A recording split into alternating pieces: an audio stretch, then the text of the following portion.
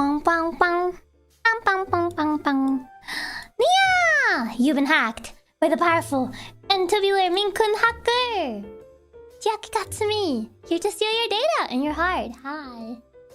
Hello. Hold on.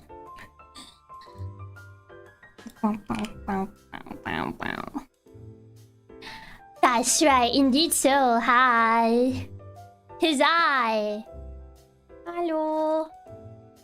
How's your guys' Tuesday? Hi. Hello. Hello. How's your Tuesday been so far? It's been good. It's been good. This time my alarm didn't fail me, so that's already an upgrade from yesterday. Yeah, welcome readers as well. My name is Chiaki Katsumi, the powerful and tubular Maine Coon hacker.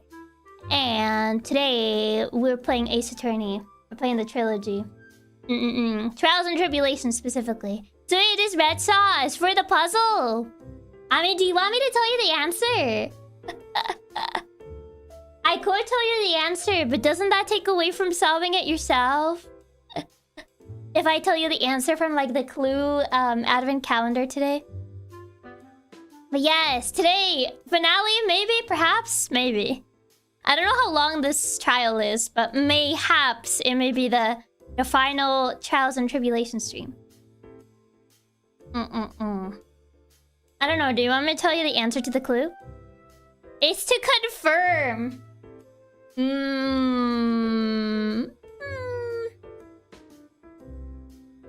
Fine, it is red sauce.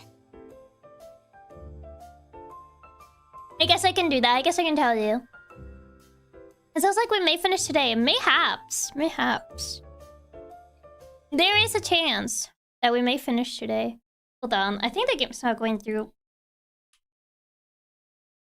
I'm changing the audio settings. I think you guys can't hear it. I think you guys should be able to hear it now. Well, you can't hear anything here because there's nothing here. Maybe? There you go. At least that's my guess, because red equals scarlet. Good old toaster face good dough. It is. Maybe this case... I mean, I'm assuming this case is gonna be related to his story. It's been leading up to this, so... At least that's my guess, because red equals scarlet. Mayhaps. My Tuesday's half good, half bad. I got a new refurbished phone that doesn't work at all, so I have to return it for the bad. For the good, I ordered something for the cat hacker. Wait, you ordered something for me?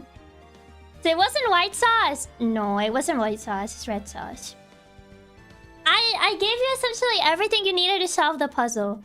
I didn't do anything misleading. No. That. But Satsu! You guys already know. For Ace Attorney, we go straight to the game. Because I want to see the ending. And hopefully I can see it before the end of this year. That's what I'm hoping. Seeing it before the end of this year. Because I remember I mentioned I wanted to finish the trilogy for this year. And you guys thought I was crazy. It's like, no, that ain't gonna happen. When I mentioned like, oh yeah, the Ace Attorney trilogy for this year, you guys are like, I don't know, boss. I don't think it's gonna happen.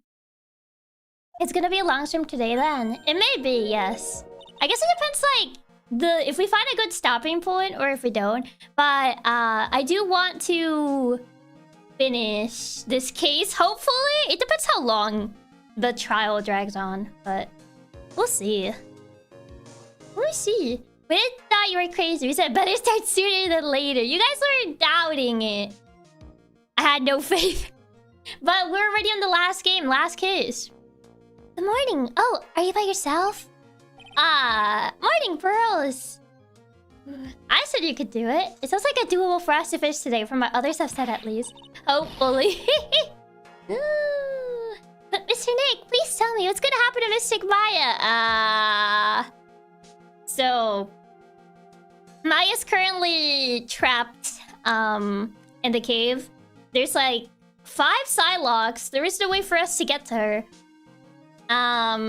There's already guesses that she may be involved just because the name Maya was written upside down. But If you know Ace Attorney, you know that Maya gets convicted like every other case, at least in the main trilogy. So, this isn't anything new. This must be the final trial. We didn't cover the biggest secret. Who knows? I think this trial has multi-parts though.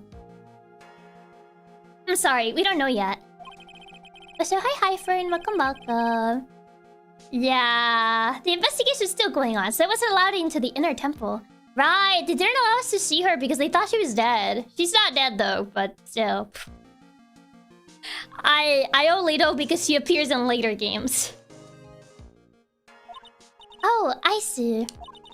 So my sister Iris still trying to remove those trick blocks in the training hall.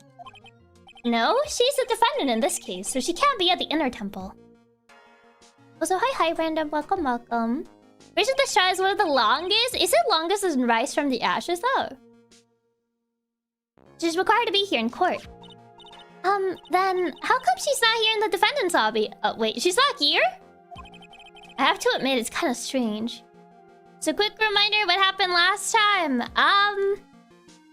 What case are we solving? This is the final case. From Trials and Tribulations. What happened last time? Dahlia is revealed to be a fae along with Iris. They're technically sisters of or technically sisters of Pearl. Half sisters. I don't think they share the same dad. They never really talk about Persa's dad. But yeah, they're faes as well. So it all comes back to being related full circle to the Fae family. Uncover the secret of Pearl's family. Yeah. I feel Rise from the Ashes was longer than this one. Although Rise from the Ashes is also kind of difficult. Was it? I feel like this case is kind of long. I don't know if it's Rise of the Ashes long, but... If you're looking for Iris, she's in the prosecutor's lobby. Oh, front-facing Edgeworth, hi. It's all coming together, essentially. I would say like the biggest plot point was uncovering the secret behind Pearl's family. And that Morgan is actually related to this case. But Edgeworth? What's Iris doing over there? She's going over today's testimony with the prosecutor as we speak. Today's testimony? You heard me. Iris is going to be testifying as a witness for the prosecution. Wait, but if she's a witness, then who is the defendant? And Iris mentioned being the true mastermind behind Dahlia's diamond heist, too. Yeah, essentially, too. Gotta go see you next time. Bye-bye, Nagoboo. Thank you for stopping by. Also, hi, Ken. Welcome. Wait, what? The prosecutor is squeezing her for a confession. Or so I heard. Isn't that illegal?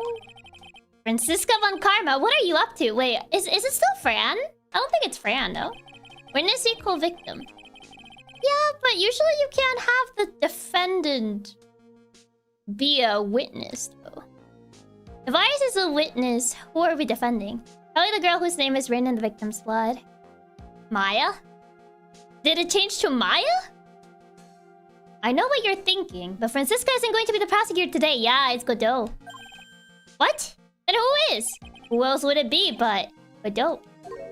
Finally, he returns! I've been waiting for him to come back. So hi Kevin, welcome. I think it's illegal in normal court of law because they can't force you to incriminate yourself. This is attorney logic, that is true. You can be both witness and defendant, can you? Francisca's engaged in the same important work at the Sacred Cavern. This is Ace Attorney, even God has to testify. I mean, if anything, it just gets crazier as the games go on. Sacred Cavern? You don't mean that she's... Exactly. I remember reading something about, like, the first game. Like, they made the first game more grounded because they essentially made the first game with the idea that it was going to be translated. And the other games, they were like, oh, they're not going to translate the other games. I think the first game at first didn't get translated, and they were like, okay, fine, then we're going to make the other games crazier. Like, we're going to add more, like, mysticism and stuff. And then they all got translated anyway, so they were like, oh, well. I remember reading something like that regarding this trilogy. That the first game was more grounded. Because they did it with the idea in mind that it was going to be translated. But I think at first it wasn't translated. So then when they did the second and third game, they were like, okay, fine. I guess we're going to include more mysticism. And then they decided to translate them. And they're like, well, now you got to figure this out. Wasn't the idea that it was going to be a single game, not a series? I don't think it was ever mentioned it was going to be a single game. Not even the first game ends in like a way that only implies one game, though. So they weren't expecting the other games to get localized. They were expecting the first game to get localized, but I believe at the very beginning it didn't get localized until way later along the line. The head nun's assistants, naturally. Because they thought it might go global, so they toned down their weirdness. Essentially, yeah, the first game was more grounded because they were like, oh yeah, this game is gonna get localized. But I think at the time, because originally these were GBA games and they didn't get localized until the DS. So once they noticed they didn't get localized, they were like, okay, fine, I guess people in the West don't like these games. So we're just gonna go more with the mysticism. When I read, they actually knew it was gonna be translated eventually, but they made things hard to localize because they thought it would be funny to see what they come up with. We had defend and witness plenty of times like Etchford, especially in the game with Ron and Terry. We estimated the last of the lock should be taken care of in about 3 hours. I hope everything continues to go smoothly and we receive some good news soon. Also, hi Mitch. Welcome, welcome. Well, yeah. Yeah, thanks, Edgeworth. Prosecutor Godot intends to nail this case shut today. Well, if he does, it would be the shortest case ever, I'll tell you that much. Be prepared to fight like there's no tomorrow. You don't have to tell me that. The make it as hard as possible option sounds funnier. You know what? I kind of want to believe that. Just because it's as funny as the reason that that other lady was short because they ran out of pixels for her. And I think that's a funnier, I think that's a funnier idea. And I like to believe that Furio Tigre stole all the pixels. And that's why she was shorter. Touche. I can already see it in your eyes. I like to believe that the reason Bikini is as short as she is because Furio Tigre stole all her pixels. Literally just the devs trolling the localizers because they even asked the devs for help, but they just said good luck. First game is pretty self-contained. It could easily be a one-off aside from the mom question left open. It's still like a pretty big like left open though. A pretty big plot point that is left open. You're not the same fever-ridden frantic maniac you were yesterday. That honestly might be my favorite fun fact. And they find out they get more and more popular as they get weirder and weirder, so they just like lose and let go. But yes, it kind of just goes like that. I just recommended me this live stream. Oh really? I was in a recent interview. You should be able to find the thing about the localizers. To be fair, there's a lot of like interesting fun facts going on about these games. Like the fact that Turnabout Big Top was written by Shu Takumi while he was drunk. It's strange. On the way here, I decided that today would be the end of all this. Almost immediately after I made that decision, I felt myself getting stronger. Furio Tigre. His greed sickens me, stealing all the money and the pixels. Interesting. Maybe you'll pass your cold on to someone else, literally. And with that, I leave the rest in your capable hands, partner. Thanks!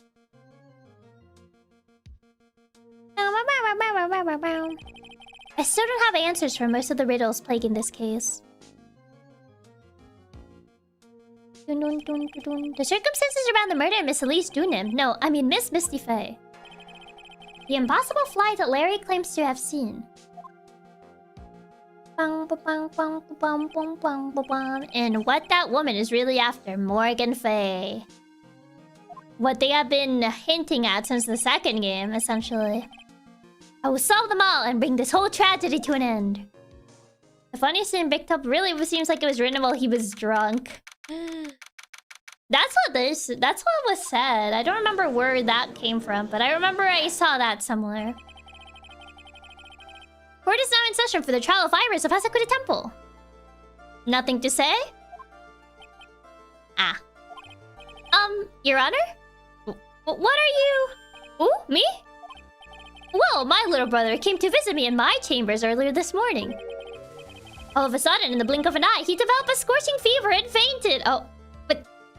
No, the Canadian judge. Therefore, I'll be standing in for him.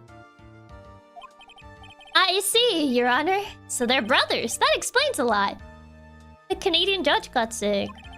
My poor brother. He looked a bit pale. Not to mention sad that he couldn't be here. The Canadian judge died. No. Is that Canadian judge's little brother? It seems to be. Oh, first coffee of the day.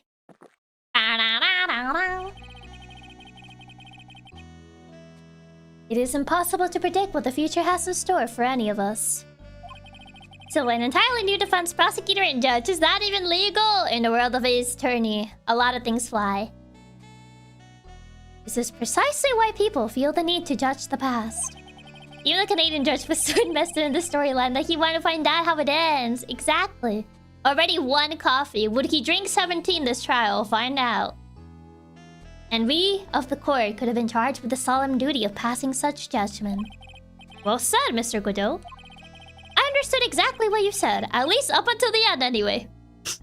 Good job, Judge. Good job. Now then, Mr. Godot, please proceed with your opening statement. Humans are fragile, fickle beings. Our hearts change with the shifting of the tides. There is only one thing that remains a constant in this crazy world. This is where it was revealed. I mentioned that I read the previous stream, but couldn't remember where it was revealed. I guess it's this section. Today's the day we push into 18! He's gonna have a caffeine overdose. The bitter darkness that lies at the bottom of this mug. I miss Godot's fancy talk. Most of the games are meant to be their own thing, besides obviously Great Ace Attorney. There's one of the times where a plot point for the previous game is directly tied to the next game. For the most part, you can play them separately, but I am of the belief that it is better to play the trilogies in their respective orders. Like, yeah, for the most part you can, because, like, the overarching plot, it tends to be more of a background plot, if anything.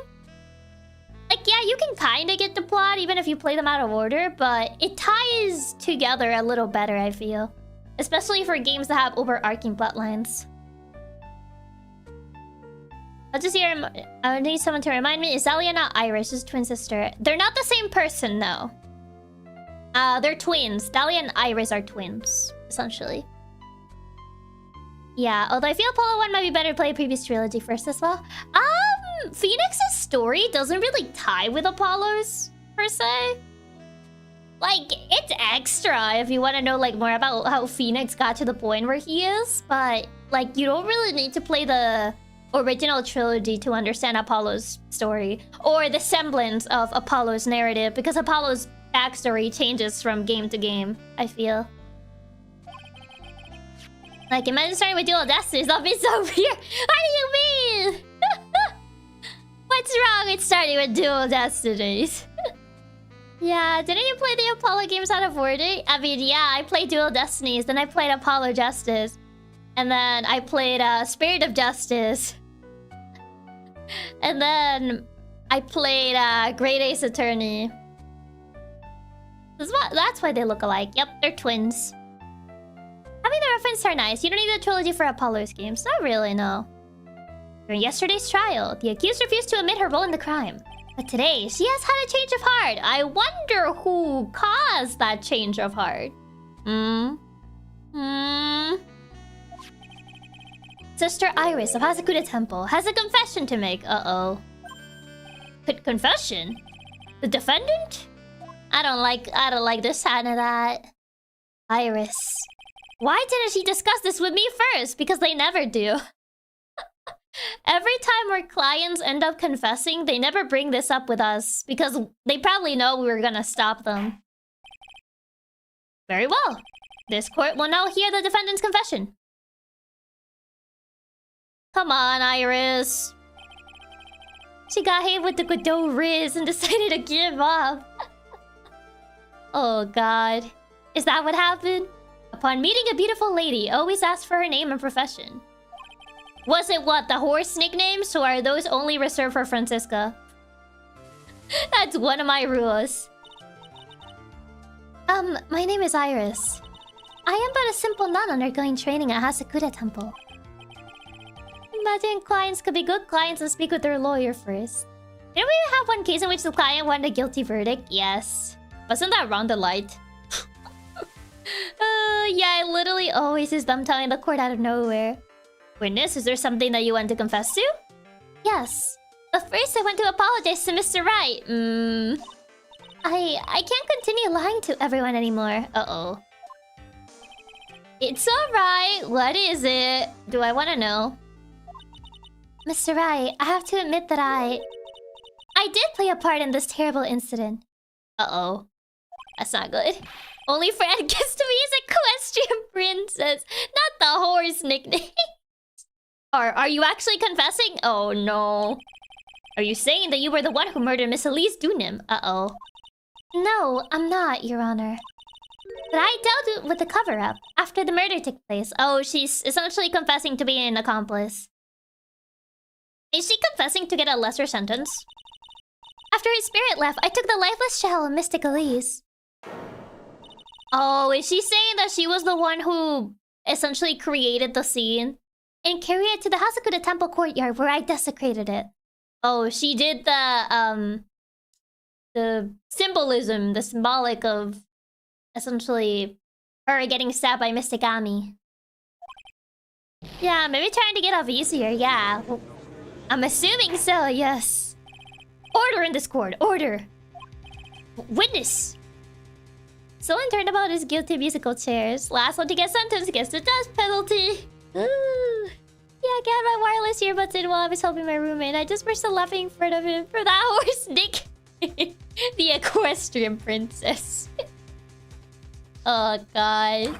I still remember all the horse nicknames. Like what Joey just said to Fran. Are you saying you were an accomplice to the murder? Yes, that's correct. Come on, girl. Don't do this to us. 3 minutes in court and I'm already covered in a cold sweat. 2 already. Everyone on the planet is an accomplice to something. It just happens to be that in this case, it's the murder. Is that so? What are you an accomplice of? Wait, the horse nicknames from case 3? No, the horse nicknames were from earlier in the investigation in this case. Isn't that right, Mr. Trite? The horse nicknames are only slightly less cursed than the kitten comments. Apparently, he needs to come up with nicknames for every girl. Mia, we're related to cats. Fran, we're related to horses for whatever reason. That Godot! So this is the confession that we're conferring about. It pains me to say this, but it looks like Iris's testimony was all a lie. Can't believe she would lie in court. Unbelievable. Iris, why would you do this to me? Why do our defendants always have to make our lives so hard? Oh... They really just like to make things complicated. That's why Edgeworth almost got a coronary. Just from like doing her job for 1 day. He did her job 1 day and he almost got a coronary. Now then, little lady, if you don't mind, I got a question for you. I guess Iris is just little lady. She doesn't get the animal nicknames. Whose crime are you trying to cover up by your actions? My horse is from Francisca. Is it because of the whip? I think it's because she originally in the Japanese version she was American. So I'm assuming that comes from the original. If I had to take a guess, so he was like, oh, yes, horses, America. If I had to take a guess, because I don't think horses are associated with Germany. Iris was covering for someone. Sorry, only non-defendant gets nicknames. Inner Jets has returned. Yup. Now I'm definitely up the creek without a paddle or a life jacket. I've been at Hasakura Temple ever since I was a little girl. Hasakura Temple is run by one of the branch families of the Kodan tradition. If Iris is here, where's Dahlia? Dead. Dahlia's dead. That was mentioned in the last stream. Dahlia's dead. She got executed already. Yeah, I'm assuming the whip equestrian, maybe? Yeah. Oh, she was American. That explains it. I thought she was always from Germany. No, she's only from Germany on the translation. I'm sorry, but main family? Yes, and that's why I would dirty myself and need to be to protect her. The daughter of the master of the Kudine channeling technique. Mystic Maya Fey! Wait, protect her from what? From her own mom? Ah, fun finishing the kiss, Chiaki. Thank you, Mayonaka. I thought Francisco was supposed to be like a dominatrix. No. Yeah, apparently Dallas' execution was already performed a few days prior. Yeah. Essentially. And who is Iris protecting? I wonder. Maybe just Morgan in general. Wake up and smell the coffee, right? She's naming... Maya? She can't be protecting Maya! That doesn't make any sense! Order in the court. So not only did you witness the murder, you know the name of the murderer. Oh. I'm terribly sorry, but it's true. Oh, great. So she's saying Maya's the murderer and she was her accomplice. I saw her commit the crime with her very own eyes. Is she throwing Maya under the bus? She is. She's saying Maya's the main murderer and she was just an accomplice, allegedly. And then I cleaned up the area to try to protect her. Nonsense. Objection! That's ridiculous. Maya could never do such a... The defense will refrain from commenting until the appropriate time. Now, witness, let's hear your testimony. What exactly happened on the night of the crime? Yes, Your Honor. I thought I was prepared for the unexpected, but I never imagined the case would wind up going in this direction. Oh, man. Why Maya? Maya's still at the cave. We don't know where she is. Like, we haven't seen her. I went to the inner temple that night, and I saw it all happen in the garden. I saw Mystic Elise strike Mystic Maya with her staff. While Mystic Maya was still stumbling, Mystic Elise moved in to deliver a fatal strike. Mystic Maya tried desperately to defend herself and stole the weapon. Once again, Maya accused of murder. Oh yeah. It was only in self-defense. You can't blame her for it. So it wasn't self-defense. Ah, yes, because you not only stab, but push someone out of a second floor in self-defense. Yes. Yes, Mystic Elise was the one who attacked first. That's why I tried my best to protect Mystic Maya. You moved the victim's body to the temple so that Maya wouldn't be suspected. Isn't that right? Not bad. You got the instincts of a true criminal. That doesn't add up. Something's not quite right. I'm sure it was established yesterday. But Iris never went to the inner temple that night. Yeah, that was Dahlia, wasn't it? And that the person who did go was that woman, Dahlia Hawthorne. Iris even admitted it. Now then, Mr. Wright, please proceed with your cross-examination.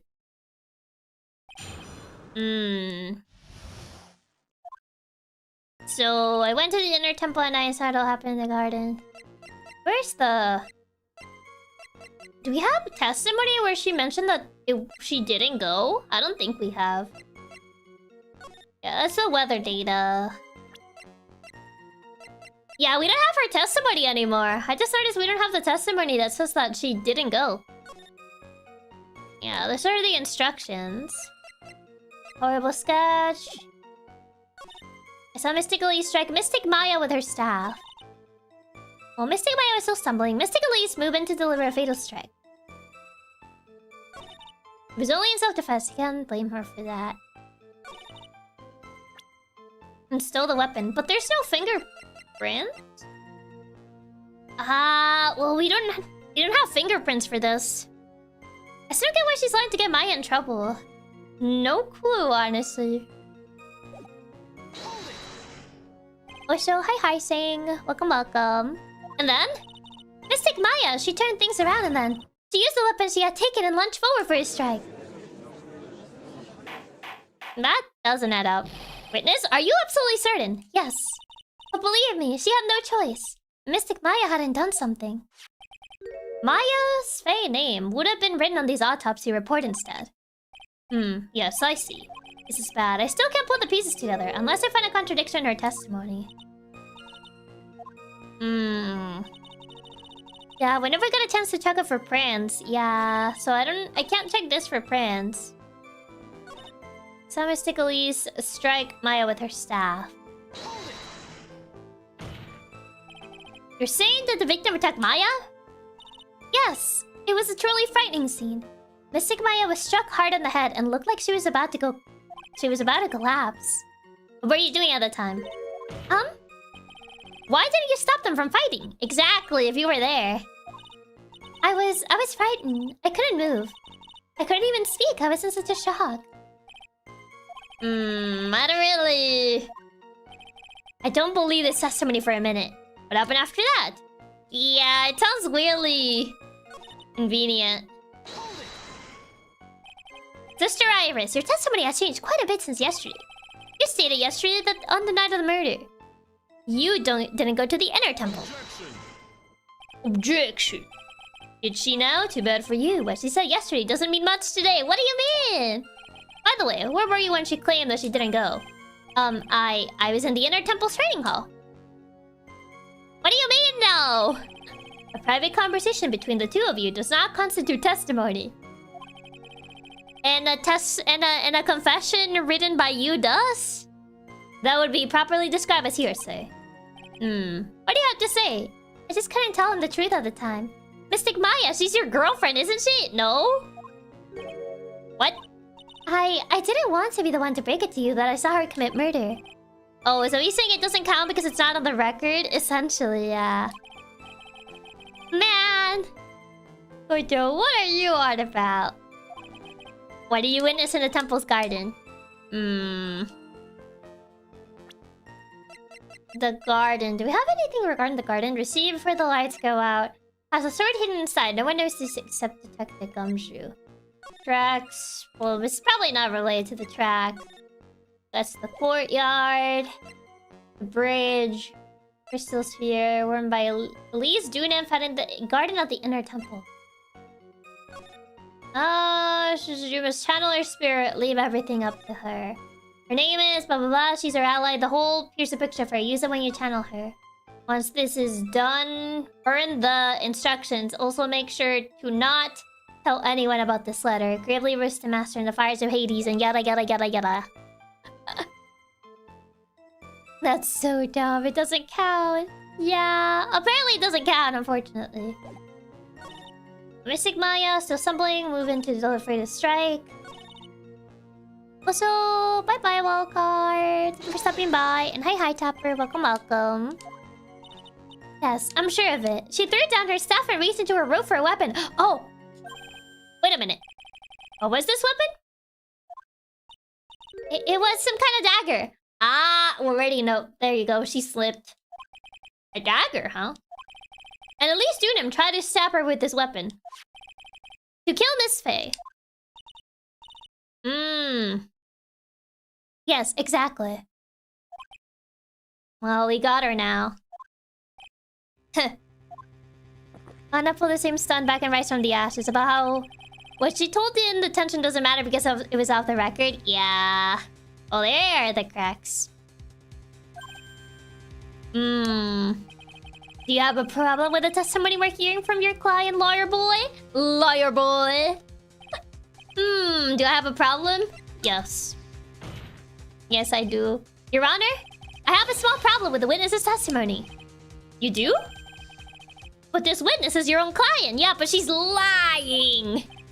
Yes, well, nevertheless, that's fine. Witness, let's add to your last statement to the testimony. Yes, sir. Hey, just a moment. It's my job to say that. Sorry, Judge. Listen, Gramps, I won't say it again. Final judgment will be rendered by me.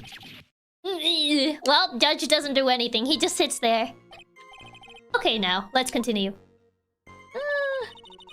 He threw a staff away and pulled a dagger. Well, we already know that's not true. Objection! Well, the objection does sound different. The objection! I just started to say, that sounds slightly different. Did they change the voice actor? Sister Iris, there's something strange about your version of events. Huh? Miss Dunham throwing her staff away makes no sense at all to me. Gotta go back to play with your toys so the real men do the talking. Exactly. Did they change like the BA with an update? Phoenix's voice sounds slightly different. Yeah, he has the BA of the Apollo games now. Interesting. Yeah, the voice actor was switched. I see. Yeah, I was wondering about that because I was like, he sounds kind of different. Yeah, that's the objection from Dual Destinies and Spirit of Justice. I see. Also, Penny! Thank you so much for the raid! Welcome, welcome! Hope you guys had a good stream, Penny and Raiders. What were you guys up to? And for the people that don't know me, I'm Chiaki Katsumi, the powerful and tubular Maine Coon hacker. We're currently playing Ace Attorney, Trials and Tribulations. So Chiaki, how goes the case? Been going well. We just started not that long ago. He was showing us her talks. Hi Chiaki, we're enjoying Ace Attorney. Yeah, thank you for stopping by. Hold on. Let me... where are you? There you go. His Soulbia got kicked out because he did some pretty bad stuff. So yeah, he's using the voice lines for the Apollo games now. Oh, so that's what they updated. Yeah. So that's what they updated. I see, I see. But all you can do with the staff is hit someone. I have the Ace Attorney trilogy on 3DS. I wonder if the same changes applies to that version as well. I have every game on there, including the Professor Layton crossover game. They might have updated the 3DS games as well. Maybe so. I'm assuming they also updated those with the recent update that came out. Naturally, you wouldn't know this, Sister Iris, but the victim staff had a special feature about it. The blade. They still do 3DS updates. I'm assuming since this was like a general update, they probably did update the 3DS version. I'm pretty sure the only version that isn't getting updated is the iOS one. The iOS Android one. I would know. Because they stopped giving support to that one like forever ago. Probably not because the 3DS store is no longer around. I believe they still updated though. So I kind of highly doubt it. I remember I saw somewhere that like the 3DS was still getting updated. Like the store isn't around, but there's still like software updates, like firmware and stuff. As you can see, it's a sword. Ah. If Elise Dunham really had wanted to kill Maya Fey. But it wouldn't be recent because 3DS servers from Nintendo were shut down. I'm not sure. Because I don't have this one on 3DS. I only have Dual Destinies and Spirit of Justice on 3DS. I didn't know the device was still getting software updates. I can confirm as a 3DS user myself. There's software updates, but no game updates. Have rolled since forever ago. Oh, I see. I thought they would still, like, update software sometimes. Like, for things that got updated recently, but I guess not. She wouldn't have needed to use a separate dagger. Not when she already has a beautiful blade in her hands already. Beautiful? Denied mobile gamers. Quality of life features? Yeah. I had to buy Dual Destinies again. Because I used to have all the DLC on the mobile version of it. I had all the DLC and all the cases. But Capcom stopped giving support to the mobile version. So all of that went straight to the garbage. So I had to buy Dual Destinies again before the 3DS eShop closed. So, Sister Iris, what do you have to say? Blades can be beautiful. Yeah, but I didn't think Phoenix for, like, a person that would, like blades. How come hates iPad users? They hate me in particular. I was the one playing Dual Destinies on my iPad. That is, I think, his third cup. That was an impressive bit of investigating, right? 3 coffees, yep. I never would have thought there was a sword hidden in that staff. But even so, how should I put this? What? Do you already know? Or what are you gonna say? A long sword is unwieldy and thus quite ineffective in close quarters combat. What do you mean? Just have to stab. Maybe that's why she chose a dagger over her blade. Yeah, you guys are imagining this dagger. Have you found the quote-unquote dagger? Well... Anyway, the type of weapon she chose to use isn't what's important. But yo... Yep. He really has a coffee addiction. She was the one only person to buy dual displays for iPad. Yes, it was just me. 3 already. This might be shorter than expected. He's already at his 3rd one. The important thing is that she tried to kill Maya Fey. Weren't they in the main hall? You would think they would have plenty of room to bring a sword. Yeah, they were in the inner temple. As long as there's nothing strange about that, there's no problem with our testimony. They keep claiming about that this dagger even exists, but they haven't shown the quote-unquote dagger. There is something strange about this whole testimony. Yeah, if the dagger is real, where is it? How do we know that you guys didn't make it up? Well, Mr. Rag, the prosecution has a point. Very well, Your Honor. The defense will now present evidence to back its argument. Is the dagger in the room with us right now, or simply part of the prosecution's imagination? Mr. Wright, I have here another piece of evidence that shows that this testimony can't be trusted. Because Miss Elise Dunim would never attempt to take the life of Maya Fey. Oh, I know what we can show. She's the Quran Master, which is essentially Maya's mom. Well, Mr. Godot, if you ask me, the only thing that seems strange is the angle of Mr. Tride's index finger. Wait, is it wrong? Tride, sticking your finger in an electrical outlet might be safe for you. Wait, is it wrong? Oh, is it her profile instead? It is her profile, I think. I mean, this shows that she's the Quran Master, and the Quran Master is Maya's mom. If you think about it, the relationship is obvious. I guess her profile. Yeah. I guess it's her profile. I have another piece of evidence. Profile? Where is it? Elise... Morgan. Where is it?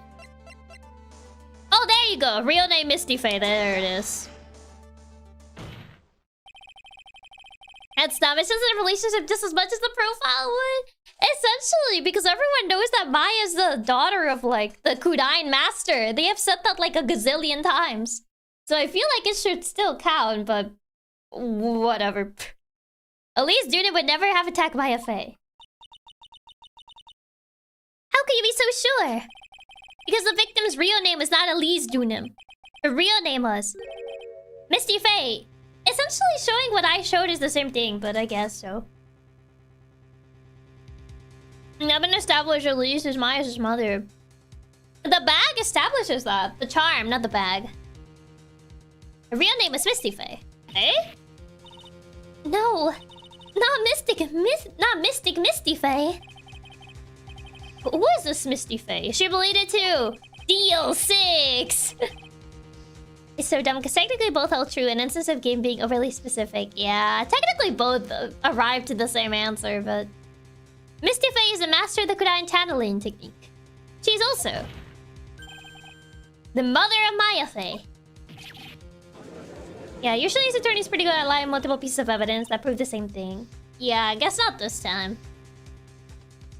Is it really true, Mr. Wright? Is Elise Dunim actually the Great Mystic Misty? Yeah, there's no doubt about it. It looks like Iris had no idea. I can hardly believe it. The Misty left to be an author, and the eldest went to be an attorney. Good God. Maya had it rough. Yeah. I can hardly believe it. I mean, they do explain why Mia did leave. The court hasn't established that who Elise Maria chain connections yet. I feel like the charm establishes that, but oh well, whatever. The idea that she would try to kill her only daughter, or one she hasn't seen in 17 years. Perhaps the prosecution can offer some explanation for why she would do such a thing. Like, they repeat a gazillion times that like, oh yeah, Maya's gonna be the next master. She's the daughter of the master. So like, I feel like it's essentially just repeating the same things that they have repeated to you like throughout all 3 games. But... Order in the court. Upon first hearing the witness's testimony, it seemed natural enough. However, in light of some facts that have just been presented. 1, that the victim supposedly threw away a sword during a fight. Elephant is by so short out from an argument, it just short circuits. And 2, that the 2 people battling to the death were mother and daughter. Despite the facts being believable when taken on their own. So, hi, welcome. When taken together, the entire story seems difficult to believe. That's 4. Listen, there's nothing in this world that is impossible. Except for one little thing. Yes? What is this one little impossible thing? Ha! You still don't get it. Well, what is it? Do tell. You think maybe my beans are under roasted, but you have no idea, Gramps. But though is a matter for my own heart. I drink far too much coffee. Ah! The coffee drinkers. Could you get to your point? I heard this witness's confession this morning. Just as I had taken the first sip of my 8th cup of morning coffee. Wait, he drank 8 cups before this trial already? How is this man alive? Is he just drinking decaf? This is great writing. How horrible fate brings so many people together. DL6 really kicked everything off. Everything started with DL6. He's on cup 12. Like, he's drunk, like, what, 4 today? And apparently he drank 8 before this trial already. You're going to ruin your health, my friend. I am very sure that his blood is not even water. Like, he doesn't have water in his body. He just has coffee. I think Godot Reds is a decaf. He may mention that at some point. So he actually does drink like 8 cups of pure caffeine? At this point, his heart stops beating if he isn't drinking coffee. Anyway. Completely ignores that. It's like, anyway. Unless his condition requires him to drink coffee constantly. 8 cup of morning coffee, so he's cutting down. Jesus. Anyways, after hearing this woman's confession, I had a detective who loves to investigate into the scene of the crime. Gumshoe! I once had 2 cups of Panera Bread charged lemonade, and that was a mistake. Oh god. Didn't that thing get bad because it was so much caffeine? It's like 1,200 milligrams of caffeine. This man is dead. How he's alive is truly a wonder. And he discovered this little beauty. Ah, they're gonna use this. This is the real murder weapon. It wasn't the sword. Oh god. Ah, man. Ah, man. No. So the book writer was Maya's mom? Yes. At least Dunim is Maya's real mom. And now she's dead for realsies. Does that mean he actually drinks 25 coffee mugs every day if he count trial coffee? I mean, we don't know how many he drinks pre-trial, to be fair. Remember, the cafe is also diuretic, so it's quite difficult to reach a lethal dose in coffee alone. I mean, there's still like a certain caffeine limit that you can take before it's like lethal. Is that the dagger the witness testified to seeing? That's not technically a dagger, I don't think, but sure. Obviously, Your Honor. But do you not notice something else? That it doesn't look like a dagger? Now that you mention it. If you look closely, there appears to be blood. Yeah, Panera charged lemonade has so much caffeine, drinking a certain amount would actually just kill you. Jeez. Now much drinking, I had no idea. I just wanted some lemonade. I need to ask how many cups he drinks before bed. Where do you find that? I didn't see that when I investigated the crime scene. That's because I made it up. Porto's sink is probably filled with coffee cups. Probably. But though, how do you see the red juice? I thought you couldn't see red. I wonder, how did he actually see that one? Did you investigate the pine tree of the crime scene? Huh? The pine tree? This dagger was stuck in the backside of the pine tree. That does not look like a pine tree. when the last blow was struck, ending the violent battle between the two women. This little baby was turned in the direction of the back of the pine tree. Does he mean that tree that's over there? Is Bro colorblind? He might not be able to see red. I don't know how colorblind he is, but they did mention in a previous case he couldn't really see the color red. So, to a certain degree, he may have trouble seeing some colors. A certain pine tree looked like that. That doesn't look like a pine tree. That is not it. Which means the blood on this dagger belongs to the victim, correct? A tree on the left? Where are the pines? Yeah, that doesn't look like it. Maybe because all he sees is red. He has the virtual boy vision. That pine tree's especially missing all the pines. Yeah, I think all he sees is red. Bro has virtual boy vision. He does. The virtual boy visor, especially with his eyes. Looks like an oversized bonsai. It kinda does. Huh, were you even listening, old man? I first heard this confession this morning. Just as I had taken the first sip of my 13th cup of morning coffee. 13 cups! Before the trial. Jesus. Didn't you say it was your 8th? He lost count. He ain't actually keeping count. He's like 8th, 13. I didn't have enough time to get the blood analyzed on such short notice.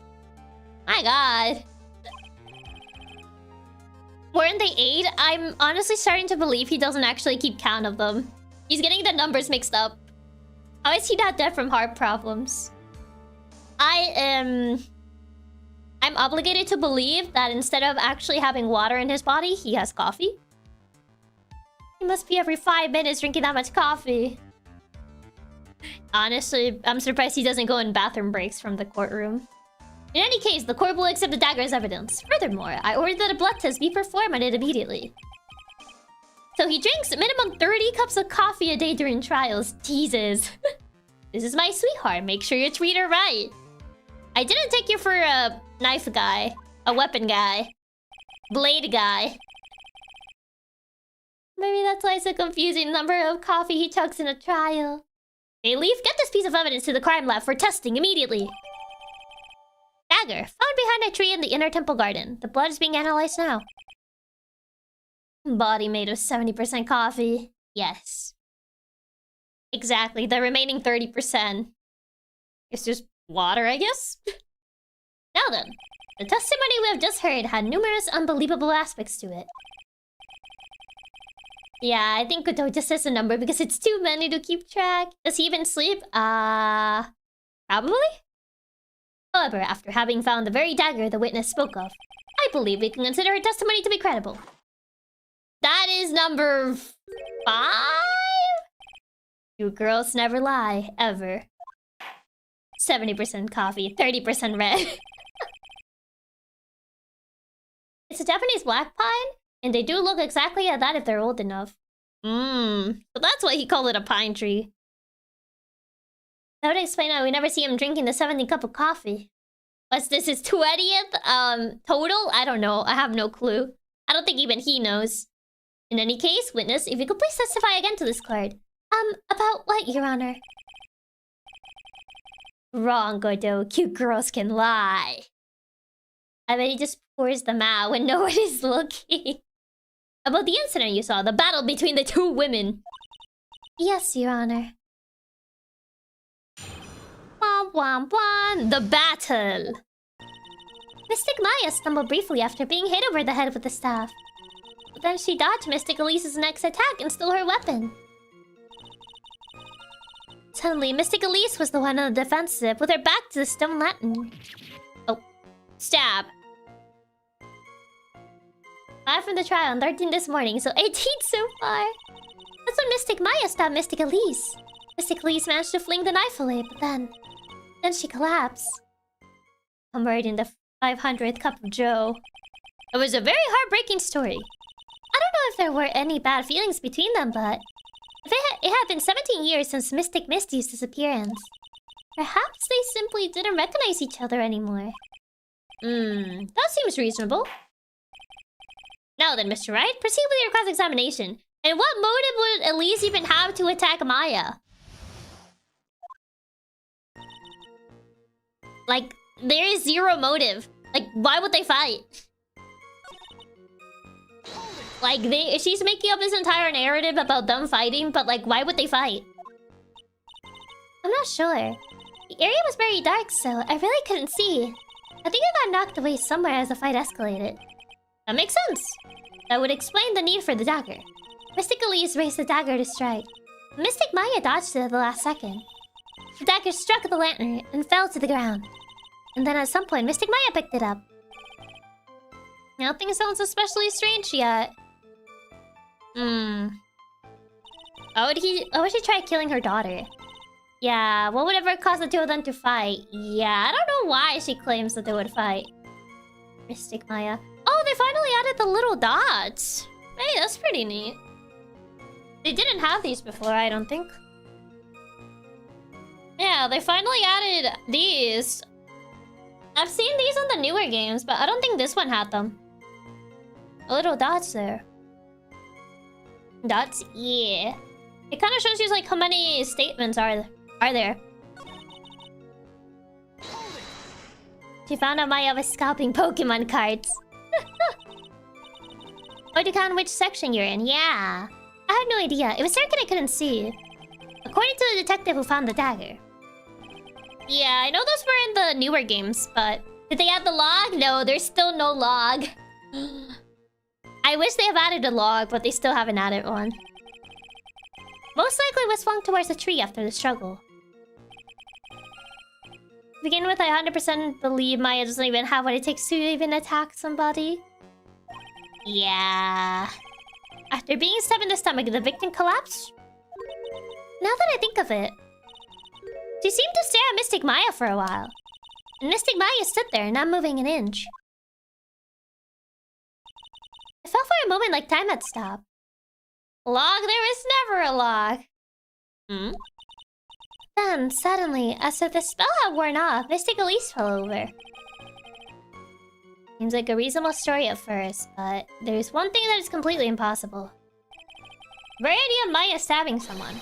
That alone is impossible, which means... this faulty testimony must contain another contradiction somewhere. Did she summon Dahlia? Or something, by accident? That's when Mystic Maya stabbed Mystic Elise. Smashed her knight and then she collapsed. What's the utility having 3 separate viewports as opposed to one big one? What do you mean? Where did the dagger go? Yeah. Yeah, this is the same statement.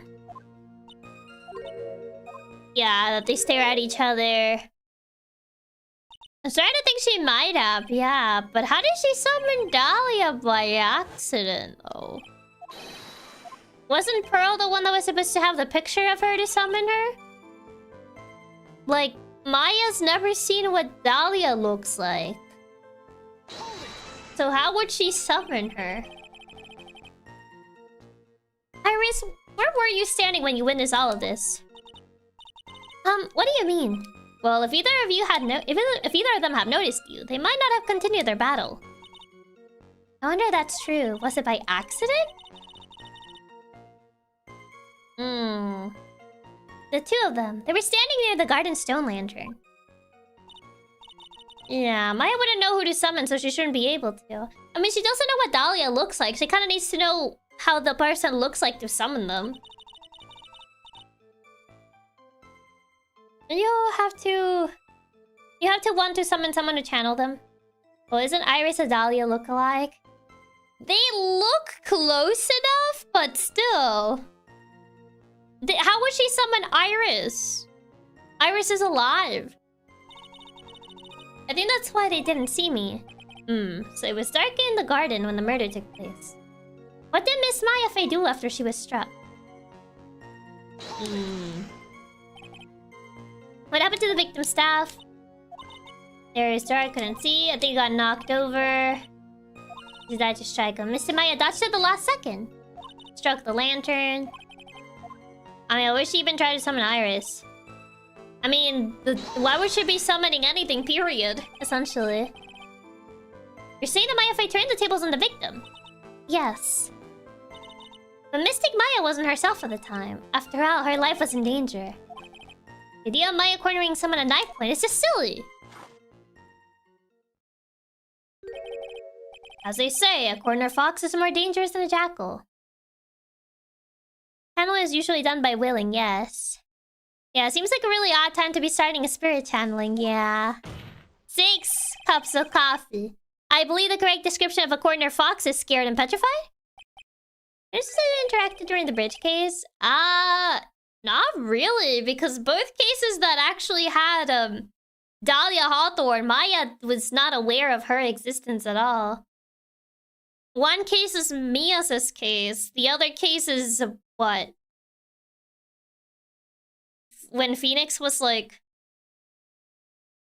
Both are Mia cases, technically. The first time that, essentially Mia met her, and the second time when she met Phoenix as well. Maya didn't even know her. Your animal analogies have grown tiresome. You were the one who started it. Anyway, so after Maya backed the victim into the Stonelander, what happened next?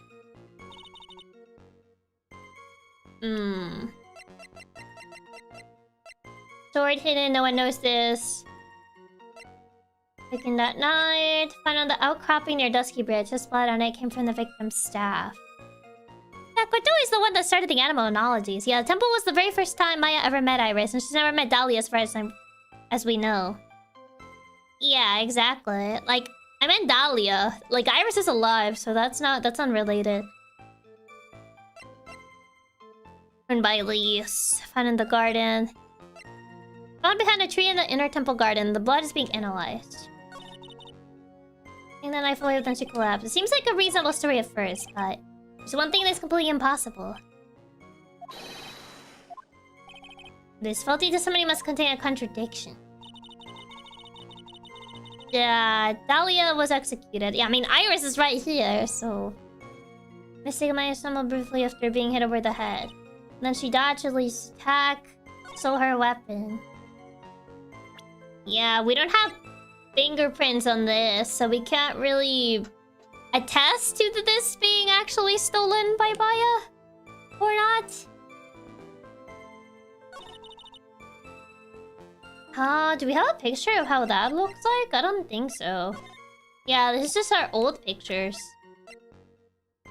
Loss of blood from stab in the back.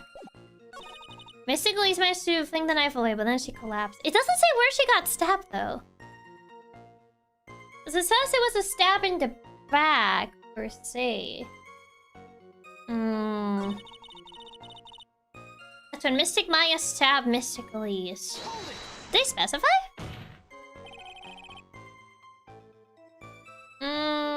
Absolutely certain? Yes, I'm almost certain. Almost? The garden was dark. I couldn't really tell who was who. What did she just say? So she couldn't tell who was who? So in other words, it could have been someone else entirely. But actually it doesn't look possible this story Iris is spinning. Yeah. We know that Maya was at the inner temple that night. And that the woman that was killed was Elise Dunim. Isn't it fairly obvious who attacked who? I don't have anything to counter that yet.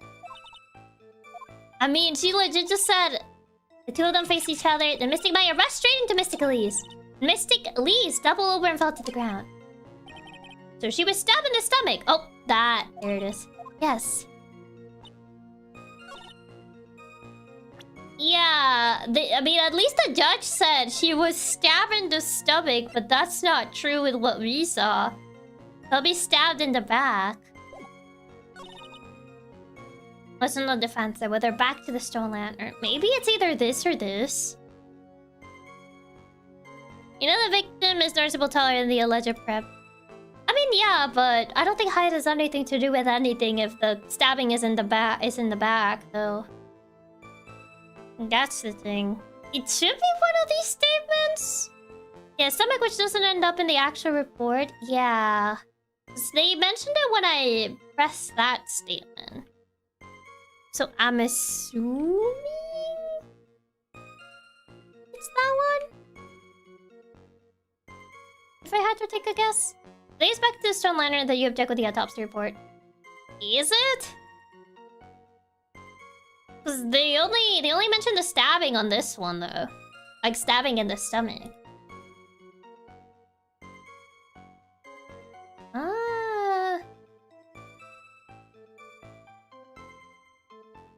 I will try this one first.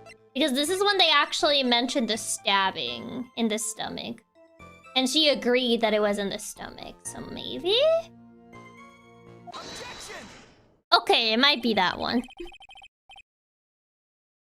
Something about you just isn't right today, Iris. Huh? Until now, I didn't think you were the type to make such a careless mistake. However, the testimony you just gave contains quite a few contradictions. What do you mean? What's so wrong about my testimony? According to you, Maya Faye stabbed the victim while she had her back to the stone lantern, correct? Yeah, because the other statement doesn't mention the stabbing, so it should be this one. Yes. That's right. I can't get used to the new voice. It is hard to get used to, yeah. But in that case, the victim would have been stabbed in the stomach, right? Yes, I think so. But according to the autopsy report, the cause of death was due to blood loss from a stab wound in her back. Ah. This proves that the victim was stabbed from behind, not from the front. Sister Iris, you lied! It appears another seed of doubt has sprouted from your testimony. Well. What? What is the meaning of this, Mr. Wright? Number 6 already. Huh, it's simple. Well, people are like books.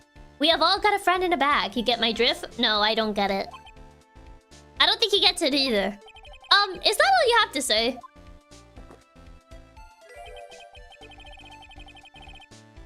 I can also say that darkness loves to play with the human mind.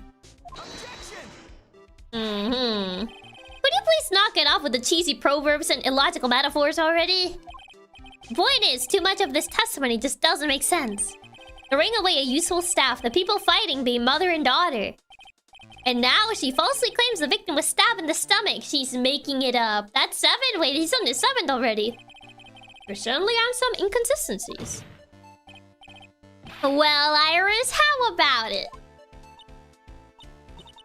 Well, it's just... If you ask me, you're just being too naive about the whole thing. What do you mean? She's just making it all up as she goes. There are 253 distinct types of bitterness in coffee. Wait, are there? I'm not a coffee drinker, I wouldn't know. But to pick out each one requires total concentration and the use of all the senses. Were you really concentrating on what this witness actually said? Asakira Godot, explain yourself. The witness was quite unambiguous about her own ambiguities when she said that the garden was dark and she couldn't see clearly. Yeah, so that makes her even less reliable. That doesn't help her case. I think Godot is just making up numbers again. A human needs one thing to see clearly. Eyes? And that is light. Oh, that too, I guess. Light! People in the Ace Attorney game is compelling argument, but why not back it up with a source? By the way, did you know? Asakura has a rule that our knightsmen and acolytes at the inner temple training. The stone lantern in the garden must be kept lit. Coffee is like wine. You can get highly pretentious about it. I think he must have made up that fun fact. I can't believe he lied. A human needs one thing to see clearly. A cool red visor. I don't know either, boss, but I trust Godot about coffee. I did wonder what that stone lantern was there for. I really don't understand how we're taking this seriously. I couldn't even see who it was. Well, if that's true, shouldn't the witness have been able to see the crime more clearly? Normally, yes, Your Honor. But according to the head nun, Sister Bikini, on the night of the crime, it was impossible to light the stone lantern. Impossible? It hadn't been used in a long time, and the wick was no good. In other words, it had to have been nearly pitch black in the garden that night. There could have been a faint light coming from the training hall, but that's all. How pitch black was it? You can still kind of make like, figures in the moonlight. I would say the light of the moon, if you have a pretty decent vision, you can kind of make up, like, people. Like, sure, probably you won't be able to see details, but, like... Unless you have, like, pretty bad vision, I think you can still kind of make up, like, people relatively well enough in the middle of the night. Just by moonlight. And how stab? I mean, probably not something like stabbing someone, but you would still be able to kind of relatively see someone. Probably not stabbing them, though. There could have been a faint light coming from the training hall, but that's all. If it's pitch black, how does that actually help the case? Yep. Most enlightening. 7. Is it 7 or 8? I lost track of the numbers. He has said so many numbers about cups of coffee that I don't even know how many cups he's been drinking right now. Unless it was a new moon, as long as your eyes had time to adjust, you would be able to at least distinguish between the two figures, based on one of them having a massive coat of hair. Exactly. Yes, that illuminating fact has chased all the contradictions away. Not everyone has Godot's vision, I would say. When the staff was dropped, it would be difficult to see. It also explains why they didn't recognize each other. They can't see the demons that lurk in the night. That's why humans are weak. Isn't that right? Right. No! Is he gonna say the flesh is weak or something like that? Not everyone has the virtual boy vision. He really does keep saying the many numbers, but it's 8. Order, order, order! Here, Your Honor. Let me present the stone lantern into evidence. Maybe it will rekindle the flame of truth in your mind. What's not lit? Why is the judge just sitting there with that look on his face? What's wrong, Your Honor? Was that flame too hot? This lantern! There's something written on it! Why? It's written in blood! Oh, can he not see it because it's red? Because he seemed confused, he didn't say anything. The flesh is weak, he yearns for the strength, the cold steel! I drink my coffee black too, but looks like oil. So the judge didn't know about that yet. Written? In blood? He can't see it, it's red! The virtual boy vision ain't helping him. Porto's virtual boy vision getting in the way again. It says Maya upside down! Every time police and staff had to carry that thing into the courtroom. It'll be funnier if that was the case, but it's probably just like someone took a picture of it and they just gave the picture to the judge. But I think it's funnier if we think about it that way. If they just carry the entire lantern there, it's like, here you go, judge. I think it's funnier to think about it that way. Even though I'm pretty sure it's most likely just a picture. Someone just took a picture. Oh, yes, that's right. So, hi, Boo Boo Mook. Welcome, welcome. After being cornered and then stabbed by Mystic Maya, Mystic Elise didn't fall down right away. I like to believe Phoenix carried a bus in his pocket, yes, because I think it's funnier that way. And it definitely fits the ridiculousness of this franchise sometimes. I ate Canada, they carried it all the way in, and it was scrapping up the floors the entire time. They probably made Gumshoe carry it. She must have been writing that on the stone lantern behind her. With the blood that was straining out of her body. Oh god, they pulled the Danganronpa. Unbelievable. It certainly looks that way. Hang on just a minute.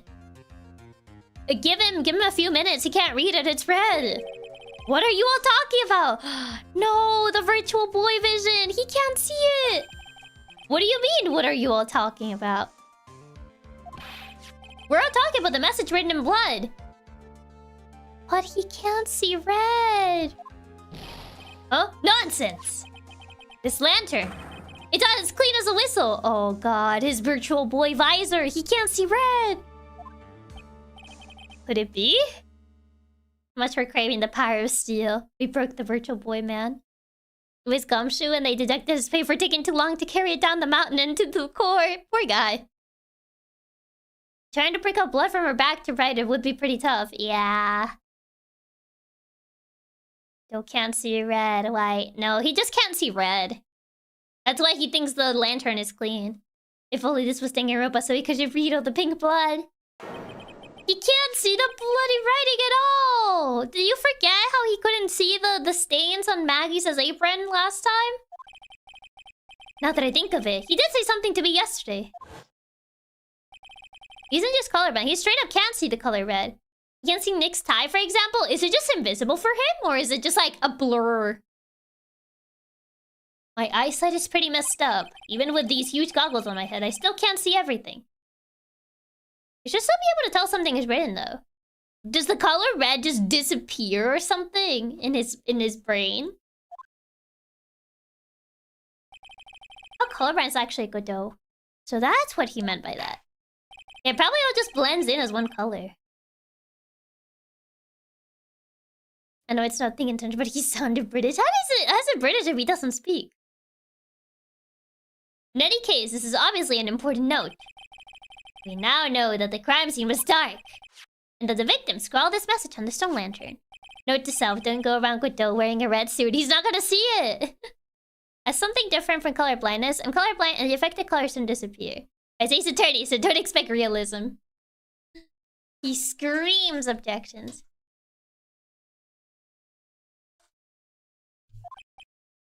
Oh, he can't see the color red!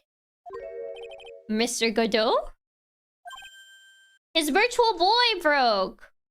Okay then. Let's move on. Godot is literally shaking, and somehow, I don't think it's from caffeine overdose. No, caffeine does nothing to this man. Not seeing the color red, though. He's actually blind, the visor is imperfect, and doesn't let visualize everything he sees. I mean, he said his vision's bad, but we don't know the degree of how bad. He doesn't seem to be blind, considering he's able to throw a cup of coffee at our face and have perfect aim. I wonder, wait, does that mean he couldn't see the locks? The locks were red. Like the side locks. I believe it has now been established. The Miss Doonim was killed by Maya Fey. That's just wrong. Now, it's time to turn my attention to you. Yes, sir. After the victim died, you did something, didn't you? He's running on 25 cups of caffeine. Virtual Boy is perfect, so his vision must be perfect. Wearing the Virtual Boy for so long has made his eyes completely immune to the color red. No, can you cycle locks? No! No, he can't. It's more like he can't. I'm not sure if he can even see them. Because they're red. Like, no, obviously he cannot use them. After Mystic Elise died, I call out to Mystic Maya. I thought it was my duty to protect the future master of the Korean tradition. So I removed the body from the inner temple by myself. I dragged it behind me all the way across Susky Bridge. And then I used the snowmobile to carry it back to Hasakura Temple end. So basically he uses the chains for the boxes to disappear? I wonder. I don't know. They haven't really elaborated on what exactly is wrong about his vision, per se. Other than, like, the color red. I used the Shichichito to alter the way the wounded looked. So you moved the body? Yes. I was raised at Hasakura Temple. I owe a great deal of thanks to the Fae clan. But even so, I never imagined that Elise Doonim was actually Misty Fae. I've committed a terrible sin. A terrible trick of fate. I believe you're looking for a twist of fate, Your Honor. I intended to return to the inner temple after taking care of the body. But you were spotted by the head nun, correct? Yes, and that's why I couldn't go back. You gotta put a colorblind mode in for this Silex for Godot so we can actually see them. Your story makes sense, I suppose. Okay, cross-examination time. Yes, Your Honor. Bow. Bow, bow, bow. Okay, I call it a Mystic Maya. I thought it was my duty to protect the future master of Korean tradition. Usually how color blindness works is not things literally disappearing, but appearing as the wrong color. Red blood and a white pillar is just an example where the wrong color can blend in. I mean, it's also like this game is not one-on-one with reality, so they could have just like combined what Godot has with color blindness to a certain degree, but obviously it's not gonna be a one-on-one with reality as to how being actually colorblind feels like. Because I didn't want Mystic Maya to be suspected anyway. I thought the best thing would be to remove the body from the crime scene. You move her body all by yourself? Yes, I did. It would have been impossible if it wasn't for the snow. Dragged it behind me. Wait, but wouldn't that leave tracks if you dragged the body behind you? Pretty amazing, you can make it all the way across. That's a rickety old bridge. It looks worse than it is. It's surprisingly sturdy. It's like they say, idiots are too stupid to catch even the simple cold. There's one other thing that bothers me. Why not just throw the body into the Eagle River? It would have been much easier than dragging it all the way to Hasakuda Temple. I thought that it would still cast too much suspicion on Mystic Maya. How would it cast suspicion on Mystic Maya? I don't think they would think like, ah, yes, she can totally throw Elise off a bridge. I feel really he sees everything red, so when something is actually red, it's indistinguishable. It could also be that in reality he sees everything red. It doesn't need to see certain colors right next to each other to tell the difference. Like, they take up the same spacing instead otherwise. That's why I try to take the body as far away as possible. Makes perfect sense to me. For the time being. Anyway, what do you do after you cross the bridge? Then I used some way to carry it back to Hasakuda Temple. I used Shishito to alter the way the wound looked. Oh yeah, String Bean Spirit can lug a whole body toss into the river. Yeah, like, I don't think people would think like, oh yeah, Maya can just toss an adult woman into a river. Like, no. Yes, that's right. She probably thought the worst. Probably? More like definitely. So Sister Bikini mistakenly thought you were the one that murdered Miss Dunim. I'm so sorry. Please forgive me. It's my fault that this case has gotten so confusing. I don't want to believe it, but I don't think my logic is failing me. I was just trying to pin the murder on Maya. You're just figuring this out? But why would she want to do that? There's only one reason I can think of.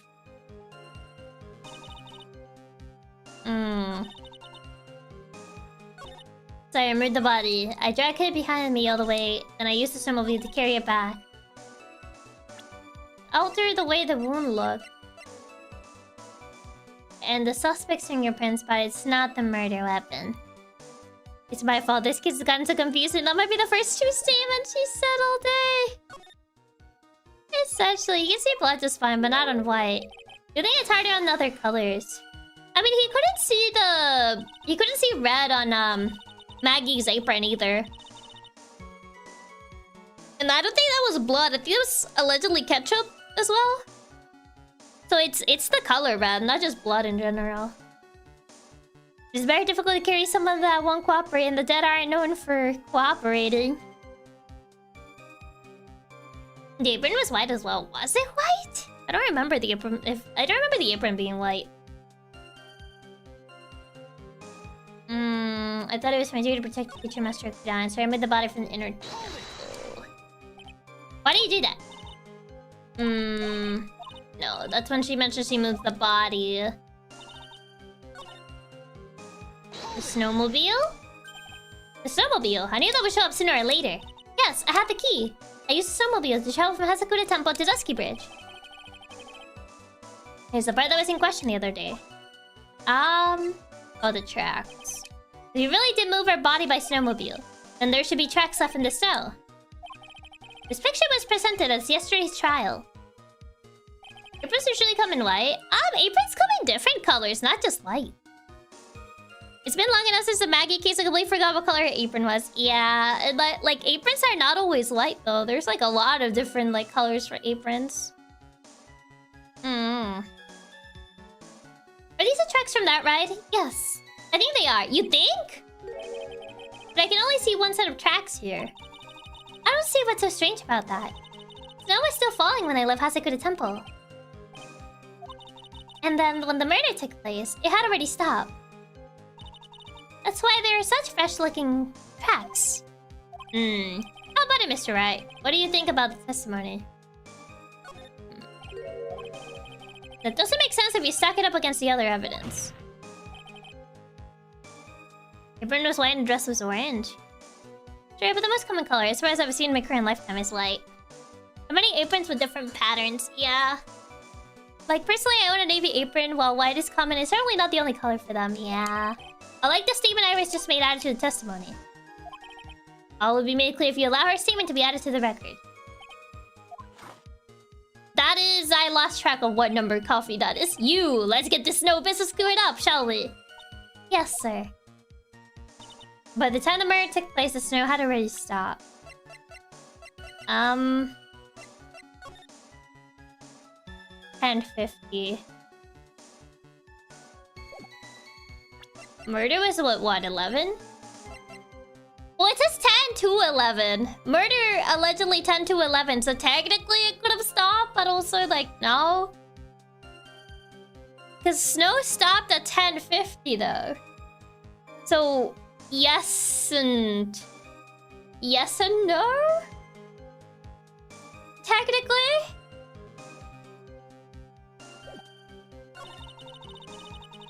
Is it like 22 if we count his morning cups? Who's tossing those cups to him? He asked his assistant. I dragged it behind me all the way across. Yeah, it could have technically been in the time frame, but not sure. We'll count it. I think that was big for the last time we mentioned the snowmobile. Yes, and it got brought up again. So I'm like...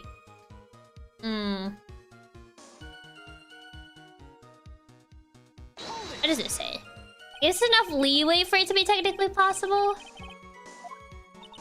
It looks worse than it is. It's like they say. Why not just throw it? Oh, yeah, this is from Eagle River.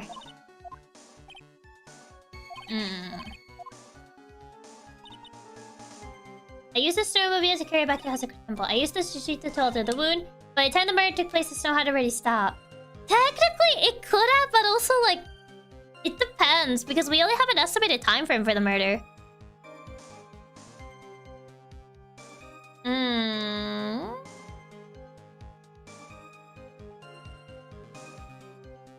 So I wonder. Actually, I haven't saved at all during this trial. I just noticed. Whoops. Whoops.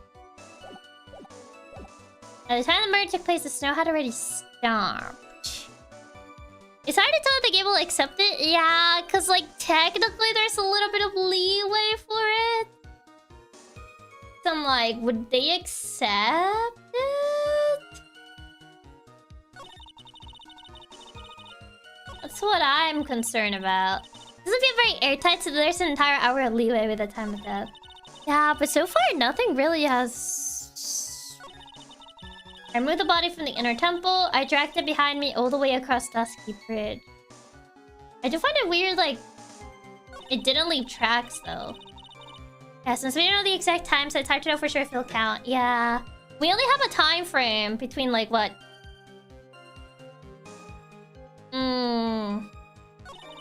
I used the sushi to toll through the way the wound. By the time the murder took place, the snow had already stopped.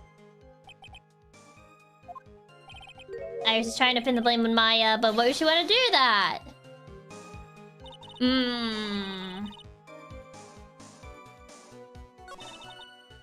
Would it be on? I dragged it behind me all the way to the...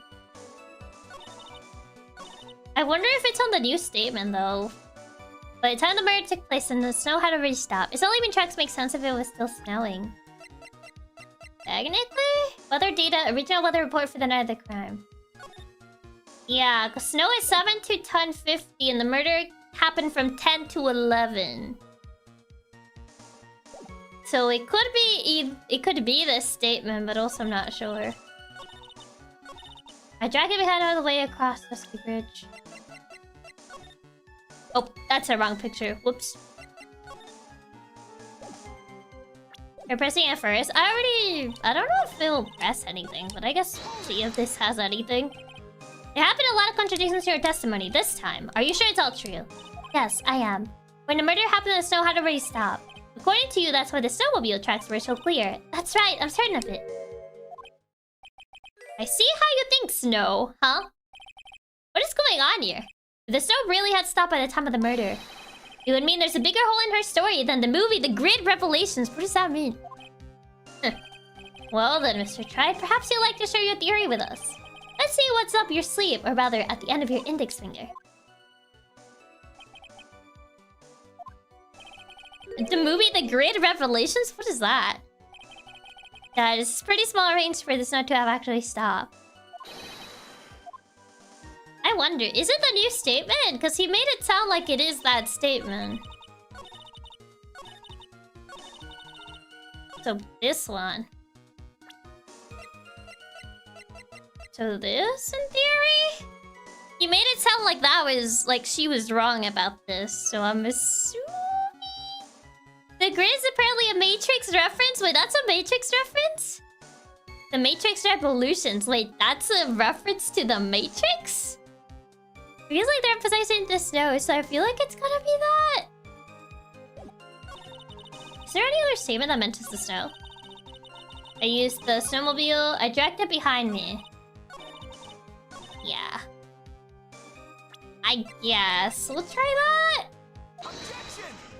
Oh, is it wrong? It is wrong. But... is it not on this statement? It's not on this statement. I thought it was there. Oy. I thought it was on that statement. Cause that's where he mentioned that. Is it on the statement where he mentions the tracks? This one? Well, you don't really mention tracks, but dragging the body.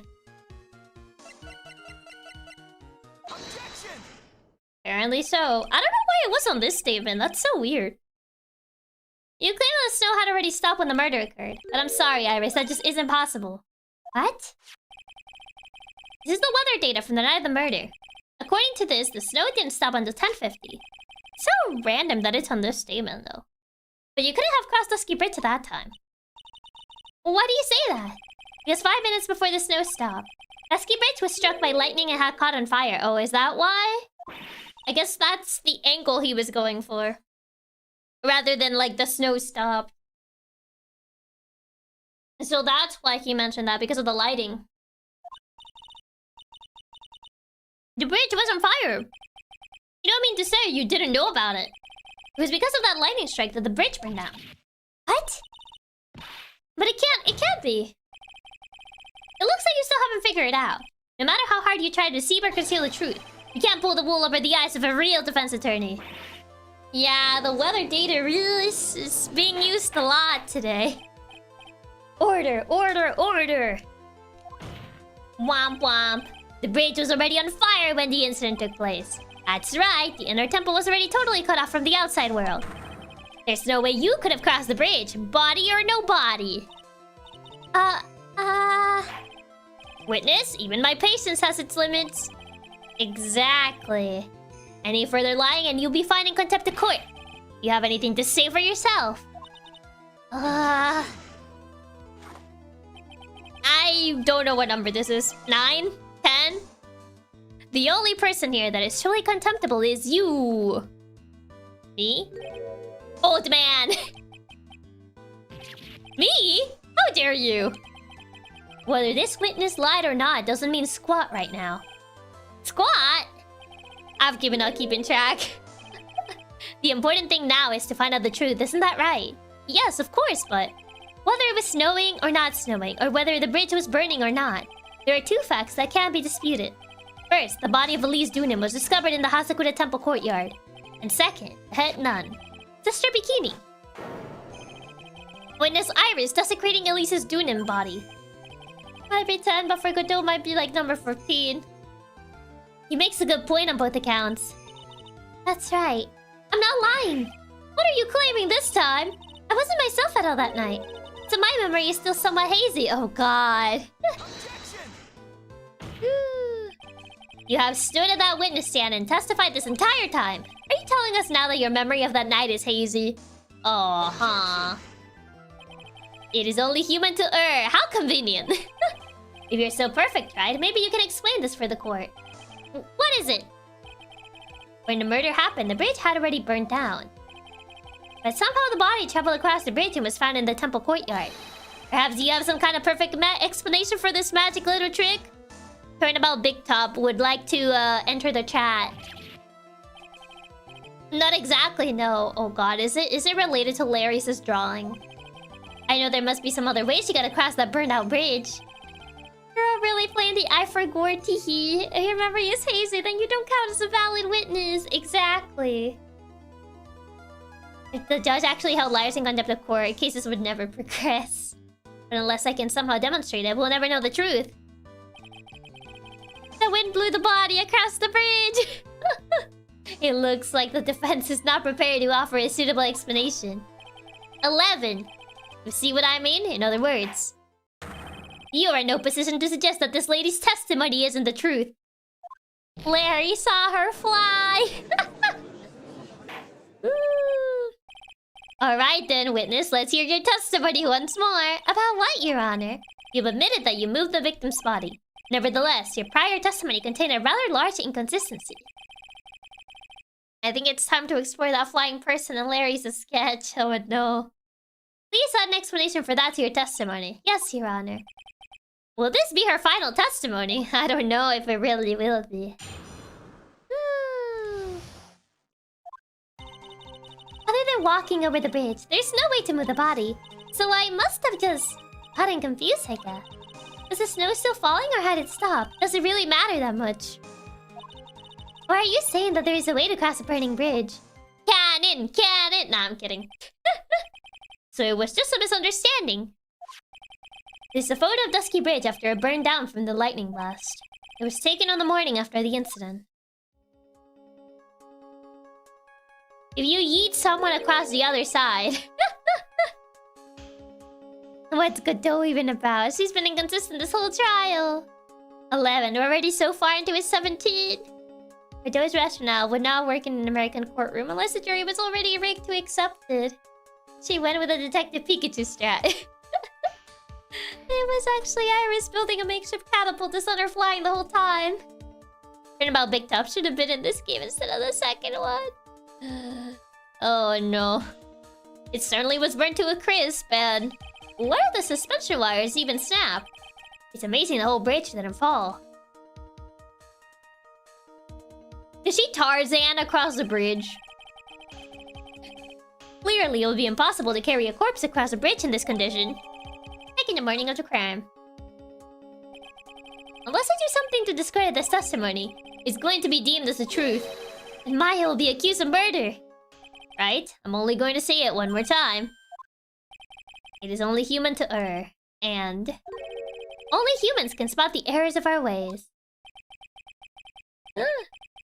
The more sense he makes, the less sense he makes. Alright, Mr. Wright, please begin your final cross-examination.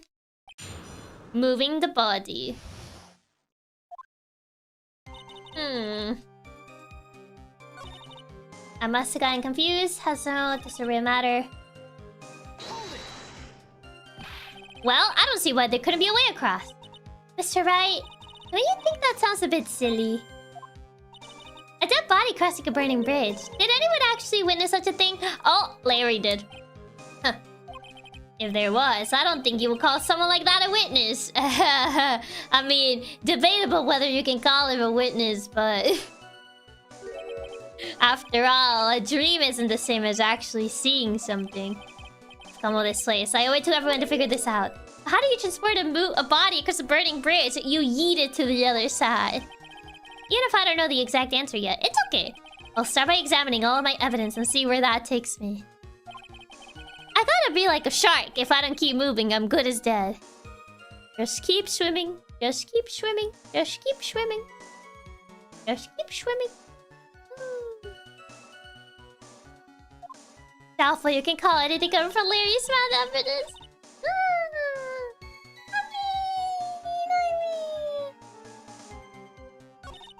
I must have gotten confused with snow falling. Are you saying that there's a way? According to Larry, there is a way. Liars are friends, not food. Funnily enough, he was the one. The day you weren't here, yep. A dead body flying over a burning bridge. I wouldn't exactly rule out the possibility. Turnabout Big Top has entered the chat. Talking about like crazy scenarios again. What? Already this 12th cup! You're saying it's possible. Don't make me laugh. The only thing that's possible about your claim is that it's being pulled out of thin air. Yeah, like your entire testimony from this lady. I don't know about that. In any case, we have a witness who did see it happen. Blasphemous. Turnabout Vtuber would like to introduce itself. Who is it? Who is this witness? I can't chicken out here. I gotta keep on the attacking. Go, go, go. Miss Elise Dunham's brilliant and highly gifted apprentice. Laurie's Dunham. Brilliant? Highly gifted? Apprentice? Remember what he said in his testimony? Shocked him somebody spit out his coffee mid-sentence. The spit take. That night, he was at the Mountain Shack Heavenly Hall. And that's when he witnessed the event. I think you've all seen the sketch before. The flying body. Brilliant, highly gifted. Sorry, you got the wrong guy, Nick. It's an exact drawing of what he witnessed that night. Oh, no one is gonna believe this. Are you serious? Today's not April Fool's Day, is it? Ah, well, no, it's December 2nd, so... Mr. Wright, are you seriously claiming that the victim flew through the air? It wouldn't be the first time that I've heard a ridiculous thing. You're using this pathetic scribble? Okay, that's mean. It's not a pathetic scribble. It's actually pretty good drawing. Uh-oh, the judge looks like he's about to blow a gasket. Well, Trite, there's nowhere for you to hide now. Other than looking like it was drawn by a 6-year-old. A 6-year-old doesn't draw like that. Yes, I'm pretty sure it does, and I'm going to prove it. I hate calling it good, but it's actually good. Listen, I know your tricks. You're trying to turn this whole thing upside down. If you're so eager to turn this case upside down, why not start with the sketch? Yeah, gee, we're here for the insanity of Vtuber, unless his old age is getting to him. It is. I could have drawn something like that when I was 6. I still hate how mean they are to his drawing, because he drew it in 15 minutes. Like, bro is crazy talented. If anything, Larry has is that apparently he's relatively good at art. Like, he made the thinker clock. Like, people forget he actually made the thinker, even if it was used as a murder weapon, not once, but twice. We eliminate that possibility. But I would say he's at least, like, a pretty, like, decent artist.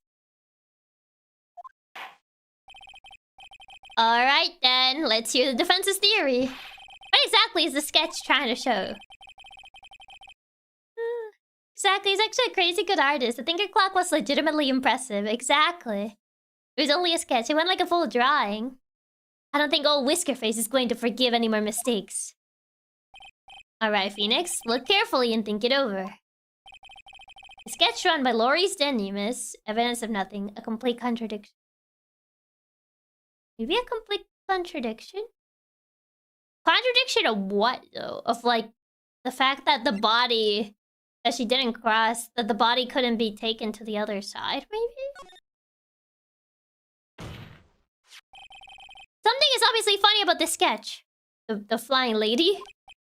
I'm no art critic, but even I can see that. No, that's not what I mean, Your Honor. Laura's Dunham stated it over and over.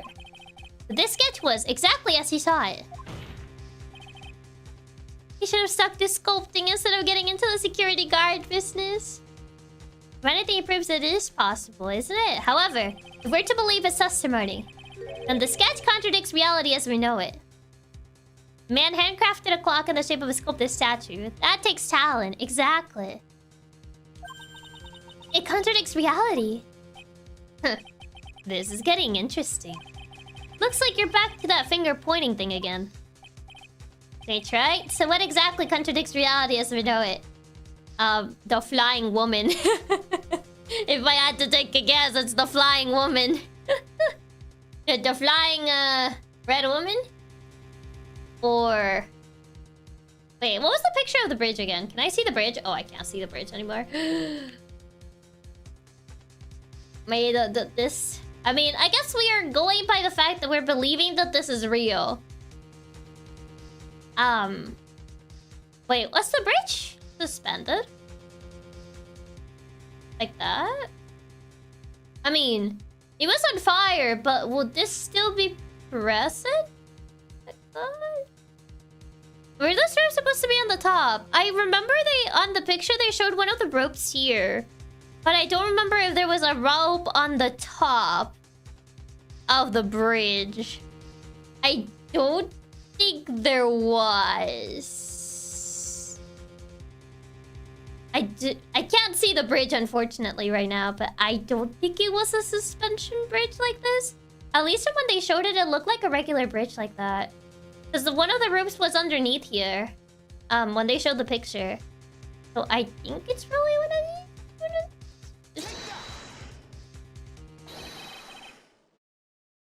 Those are supposed to be below the bridge. Yeah, when the bridge was burned down, they showed one at the bottom. Is this wire connected to the bridge? Wire? Huh. Is that the thing that contradicts reality? It is indeed. Then show us the reality it supposedly conflicts with.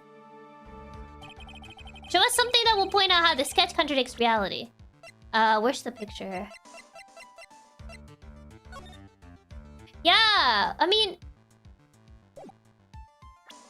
Yeah, it doesn't have top suspender bridge. Yeah, it only has this at the bottom. But it doesn't have one at the top. Yeah, they seem to be on the bottom part of the bridge. Rather than on the top part. So this... Thinking the flying one was probably a joke answer and I got it, you penalized. I mean, yeah. I would have guessed because we're trying to prove that the flying woman is like the thing that actually happened. That's a photo of Dusky Bridge, correct? Yes, now compare the sketch and the photo for a minute.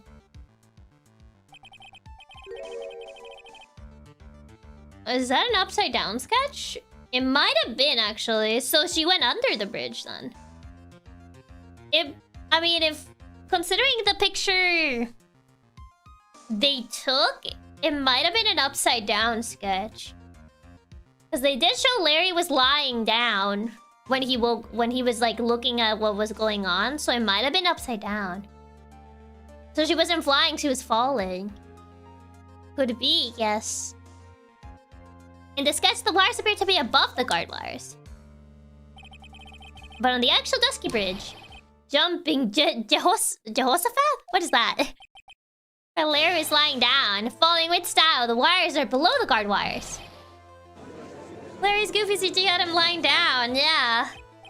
So I guess he drew it upside down because he was looking at the bridge while lying down? Order, order! The sketch is somewhat different from what's depicted in the photo. However, isn't it likely that the artist just saw it wrong? Or perhaps he just drew it wrong. Either way, it sounds like you're just wrong! With someone like Laurie, I admit a mistake is a definite possibility. Come on, have a little bit more faith on him. Considering our entire argument is riding on this. But then that begs the question. Why did he make a mistake? What was the reason? Because he was lying down while he was looking up? Are you saying you know the answer to that? Listen, think back, alright? Remember what Laurice was doing when he witnessed this event?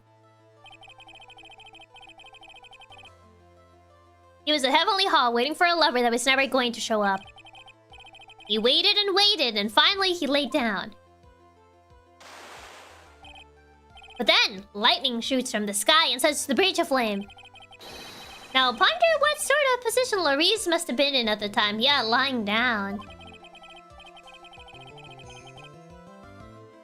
So we assumed the picture was aligned correctly, but it was upside down. Essentially. He was lying on his back, which is why he remembered the scene the way he did.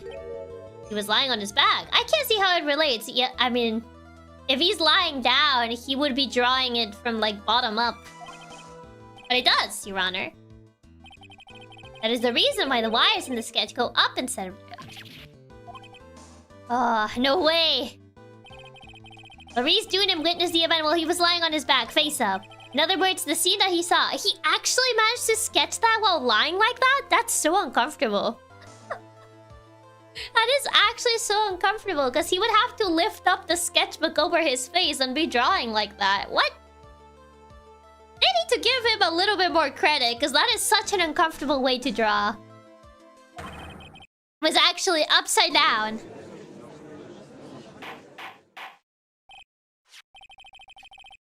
It's only how you pick exactly what happened. Your response would be so amusing that Godot would tell the judge to just skip the penalty that once.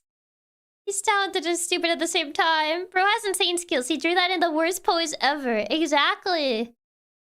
I apologize, Lair. Your drawing skills are pretty good. This man has more than just skills. Still deserves no compliments. So then, this sketch should actually... The implication is the single moment burned his memory, and then he drew his memory. I mean, that's more impressive going by memory alone, though. I think you finally get it, Your Honor. The correct way to view Lariston Du Nim's sketch is like this. She's falling! Free falling! This is how it should actually look. So why in the world could Larry not just verbally describe what he saw either? This would have saved a lot of brain cells. He was too shooketh. That's my guess. He was too shook to, like, properly describe it. So it is a falling woman, essentially.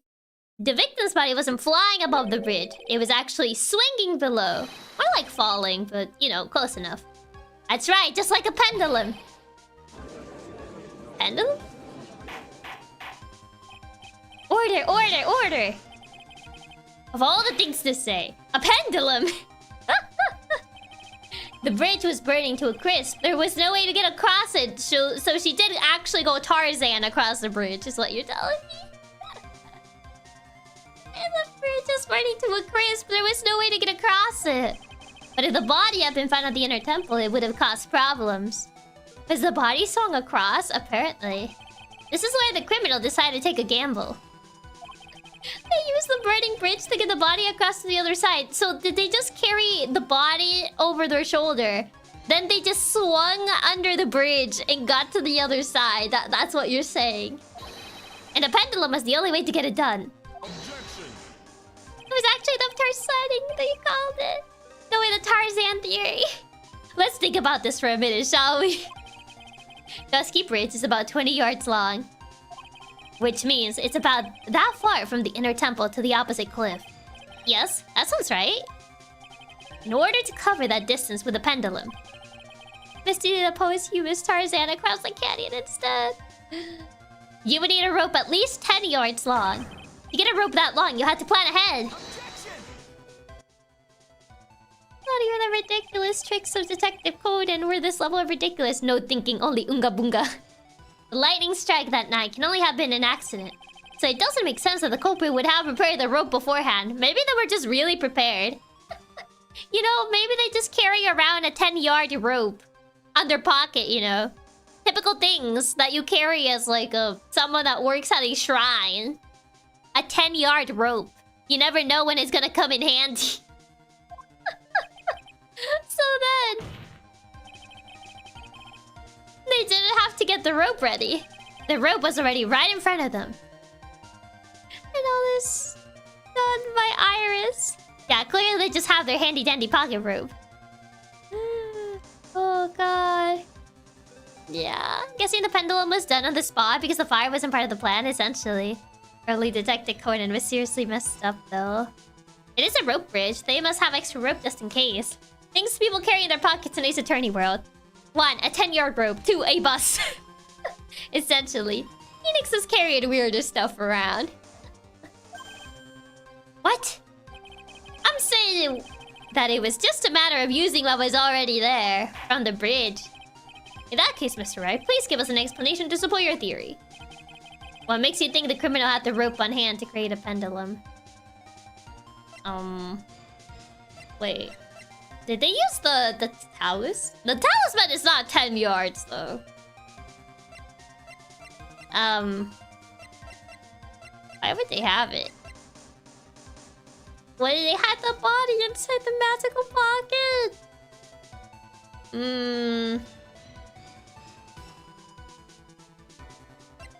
I guess a Dusky Bridge photo. They just used the rope that's right there. Essentially?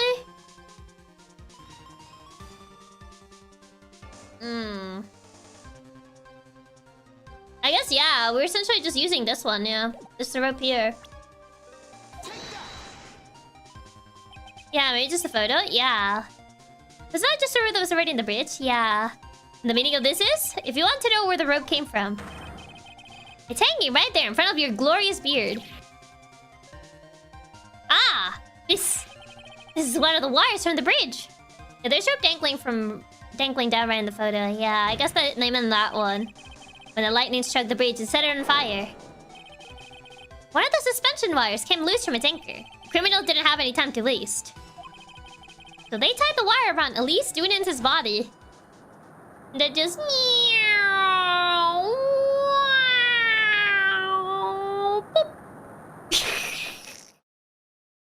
This is turnabout big top shenanigans. Just like... Because there was simply no other way to move the body. This is literally turnabout big top shenanigans. Actually moving it like that. Not gonna lie, I'm a little sad that they did do the Detective Pikachu method of firing it out of cannon. This is big top if it lacked. Oh god, that's one way to transport a body. Ah yes, it's all coming together. He's gotta do a spit take, isn't it? Oh, he's chugging. Chug, chug, chug, chug, chug, chug.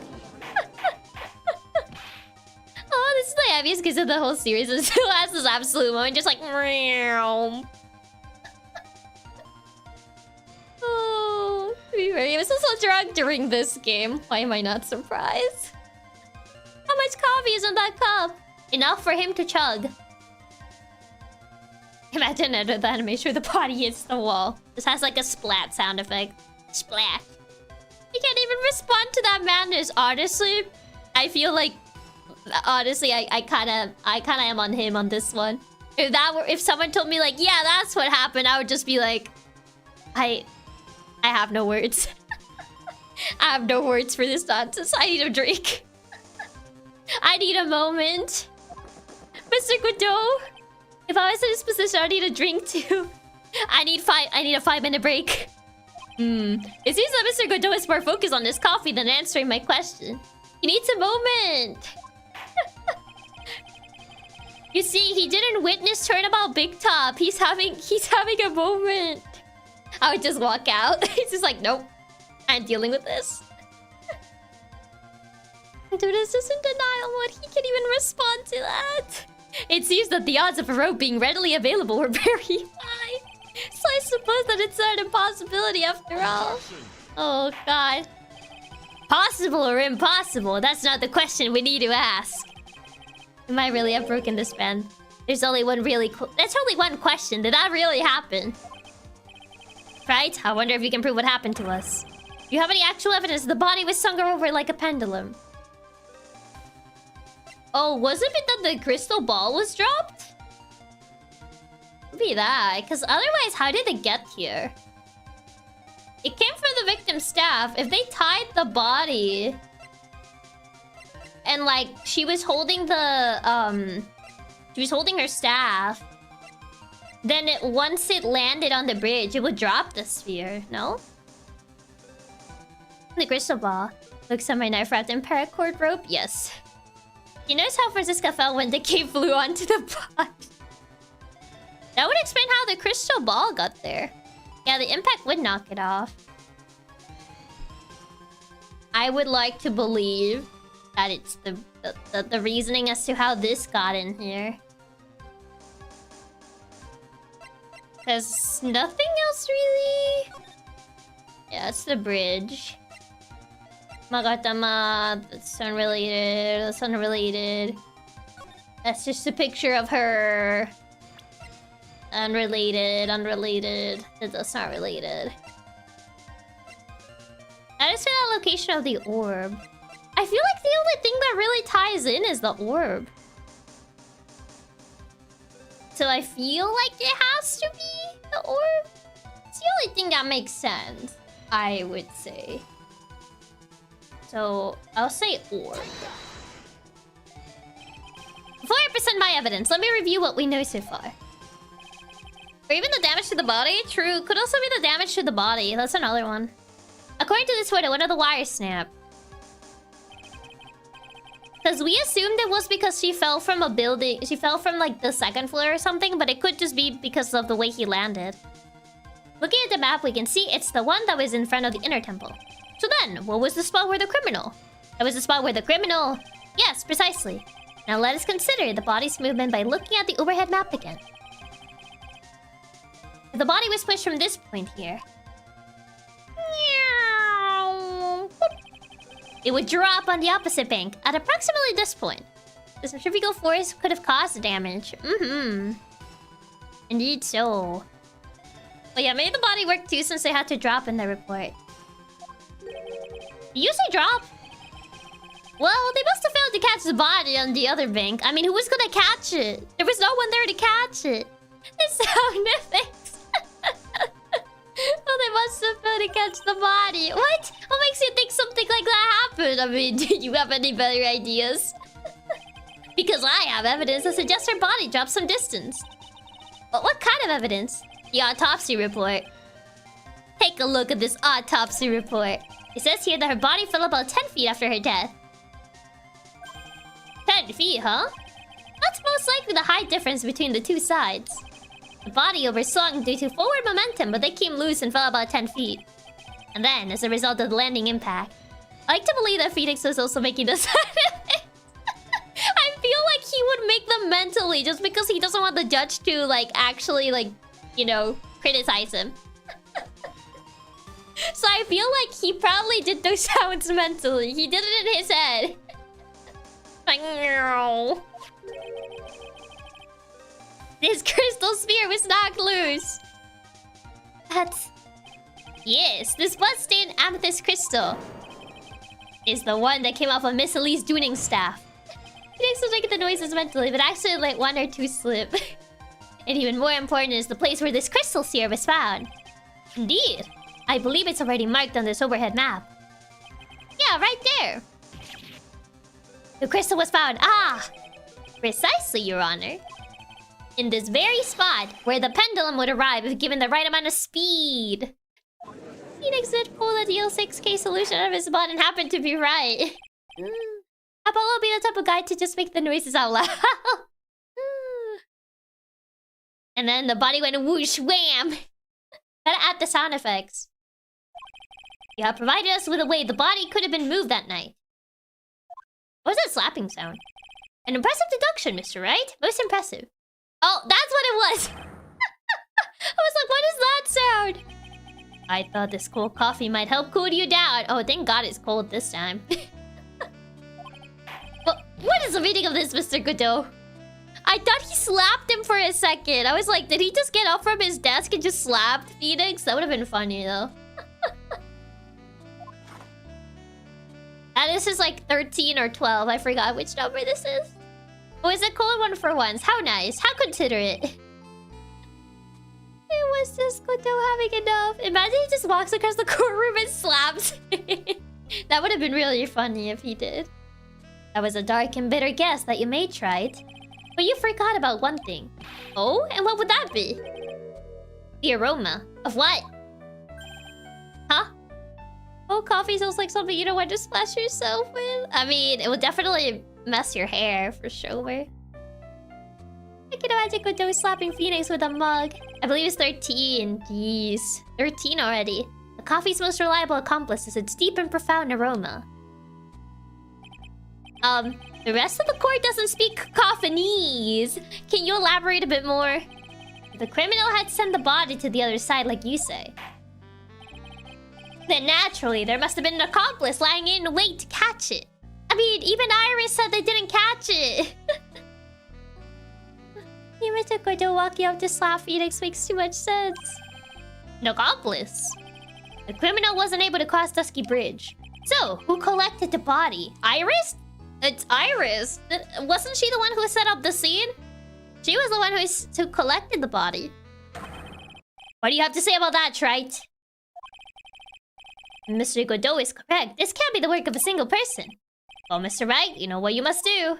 Yes, Your Honor. The body couldn't have made it to Hasakuda Temple without an accomplice. That's when Iris came in. Very well then, if you please, Mr. Wright.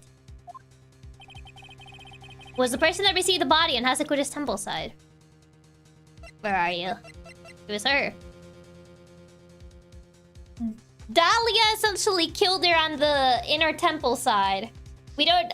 Who summoned Dahlia is still a bit hazy. Allegedly Maya, but we don't know exactly who summoned Dahlia per se. Dahlia killed her on the other side. Iris essentially caught the body, except not really, and just essentially crafted the scene on the Hasakuda temple side.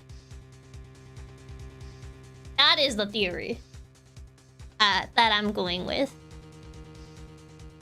Still wondering how Maya summoned her. Yeah. That I'm not 100% sure on just yet. But yeah. So it has to be you. I hope so. I can't save. It can only be you, Sister Iris. Even in the afterlife, Dahlia is causing issues. Yeah, Iris might not have been the murderer, but an accomplice. Huh? But I don't see why you're so surprised. Didn't she literally admit to it, like, on the investigation? The only way to transport the body from Dusky Bridge is by snowmobile. But with her bad back, Sister Bikini could never pick up a body like that. You're the only one that could have managed it. Objection. She must have been tricked somehow. Right? Where you been listening to the witness's testimony? On the night of the crime, this little cutie pie... Cutie pie? Little lady? Cutie pie? Seriously? Was on cleanup duty in the inner temple garden after the mother-daughter bloodbath. I haven't forgotten, but have you, Miss Shikodo? This witness was also seen at Hasakuda Temple, desecrating the corpse of the victim. Strange indeed. It's almost as if, on that night, the defendant was in two different places at the same time. Is this where we bring up Dahlia? She didn't admit she was an accomplice, exactly. Sister Iris, let me ask you something. Why didn't you mention it when you first gave your testimony? Mention what? The pendulum, of course. Using the sketch drawn by an eyewitness. I have established how the body was moved using the burnout bridge. Which means it's now a fact that this occurred. Something you should have already known. No, I had no idea. I didn't know anything about a pendulum. She's so insistent on lying. But the body couldn't have been passed along to the other side without your help. So you should have known about it. In fact, it would be impossible for you to be clueless about this whole thing. Unless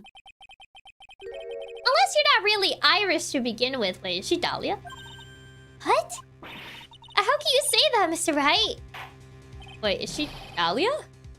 What? What kind of nonsense is this? You're saying this witness isn't Iris of Hasakuda Temple? Objection. Wait, did she summon Dahlia? Are you serious, right? You mean this woman is... Oh. Wait, is that why Pearl couldn't summon Dahlia?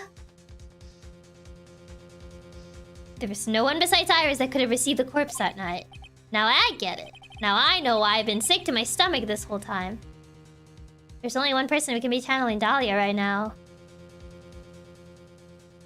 They swap when Edward fainted? They might have, actually. Why her whole demeanor changed so suddenly from yesterday? Oh, is she Dahlia right now? And why she's trying to pin this murder? Oh, it's because she's Dahlia. The woman that's standing there at the witness stand. Her real name is... Where are you? Dahlia Hawthorne!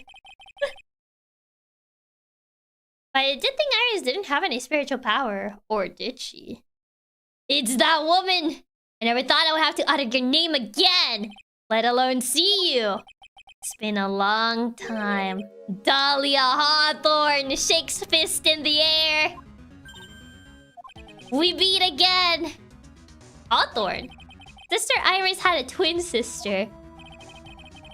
And you're looking at her, Miss Dahlia Hawthorne. That name rings some bells. Distant bells, but bells nonetheless. Iris must have had at least a bit of spiritual power just because she's part of the Fae family. At least enough for this plan to work. Okay, that was insane too. I was not expecting this at all. I thought it was Maya who summoned her somehow, but they did mention... I mean, her testimony was kind of like not very reliable, so I was like, wait, then who's summoning her? Are they just like switching back and forth essentially? It's just your imagination, Gramps. This file contains all the relevant data about Dahlia Hawthorne. She possessed her own sister. Yeah, but they claim she had no spiritual powers, so how did she do it? Oh yes, I remember now. The case 5 years ago. My name is Dahlia Hawthorne. Not her again. I just want to say, it's an honor for me to be here in your noble presence. It all started with you, and it ends with you. The honor's all mine. No, the honor's all mine. But according to this, Dahlia Hawthorne is already dead. It's like Dahlia spirit possessed Maya, then somehow moves and possesses her sister. But how could she be in two places at once?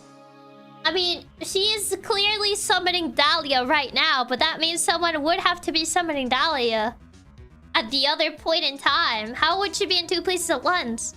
Because at that point, it would still be one body, though.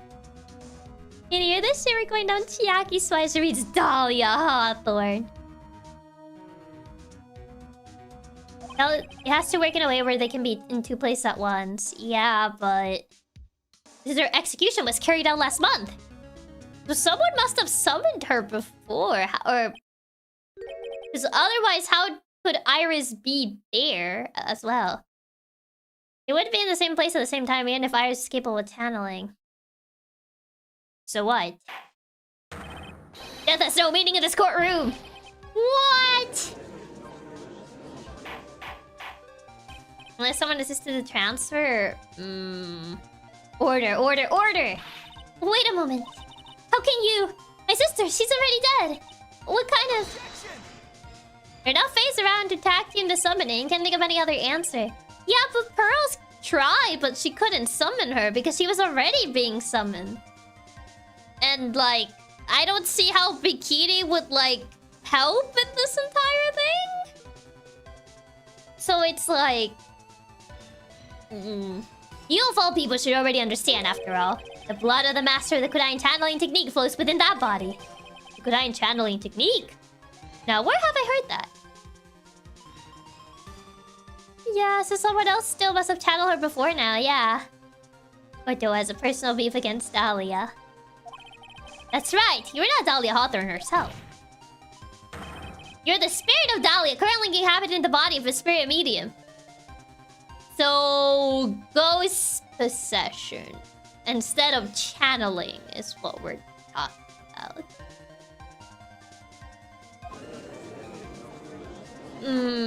It's so nice she doesn't look like Maya, but exactly like Iris? What an exciting story! I'm like... like, it still doesn't fully order. I'll have a venti espresso to it well. This ain't a Starbucks. Thank you for the tip, Jivas. Okay, thank you. Pearl's mother's in jail. Even if she could summon Dahlia, how would she get out of jail? It's also really like a full possession or regular channeling. You're asking us to buy that Dahlia Hawthorne just happened to be channeled by someone on the very night of the murder to a temple where her twin sister Iris was. Yeah, there's still some things we're missing to get the full picture. Well, if you're going to put things that way, then we're supposed to believe a coincidence like that just happened. I don't think that's how spirit channeling works, per se.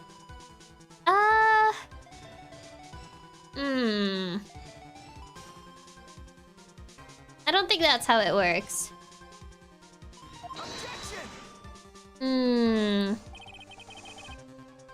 Naturally, it was no coincidence. The whole thing was part of a plan from the very beginning. It's all written right here in these instructions. What's that? These instructions were written by your mother, Morgan Fay. As part of a plan called for Dahlia Hawthorne to be channeled. There must be something more going on, but what exactly?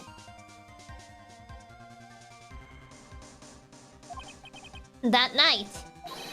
There were 2 irises at Hazakura Temple. I mean, yeah, they did address the Morgan. Morgan created the plan, but other than, like, she wrote that forever ago. Other than that, she couldn't really do much. She could only essentially count on Pearls to do it. And Iris and Dahlia. Well, Iris. And get Dahlia involved. 2 of them. Even the time of the channeling was planned out. As soon as you hear the lights out bell. In other words, 10 p.m. However, Iris was seen before dinner time. That means the Iris that was at dinner was the real Iris. And the Iris who gave me this hood in the main hall was also the real Iris. Meaning that the Iris Sister Bikini saw the inner temple. Was someone else dressed as her, namely one Dahlia Hawthorne. But ghosts don't have physical bodies in this game. You even know what you're saying, Chai? So channeling the spirit of Dahlia Hawthorne business. Yes, it's true that you found plans that talk about it. However, there's one thing that's perfectly clear. The witness currently standing in the witness stand is the real Iris. What? Unless it makes no sense. Why would Morgan want to channel Dahlia in the first place? To carry out her plan to kill Misty Faye. That's not up to discussion. It's not as to why, it's the how. There is plenty of reasoning as to why Morgan would want Misty Faye gone. It's more the how of how this happened exactly. Why, there's plenty. There's plenty of why, but not enough how. Good lord, had Pearl channeled Dahlia, Dahlia would have killed Misty Faye with Pearl's body. Yeah, cause like... I'm done. Remember what you know about the night of the crime.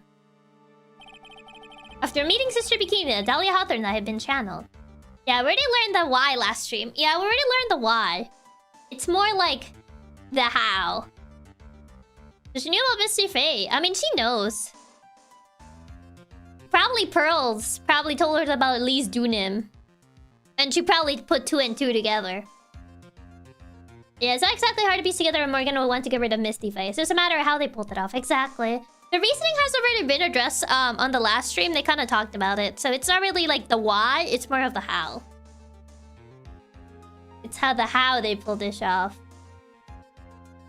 After meeting Sister Bikini, the Dahlia Hawthorne that had been channeled would have been stranded at the inner temple due to the lightning strike. Meow. Boop. It was later that the body was moved by pendulum. But who's the other Dahlia though? Like who is the other Iris quote Dahlia? That's right! Naturally, that would mean that the Iris that received the body was. Nobody gonna question the channeling thing here? I mean, we already know channeling is a thing that happens in Ace Attorney. That's not really up to discussion. It's more the how. The how they managed to pull it off. I don't think it's Sister Bikini though. Naturally, that would mean that the Iris that received the body was the real Iris. Yeah? That was my assumption. Yes?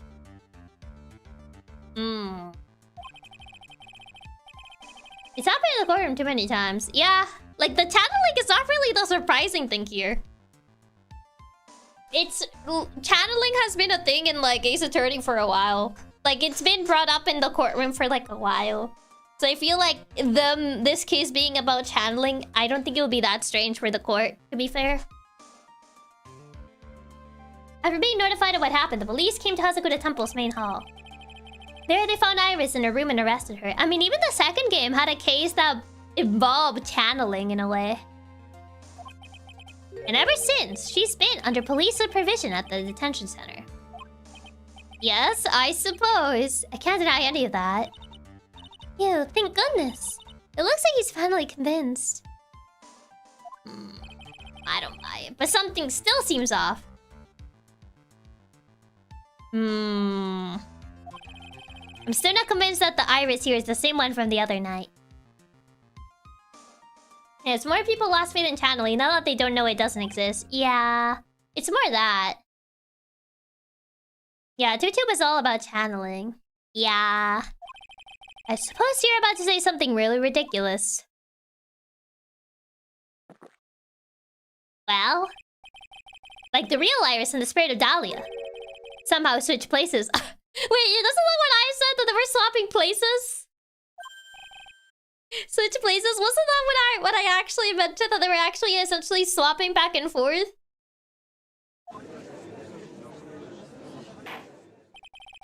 To be perfectly honest, there's still quite a few things I don't understand. But I do know that unless we confirm the witness's identity, we can't continue with this trial. Iris doesn't have the spiritual power needed to channel Dahlia, which means they must have switched places somewhere.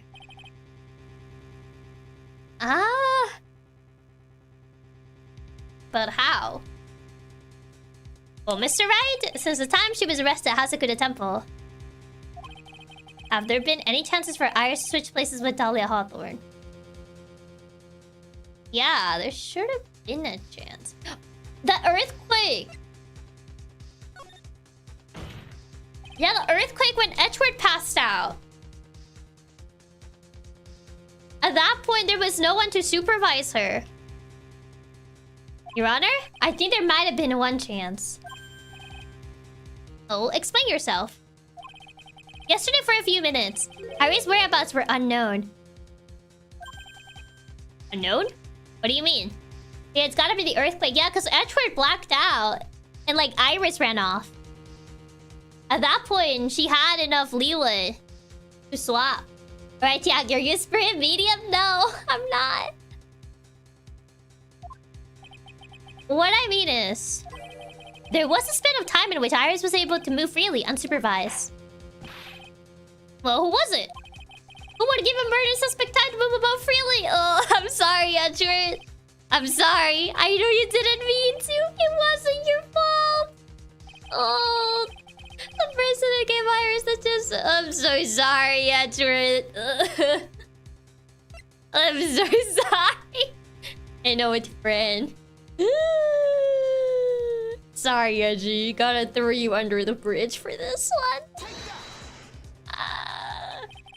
This is Mr. Edgeworth, isn't it? I'm sorry. Time for your pay cut. Salary cutting noises for Edgeworth. Your Honor, there was a fairly large earthquake yesterday, was there not? An earthquake? I'm sorry. I had to throw him under the bridge. Earthquake? Oh my goodness. The inner temple. This kind of tremor might... oh no. How could I have? She fled. She escaped. We went to the inner temple right away. And it's true, Iris was already there. However, they had already switched places by that point in time. The pain Edgeworth didn't mean to. He just has trauma, yeah. After all he did for us this case, and this is how we repay him. When I arrived at the training hall, I was met by none other than Dahlia Hawthorne. Wham, wham, wham. That's quite enough already, Mr. Wright. Now see here. You know Judge in his right mind would consider the idea of spirit channeling and... Quiet. Oh, there she is! It's been a long time, Mr. Judge. There she is! Dahlia Hawthorne, that voice. Guess I'll have to ask again. I lost count. Maybe 14 at this point. The hair flick. Just make her Chiaki clenching her fist every time she has to say Dahlia Hawthorne. I shake my fist in the air.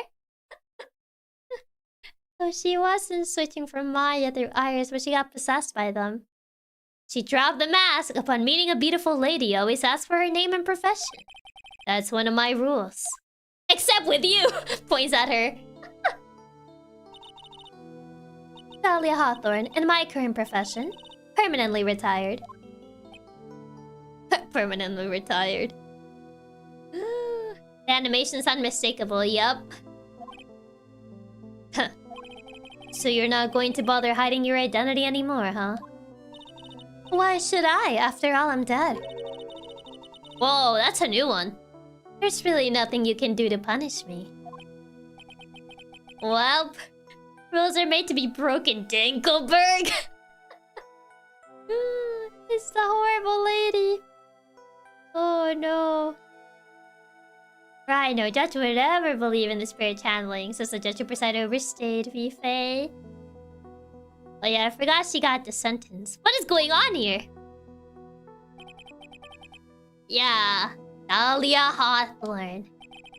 I never thought we'll meet again, and I never thought we'll meet like this. Not even in death I can rest from you. But this time I'll end it for her and for myself. How do you exactly punish a dead person? You send it to the Shadow Realm. I don't know. Send them to the Shadow Realm. You send them to Super Hell. Talia exacting a revenge from beyond the grave. Not even when she's dead will she leave us alone. Never Phoenix to play Exorcist.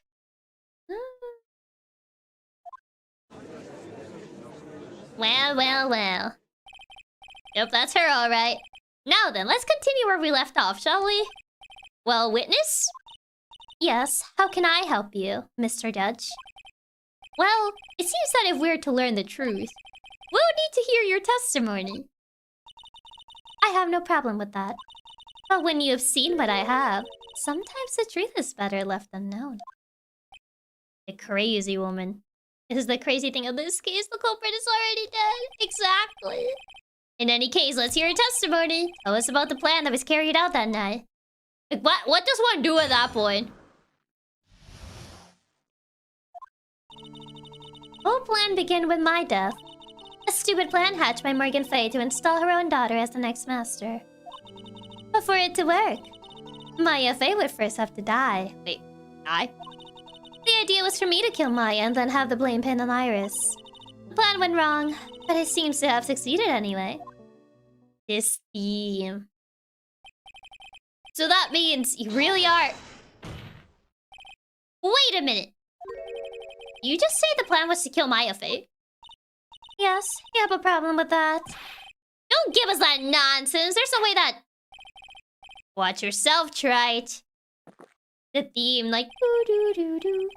If you got a problem, solve it during cross-examination. That's one of my rules. Mr. Guido is correct. And by the way, that's one of my rules as well. Yeah, if the target was Maya, why did they kill Misty, though? Kill Maya? Could it be true? Unless Misty intervened somehow. But the instructions were about Misty, though. Not about Maya. The whole plan began with my death. Stupid plan hatched by Morgan Fay. You're talking about Pearl Fay, is that correct? Yes, though first she had high hopes for the two of us. You and your twin sister, Iris. Does that mean Dahlia meant to kill Maya, but Maya's mom tried to stop her? Could be. That's correct. Fortunately, neither of us had much spiritual power. That's why we were abandoned by her. Along with our father. Abandoned? The only person I ever really cared about in life was myself. My sister was a nuisance, so I convinced my father to leave her at an old temple. Oh, wow. You mean Iris? Yes, my father remarried a woman who also had a daughter. The less children you have, the more money there is to go around, right? And on top of that, my father had absolutely no interest in children in general. Wow, that's just evil. Did the plants actually mention Misty at any point?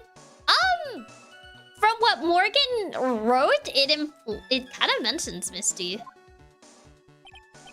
How horrible. The really horrible one was that woman, that bitter, vengeful woman. It was her stubbornness that gave birth to that child, Pearl Fay. She was born with an abundance of spiritual power, unfortunately for her. Morgan Fay heaped all of her broken hopes and dreams onto that poor child's back. All because of her pathetic dreams of having her bloodline become the main family. But for it to work, Maya Fay would have to die first.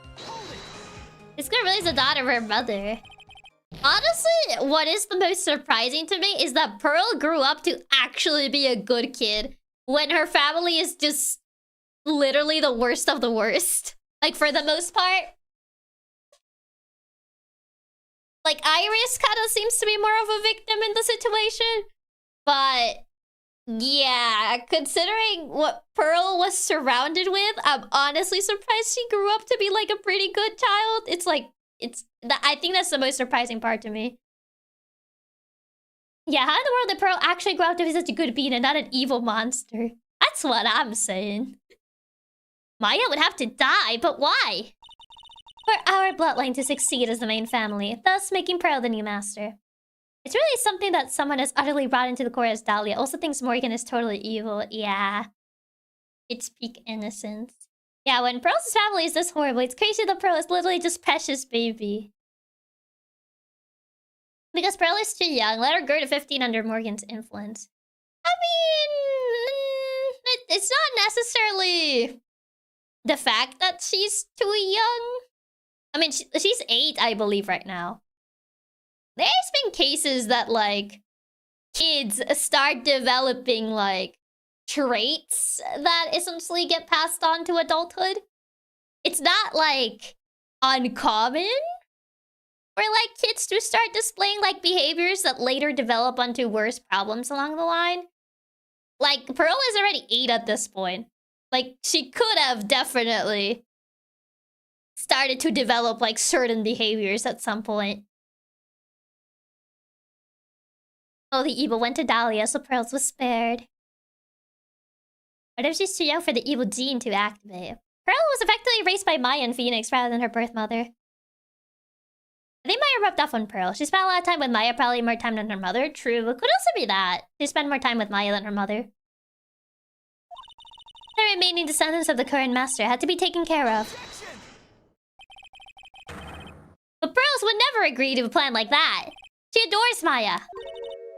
How sad. You still don't get it, do you? What Pearl wanted had nothing to do with it. Morgan didn't care one bit about Pearl. The only thing she cared about was the position of the master. That's all. That's ridiculous. That's because, like, Pearl didn't even know the plan was to kill Maya. She was willing to sacrifice anything and anyone to achieve her goal. The life of her daughter, and naturally the life of Maya Fey as well. How could anyone do that? Be Morgan Fey. Not care. She's right. Pearl was just immune to an end. I mean, she was, to be fair. Which is really sad, man. Like, Pearl is such a good kid. And she's surrounded by such a terrible family. Like, thank God at least she has Maya, but Jesus. Yeah, Pearl had literally no clue what the purpose of the plan was. You were going to kill Maya. And ironically, that really is how many royalty work. Pearl didn't need to know anything about it. All she had to do was to follow the instructions in the letter and channel me. Then I would have simply used her body and finished the job. In any case, I'm already dead and there's nothing any of you can do to me. So the plan was to blame the crime on your younger twin, on Sister Iris of Hasakuda Temple. She and I look absolutely identical and no one can tell us apart. If someone were to witness me killing Maya, naturally they would think it was Iris that had done it. Wow. Pearl really didn't deserve any of this. Her family is just horrible people. Spirit banish. And the witness in this case was the head nun, Sister Bikini. Pearl really surrounded by 2 manipulators that don't care about anyone but themselves. Thank God she had Maya. Yeah. My God.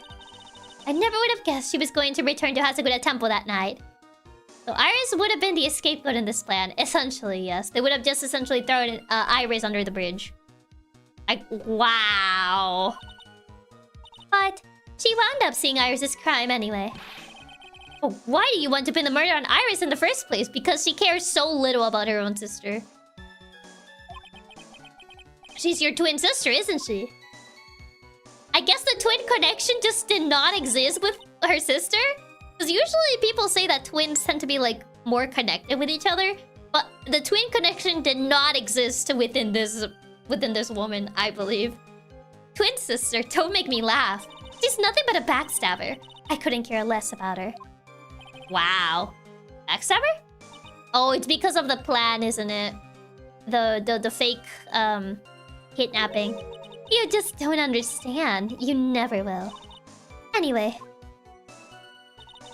Dahlia's so evil, it severed the twin connection. Her twin connection just made her hate Iris more. Jesus.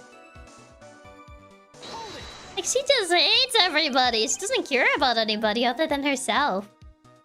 You think the plan was a success? You heard me. Just as that woman had hoped. Maya Fey is dead, but Maya Fey did not die, though. Now the title of the master will pass on to Pearl Fey. That's absurd. Maya's just... She's just trapped inside the sacred cavern.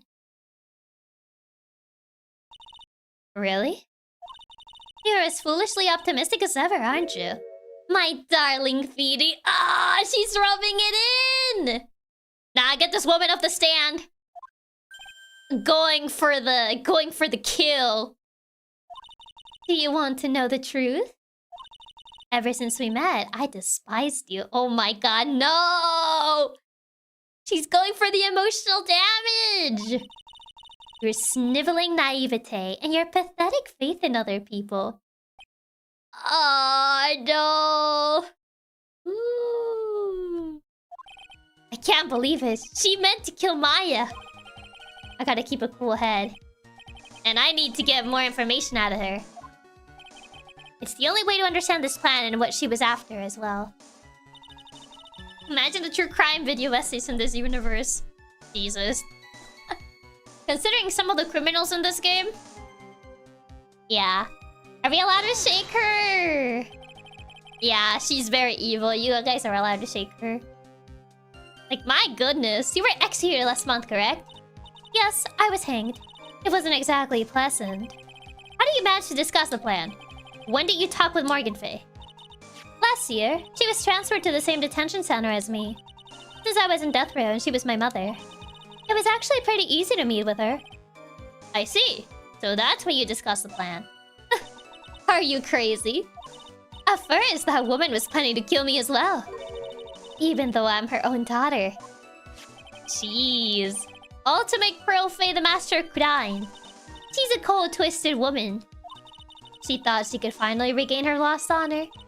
Honor she lost when her younger sister, Missy, took her place as the master. My goodness. So hanging's an Ace Attorney universe. I think this is like one of the few cases where this is even brought up. I think trying to kill me as well wasn't part of the Japanese script. Oh, really? They're both evil. Ever since that day, she's been working on this plan. She wanted to even kill her own daughter. Wow. A plan, huh? I just want to know one thing. What do you personally think of Morgan Fey's plan? I told you already, didn't I? It was a stupid plan. It had no point. No value other than fulfilling her own greedy desires. Yes, it was certainly nothing to be proud of. Well, that's why she planned it after Dahlia's death. Yeah. If that's how you feel, why do you help her carry it out? True. Why would you do it? Why would you kill Maya? That's true. You may not understand it, being the kind and gentle soul that you are. You may not be able to appreciate why someone like me would help a woman like that. So then tell me why. Isn't it obvious? I'm not like that woman. I only act in my own self-interest. The reason I helped her was for myself. For my own personal satisfaction. Oh, that's an Irish expression. What do you say? So this woman, Dahlia Hawthorne, she had her own reason for wanting Maya dead. But why? Oh, why? You understand why I would kill Maya Fey now, what my goal was? Not really. No. Was it just to mess with her mom? Is it that? Was it just to mess with her mom? Obviously, it's because you were helping Morgan Fey. Helping? Don't make me laugh. Is it essentially to just get revenge on her mom? Because her mom wanted to be, she wanted her family to become the main bloodline family. If she kills Maya, then doesn't the mom get what she wants? So what does she gain out of this? From the day I was born to the day I died, I never helped anyone. I lived for myself, and in the end, I died for myself. I thought that was obvious. She's intentionally ruining her mom's plans to give her one last middle finger. Like, that sounds like something she would do. I bet Dahlia hated Maya because of the... Oh, wait, no. Dahlia literally just said she hated Nick as well. Exactly! She hates it. She just hates everyone. In regards to Dahlia, BFA put her on death row. I guess, but... So she wasn't actually cooperating with Morgan. She was just using Morgan in her plan so she could accomplish her own goal. All I wanted to do was kill Maya Fey. That was the only way I could think of to get revenge. Revenge? It looks like I have no choice but to present that evidence. Can't believe it. Is it just because of Mia? But then she would hate Mia, not Maya. Exactly. Wouldn't she want revenge against Mia? But Mia's already dead, so... The list of people Dahlia doesn't hate. 1, Dahlia. 2, that's the end of the list. There's number 2. It's only just herself. For it to work, Maya will have to die. The idea is for me to kill Maya. The plan went wrong. We succeed anyway. Do you understand why we kill Maya? What's my goal? What was your goal, actually? I don't think I have evidence for that, though. Dusky Bridge. Dagger. Orders from Morgan Fay. Here's a picture. Use it to channel. Gravely roast the master in the fires of Hades. Like, Maya was not a master. That's why it's assumed that it's, like, elites. Yeah, make sure not to tell anyone it was a sweater. But, yep. Here. In the garden of the temple. Front of the outer cropping. Do we have Mia's profile? Well, we do, actually. We technically do have her profile, so it could be that. I was like, do we even have her profile to, like, present the idea? So technically we could present her profile? I mean, it's the only thing we have, so... Might as well, I guess. Could it be that your actual goal had nothing to do with Maya Fey herself? As I said, none of you have the power to punish me anymore. Because I'm already dead. Well, I had the same problem, you see. You can't punish the dead. And you can't take revenge against them either. You wanted to take revenge on someone, so I guess because she can't take revenge on Mia, she goes for the next best thing, which is her sister, I guess. I was sentenced to die because of that woman. Mia Fey. I mean, wouldn't... I guess her sister, because she thinks her boyfriend is dead. I somehow knew this was it. I wanted to send her a message. I don't think she's gonna receive it. She's too busy being on the other side. Along with you, actually. It was at her hands that I suffered my first humiliation. I wanted her to feel the same pain she made me feel. Dead people punch each other in the face in the afterlife? I don't know. I'm not sure. Exactly what message are you sending? Yeah. Dahlia's so petty. Killing Maya will do nothing for her and yet still wants to revenge. Exactly. Sadly, when I realized revenge was impossible, I gave up. And the reason it was impossible? Was it perhaps because Mia Fey had already died? Yes, and I realized there's only one way to take revenge against the dead. Dahlia has already established to be incredible, petty, and spiteful. Yep, that's true. And how do you do that? Even when the body dies, the spirit, the ego, it lives on forever. I don't know if Dahlia and Mia would go to the same place in the afterlife. Probably not. I wouldn't say they would go to the same place, no. Dahlia gets to go to probably the 7th circle of hell. I wanted to take away that person that Mia Fey loved most. I wanted to kill her with my own hands. That would be the one and only way I could take revenge against Mia Fey. That was the reason I helped out with that woman's plans. Where Mia is and where Dahlia is are two very different places. I mean, yeah. Dahlia's so evil even scared of her. Oh god, so hi Speed Gamer, welcome. Just for that? For that you would kill Maya? Your goal was no different than that of Morgan Fey. Essentially, that's why they were working together. As they say, the apple doesn't fall far from the tree. What a cruel plan. Cruel, cold, and heartless. Huh. Don't waste your time preaching to the dead. I've already told you, there's not a thing you can do to me. I hate that she's right, because what can we do objectively? Like, she's dead. Like, we can't do anything other than, like, you're going to super jail. Except not really, because you're dead, so... I guess we shrug our shoulders and, like, Grr.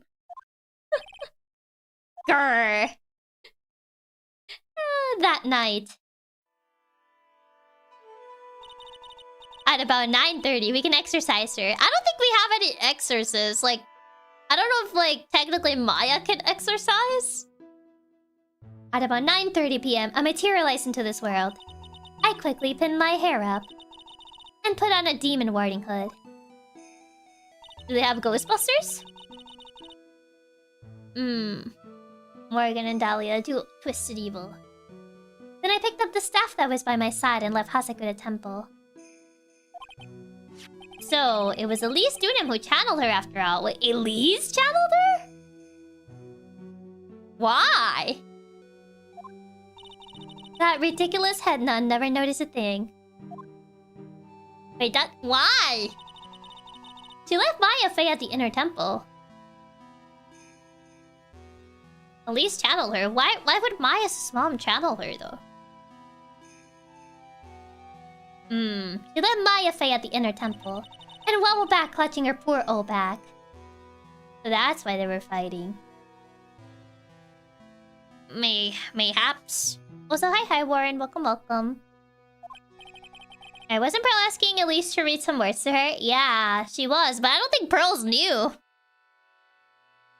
What do you do then? So, Warren, thank you so much for the super. Thank you. That kid was easier to handle than I had hoped. I caught up with her in front of that stone lantern. Then I took out the dagger I got from the storeroom. So the one possessed wasn't Maya, but it was Elise.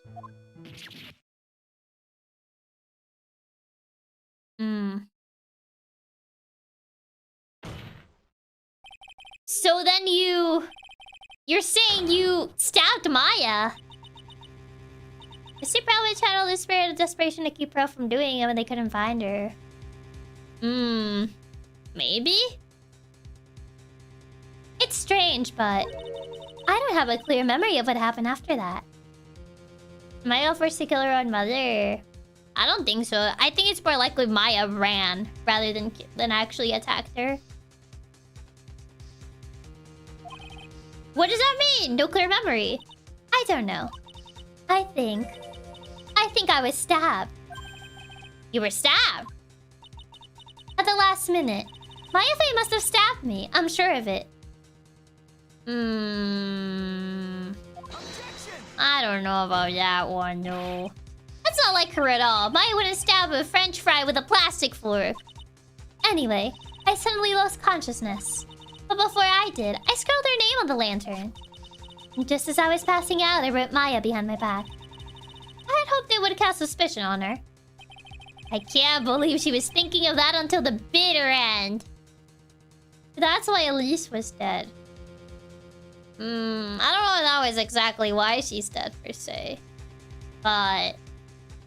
I guess, like, when they couldn't find Pearl, Elise thought, oh, she's channeling. But how would she know of the plan? I guess... Oh, she probably knew of the plan when Pearl showed her the papers. And the Gravely roast. And that's probably when she put 2 and 2 together. If I remember right, Pearl said the letter was open already when she found it. Yeah, would it be that Elise saw it before it happened? Yeah, Pearl asked her. Yeah, but they also... Pearl mentioned the letter was opened as well, so... Was Elise the one who opened the letter beforehand? And she already knew what was going on, so when Pearl disappeared... she thought, oh god, she's channeling Dahlia. But I guess if she was the one that opened the letter, she would have seen the picture. At that point. She would have actually seen the picture of what Dahlia looks like, so she would be able to summon her.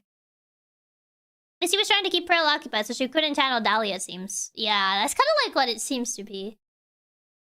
That's where my memory temporarily stops. Yeah, maybe she had already found it before Pearl did, so she knew what was going to happen. Could be. Who was the person who stabbed Dahlia at the release? It could be that Aaliyah's stabbed herself. It probably to stop herself from attacking Maya. That's my guess if I had to take one. I don't have any memory of actually killing Maya Fey with my own 2 hands. My very last memory was Maya's terror-filled eyes. And I woke up after that. I was in the secret cavern surrounded by darkness. Wait. At the secret cavern? Did she go to Maya's body? Or how did she ended up there? Unless Elise somehow exorcised her there. You were in the secret cavern. The entrance was sealed with one of those trick locks. Somehow I had been trapped in there. Unless Elise sealed her there. But how did you wind up in there? Yeah, the lock's in the cavern. I would like to know that myself. Anyway, I was worried. I didn't know whether or not Maya Fey was dead. Maybe the loss of blood weakened Elise? Probably. And I swore I wouldn't return to the underworld until I knew I had killed her myself. For a ghost, you're one tough cookie. I wanted to get out of there and make sure she was dead. But I couldn't do it. I couldn't get out. The trick lock stopped you, huh? I didn't know how to remove it. So then you're saying you were actually confined against your will inside the secret cavern? Yes, I wanted to get rid of that annoying lock as soon as possible. But it wasn't easy. I kept getting interrupted while I was working on it. Interrupted? It was early in the morning. Someone came into the training hall. What? Who? Could it have been Maya? I wonder. I thought the same thing, but I couldn't see it. Wait, she couldn't see it? Why not? If someone had spotted me, it would have lost my chance to take revenge. Gravely roast. So I made sure to hide myself well at the back of the secret cavern. That morning, only 2 people could have gotten to the training hall. Maya and Pearls. Pearls went there to cover the hanging scroll in gravy. Ah, yes, the gravy. Still, I finally managed to remove the lock. But I was too late. What do you mean by that? The flies had already started to gather. Oh, because we were there.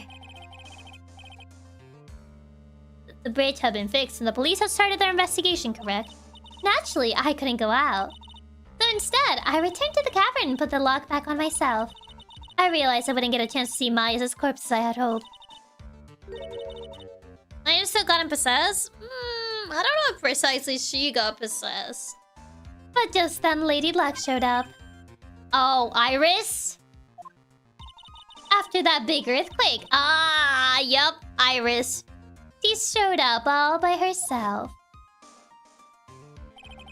The real Iris. Oh, so that's how she got out. She swapped places with her. She was hiding in there the whole time. She was in the cavern, it seems. Yeah, on the other side. She said she'll come to make sure the secret cavern was alright. Stupid girl. I came out from the secret cavern and got a feel for the situation. Her spirit was, yes. And I locked her away in my place. Behind all the locks. How did she create all those locks, though? I'd finally learned exactly what had happened. It was then that I learned that the plan had actually succeeded. What do you mean your plan has succeeded? I had misunderstood one thing, you see. That night, the one that had summoned me. I had assumed that it was Pearl Fey. Well, of course you would assume that. It was written in the instructions.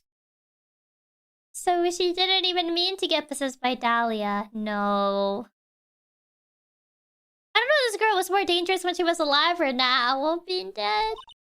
But I was wrong. The person that had actually called my spirit back was... Elise. Misty Fey. The picture book author. What?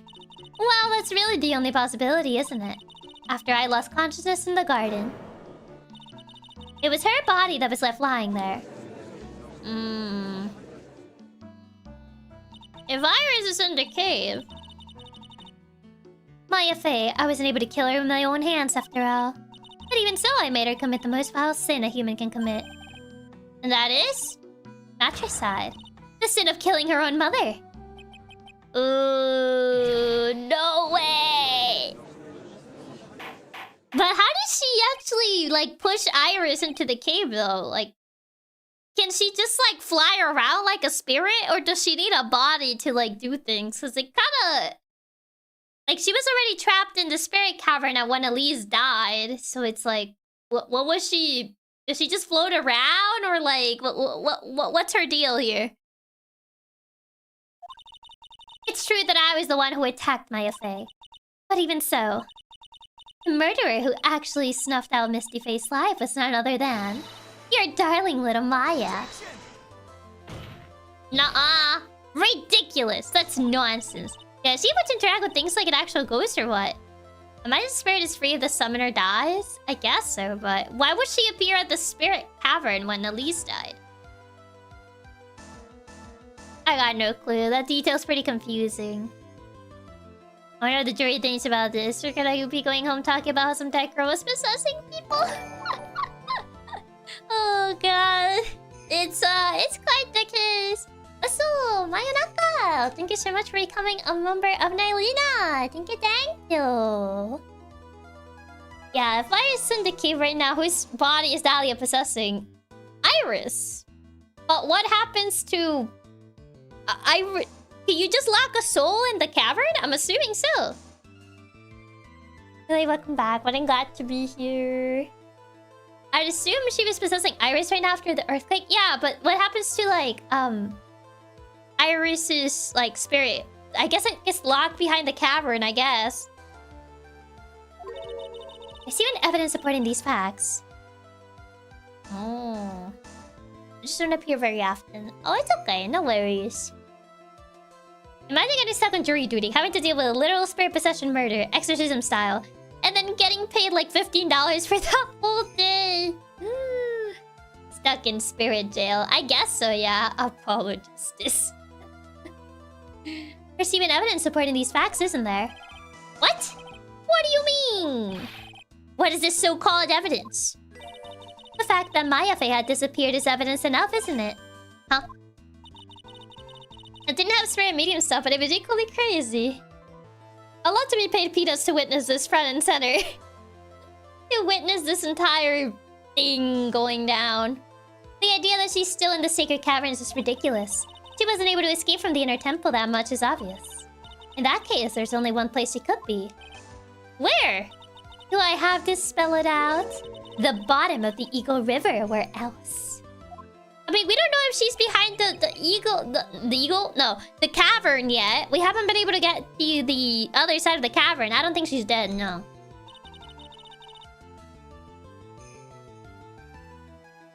Just everyone in the court is just, what is even happening? I feel like everyone is lost, and I don't blame them. Maya Fey killed her long-lost mother. Can you imagine the guilt she must have felt when she realized that? Are you assuming that Maya essentially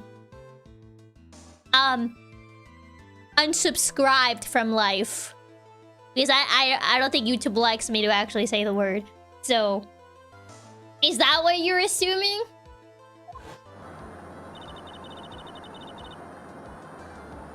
That's why she threw herself into the Eagle River. Most bodies that wind up in there are lost forever. Unsubscribe. Unsubscribe is a way to describe it. That was like one of the ways I could think about without like actually saying the word, because YouTube doesn't like me to say the actual word. So she unsubscribed from the life program, essentially, is what you're saying. So, what do you have to say now, Feeny? Oh, same.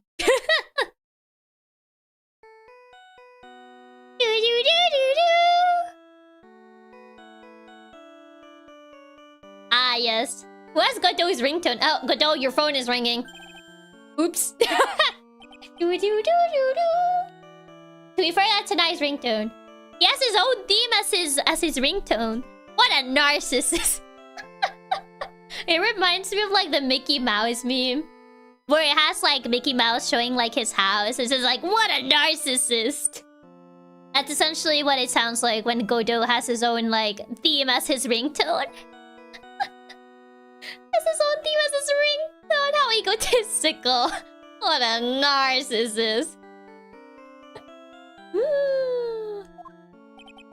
What kind of ringtone is that? It's a very jazzy one. I like it. It's literally himself. The Mickey Clubhouse me. Godot here? Okay, thanks. Was it something important?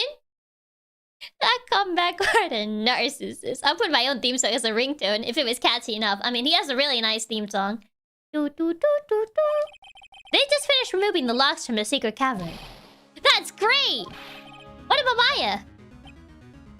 Well, there was a woman in the cave. Was it Maya Faye? It was the accused, Sister Iris. Ah!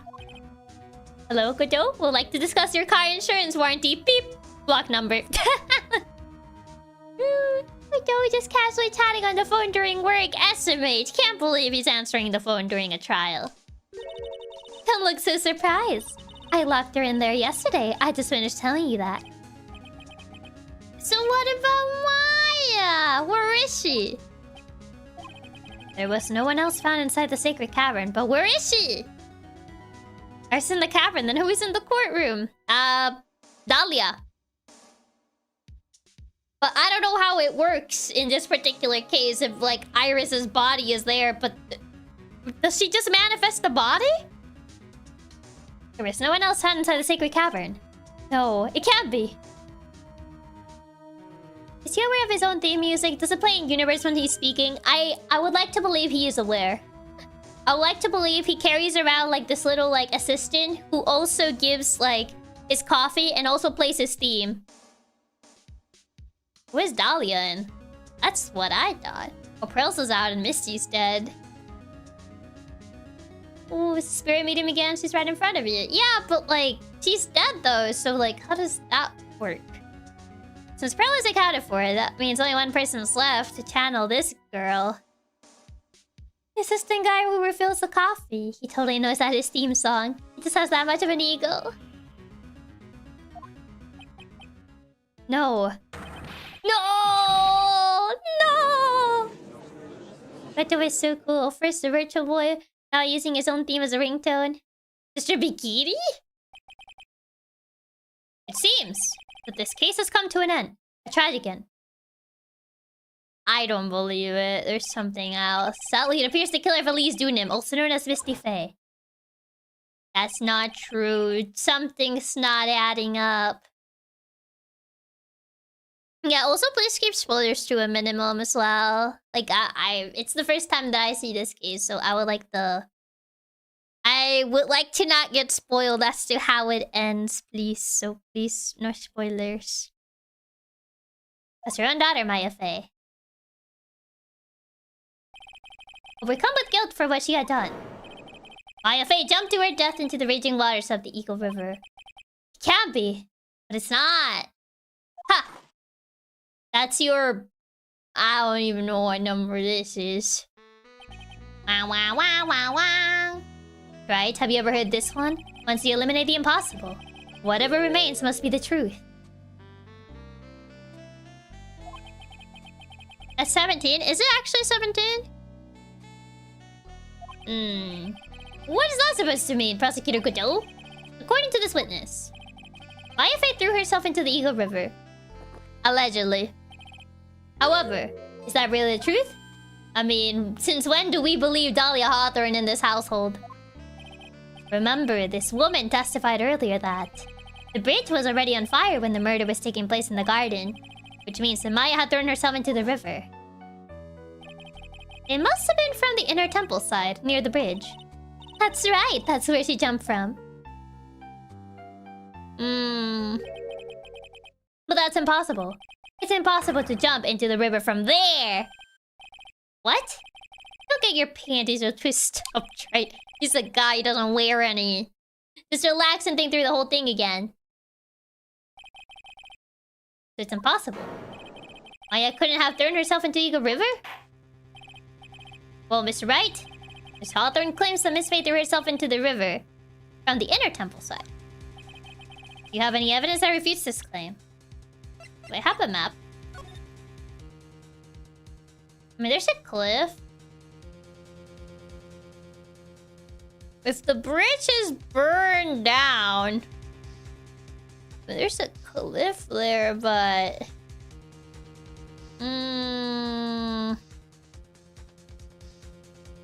There's some argument to this in a previous case. Just try to jump. Wouldn't she go splat? Yeah, the rocks. There's rocks underneath. Yeah. If she tried to jump from the inner temple, like, she wouldn't jump on the water. She would essentially just go splat on the rock.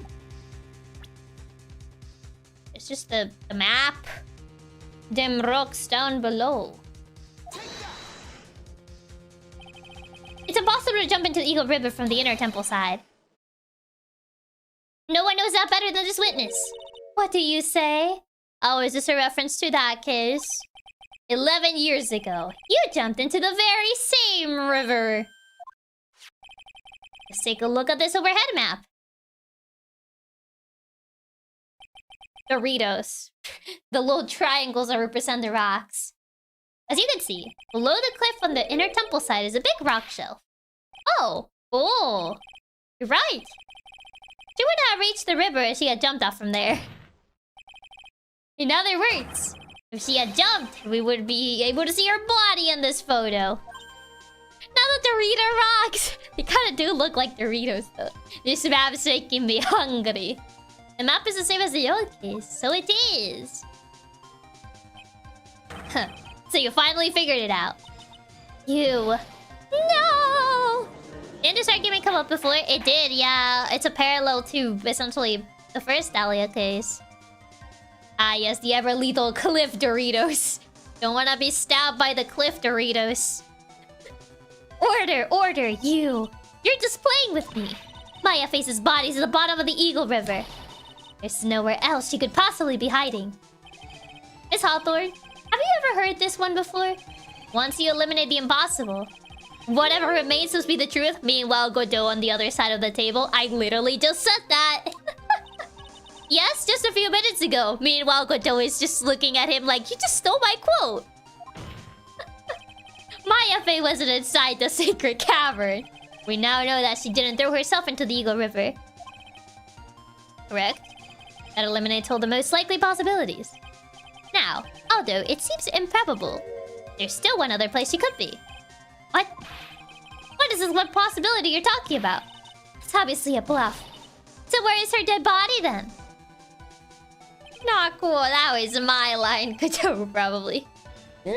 Finally, I think the pieces are falling into place. Whatever, everyone steals from Godot. It might as well be public domain. Poor guy. Normally, the living have no way to punish the dead. But I think there's a way to give Dahlia Hawthorne the ultimate punishment. It also just to decaf to get around the 17 Cups clause. That's still cheating. Shall I tell you, Miss Hawthorne? Can I tell you where Maya is in this very instant? Is she here? In the inner temple in Hasakuda Temple. Actually, where is she? I mean, she's not in the inner temple. That's for sure. Are they gonna pull a turnabout Big Top? It's gonna be like, she's right here! And then just like, she comes out from under the desk. Is this another turnabout Big Top? It's just like, she was right here all along. Oh god. The question is, who is channeling Dahlia right now? Is it not Iris? Is it Maya channeling Iris? It's not like Dahlia? She's under the wheelchair. They pulled a Big Top before? Hiding under Acro's wheelchair. She was hiding at the judge's chair. She's the judge. Oh god, it's a turnabout Big Top, isn't it? I feel it's a turnabout Big Top. It's like she's right here. Oh god. It's a turnabout Big Top. I have a feeling it is. Yeah, I'm like, it's definitely not the temple. It's not the inner temple either. It's gotta be a turnabout Big Top. Gordo pulls off the basket with me. There's only one possibility left. You know how Ace Attorney works. If the other two answers are impossible, the ridiculous one has to be correct. Maya's in the statue. That's why they marked it. Namely, she's right here in this very courtroom. What? Maya Fey is here? You say she's here in my courtroom? She just comes out from under the desk. I am here! Oh god. Dahlia Hawthorne. I seem to recall that you said I had misunderstood one thing, you see. So what? But I think there's one more thing you misunderstood. Maya's hiding inside Koto's visor. Surprise! Imagine just spotting, and besides Phoenix, she just appears from under the table. She's like, I'm here, guys! What do you mean? Tell me something. At this very moment, who is channeling Dahlia Hawthorne? Oh my god, it's Maya, isn't it? Is that why she was not in the cavern? And it was only Iris. It's Maya, isn't it? But why would she channel her? Why that? That's obvious. It's Pearl Faye. That's pathetic little sniveling runt. You're wrong. Yeah, she couldn't channel you. It's heard about Big Tom. Pearl's tried, but she couldn't do it because someone else was channeling it. So when the earthquake happened, she essentially took over Maya somehow, some way. And then, like, she essentially imprisoned Iris.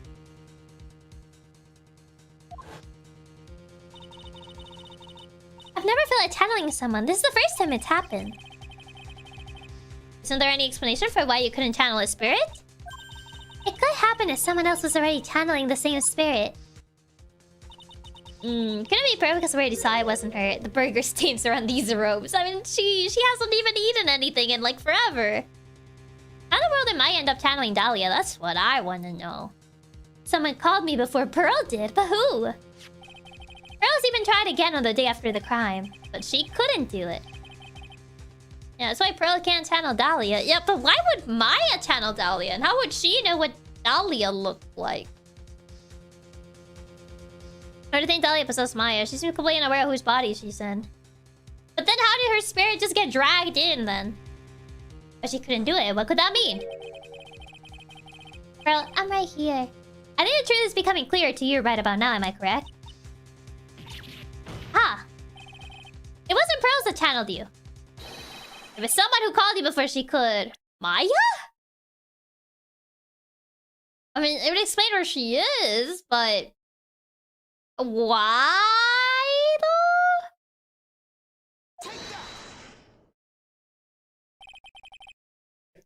Well, Dahlia did say she attacked Maya. Yeah, but she was possessing a... I guess she did saw her because she was possessing Elise. Essentially. Because Elise channeled Dahlia. Attacked Maya. So Maya would know what she looked like.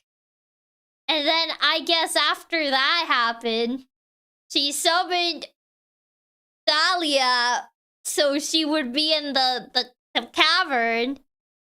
And she was trapped there. And then, like, I guess, like, when the earthquake happened, Iris came. And Dahlia was already using Maya's body, so it's just, like, threw her there, I guess. But, okay. It's an easy one. Bros couldn't do it. Yeah, it seems Maya really did channel Dahlia. The question is why she would do that. I guess to, like, keep her from, like... killing someone else? Question mark? Dahlia tried to kill her, yes. Dahlia tried to kill her by using Elise. So, like, after she failed, because allegedly Elise stabbed herself to stop that, then Maya called her back so that way she wouldn't possess someone else to kill her. And she would be trapped with her at the secret cavern. But then essentially Iris came out. And then like she trapped Iris in there. And she was just, I don't know, messing around.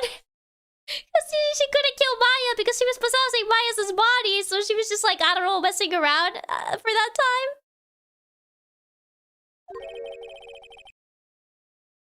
Yeah, see what so Dahlia couldn't get free and have Pearl channel her, maybe? Essentially. Dahlia wouldn't suspect that she's in the body of the person she's currently trying to kill. Essentially? Yeah.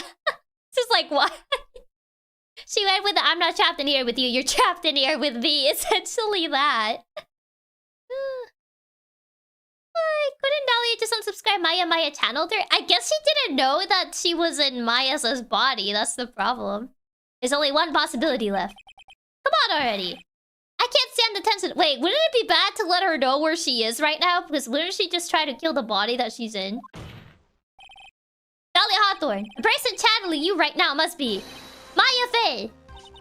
What? This light spirited channeling needs to be illegal. It's hurting my brain. Wait, isn't it bad if we actually let her know? She knows now. Can we make sure she doesn't try and unsubscribe? That's what I'm trying to say. It's like, isn't it bad that we let her know who she's like essentially being channeled by? Remember what this glint does Dahlia Hawthorne said about their goal. I feel like, you know that gif of like SpongeBob like pointing and then he twists his arms to like point somewhere else? I feel like that's me trying to explain what's going on in this case. What is she gonna do? Stop breathing?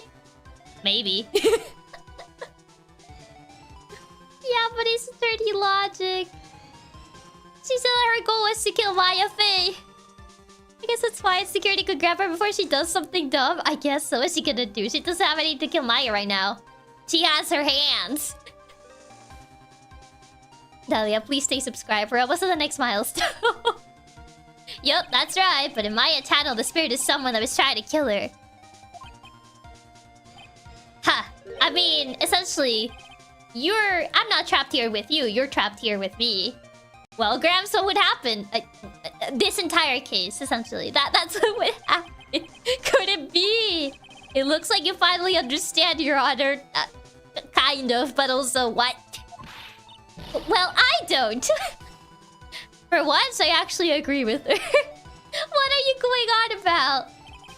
What I'm going on about is the reason Maya channeled you. Because she said, I'm not trapped here with you, you're trapped in here with me. And there's only one reason. To protect yourself from you.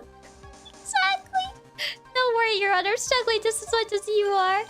To protect yourself? From me? Yeah, that way you can't kill her. Unless, you know, you essentially did what Elise did. Yes, on the night of the crime, you were only interested in one thing. Killing Maya Fey. The path back to Hasakuna was closed off and there was nowhere for her to run. So then the problem became, where would be the safest place to hide? Ah. You mean... That's when she channeled me. Yep. That way, Pearl couldn't channel you. Or essentially, you couldn't be summoned by anyone else. All this time, you thought you had been channeled by Pearls. That's why it never occurred to you. Maya duped Dahlia. Her ego was clubbed. Yeah. It was you. Oh. No, don't say that. Well, womp womp. You're saying that I, Dahlia Hawthorne, was played for a fool by that little whelp? Yes, you were. Ha ha, point and laugh. Maya Fey deleted herself. Unsubscribed from life. Isn't it obvious? Control Z. Sorry, but no. It would have been impossible for her to jump into Eagle River. This was the only avenue of escape open to Maya. Had to play a sad song in the song. It's like point and laugh. The only way that Maya could disappear from the inner temple. That's the only way Maya could disappear from the inner temple. Ooh. And Dahlia jumping from the bridge. Maya's plan would have been ruined. Point and laugh at the evil woman. I mean, that's if she only knew that she was being summoned by Maya, but how would she know? I don't believe you. A stupid little girl like that who has never been out in the real world. She would never have come up with a plan like that. Who could have ever given her such a brilliant idea? Well? Oh, hi, Pearl. Mia. Mia Faye clenches fist. It's been a long time, Dahlia Hawthorne. Oh. Well. So it's true. It was you! Yes. Huh. You're something else. What? What are you doing here? Where did Mia come from? I guess Pearl channeled her? Time for round 3. Pearly was by your side all the time and Dahlia never noticed? I guess not. I guess Pearly was in the audience. She was in the gallery, you know? And she just like got up, summoned Mia, and just like, okay, I'm gonna stand up in the desk now. Or is this the reunion of the dead? Essentially. That hair. It's Pearl's, right? Tell me something, Dahlia. I want you to think back to that night one more time. I forgot Pearls was in the room. She was probably like in the gallery. She just never saw Pearls. Turns out the person hiding under the desk wasn't Maya, but Pearls. You had just cornered Maya in the inner temple's garden, and then, in the final moments of the fight, you lost consciousness. I'll let this kid in the courtroom. Oh. I was stabbed by Maya Faye! Actually, Maya lost consciousness at the same time as you. And who stabbed her? She did? So it's becoming spirit versus spirit, essentially. They don't give Pearl a box to stand on. Pearl's too short. She's under the table all the time. Not terribly surprising since she was about to be killed. When she woke up, she was in the training hall. That's when Maya decided she needed help. Oh, did she summon Mia? Mia, what do I do? Someone tried to kill me. It's like, summon their spirit so that way they can't get you. And it's like, great idea. Is that what happened? She's like, Mia, someone is trying to kill me. What do I do? It's like, I know. They can't kill you if you summon their spirit. That way. Genius plan. And she was like, genius. And that's what she did. She explained the memo the situation she was in. 10 out of 10 idea. It worked. 4D chess, essentially. She asked me what I thought she should do. Mia, a spirit's trying to kill me. What do I do, Mia? I got you, fam. Summon it. Channel it. That way it can't kill you. Honestly, it's kind of big brain, but at the same time, it's letting Dahlia walk around, so not big brain. Yeah. She did that. I can't believe it. Of course, I didn't have all the details. But one thing was perfectly clear. And that was? I knew that you couldn't be allowed to wander free. Free? What do you mean? The fact that it worked is amazing, yeah. Mia outplaying Dahlia with her both dead. A 200 IQ play from 2 dead spirits. Honestly, it's kind of big brain, but at the same time... Yeah... That explains all the locks, yeah. It was a race against time, so I wrote down 2 things that Maya had to do. Handle Dahlia Hawthorne as soon as possible. And lock herself in the sacred cavern until help arrive. Ah, I see. It was Maya who put the lock on there. Yes, but why do you order her to do those 2 things? So Dahlia couldn't escape, I guess? If she hadn't done it, Dahlia Hawthorne would have been channeled by someone else, essentially. By one Pearl Faye. Pearls? Yes, Pearl didn't properly understand the plan. So all she was trying to do was follow her mother, Morgan Faye's instructions. Yeah, so Maya locked herself there to prevent Dahlia from being summoned by someone else. So they were essentially playing hot potato with Dahlia's spirit is what I'm hearing. Dahlia was just going from body to body like zoom, zoom, zoom, zoom. If she had succeeded in channeling Dahlia Hawthorne's spirit, things would have turned out very badly, to put it mildly. Basically, yeah. So that's how it was. The spirit potato. They were just passing it around. Dahlia Hawthorne would have used the body of Pearl Faye to kill Maya at all costs. Yes, it certainly sounds like that was the intent all along. How dare you! I won't forget this. Why not just admit it, Dahlia Hawthorne? Your little plan was nothing but a big failure. Point and laugh. Yes. Another failure to add to the pile of shame, wouldn't you say? Oh, you don't have to rub it in like that. What do you mean by another? Think about it, Dahlia. Remember all your past crimes? My god. I just could not have burns around his eyes. I mean, you don't know that. He's wearing a visor. Not a single one of them was a success. They all ended up in failure. You say that, but she did get away the first time. What? How dare you? Dahlia Hawthorne, profession, spirit, hot potato. So basically, the whole case could be put as I outplay your outplaying you did. The double T. She's cooked. I wouldn't act so smug. Elise died because of her. Yeah. 11 years ago. Oh, yeah. I mean, this is the crime she got away with, though. The fake kidnapping. Your very first crime. Can't punish her, but can roast her. He totally was saving that for sure. I mean, she was rubbing in the whole Feeny thing. You got your hands on a $2 million diamond, but...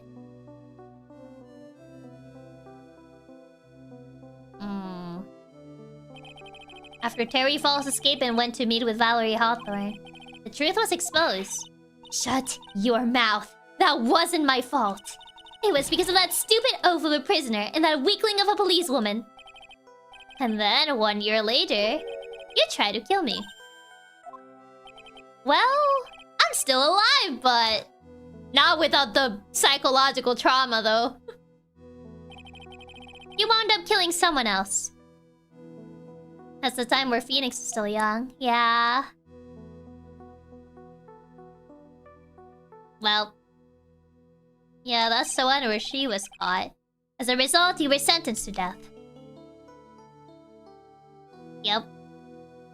That's the one time she didn't get away.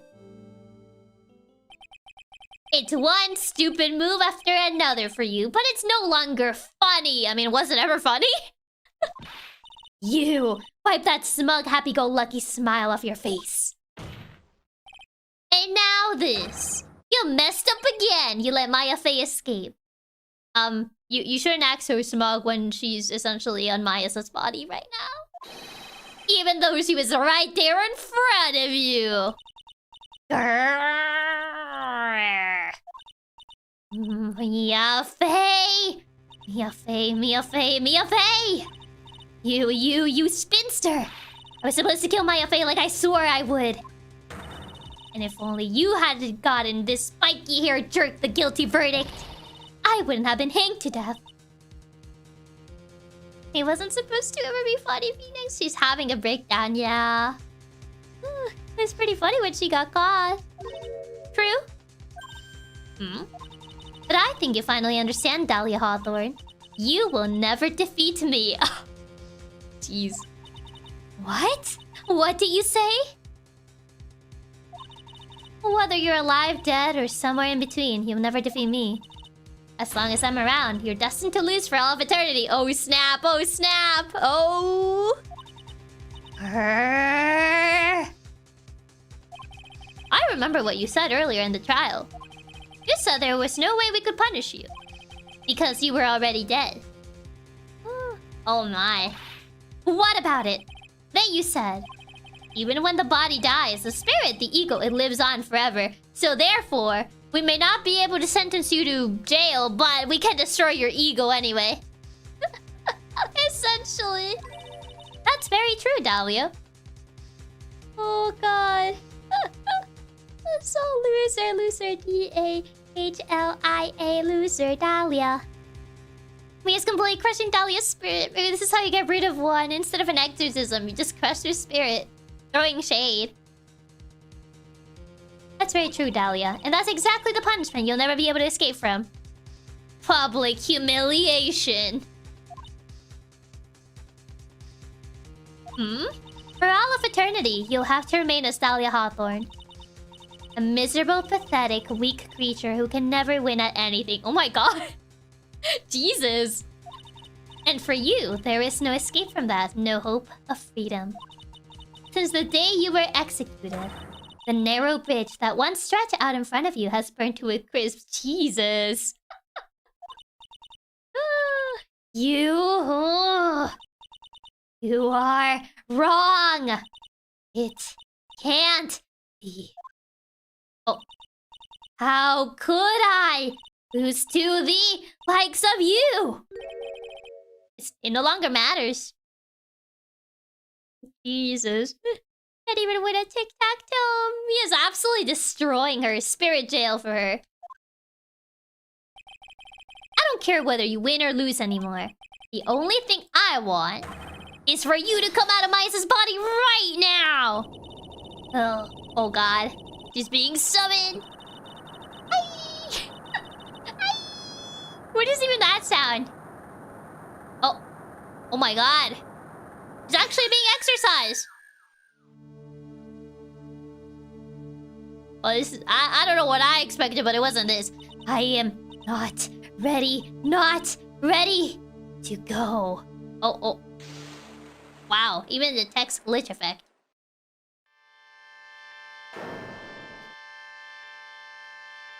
Magatama.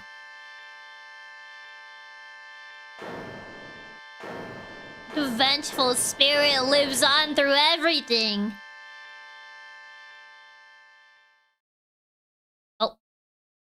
Oh, she's gone, I think. Oh. Nick? Sis? Oh.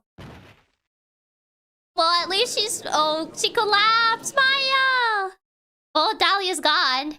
Wow, we actually did crush her spirit so much it exercised her. I guess that's how you exercise spirits. Now then. This is where the budget went. Rip Sister Bikini's pixels. That and Furio Tigres' pixels. Now then. I assume you are the real Iris. Yes, I was just rescued from the sacred cavern. Can someone get her a burger? We need a burger stat. Bring Maya back. I must say, you and your twin sister are indeed identical from what I can see. In any case, it appears that everything has finally been cleared up. Mr. Godot, what happened to Dahlia Hawthorne? If you ask me, Your Honor. It looks like she went back to the hell she came from. Maya's been channeling a spirit for a long while. She must be exhausted. Yeah. Seems the Misty Fae wasn't the only victim of this crime. 5 cc's of an extra large pizza on double. Go, go, go! What a way to exercise a demon. You destroy their ego. Maya's been channeling a spirit for a long while. She must be exhausted. Yeah. Extra bacon and cheese on that burger. Maya, Faye, as well as the young Pearl Faye, were also victims of this wicked and selfish plan. Yes, Your Honor. The tragedy of Medium Valley has finally come to an end, it seems. You guess how it ended? The Dahlia Hawthorne? I mean, I did guess it was Dahlia, but it's not in the way that I thought it would be. We're not finished yet. There's one more mystery to solve. There's still Goto's entire thing. Like, yeah. Like, we essentially solved the trial, but there's, like, a lot of things relating to Goto that I'm like, Question mark? Or did we stab Elise? I just assume it was herself.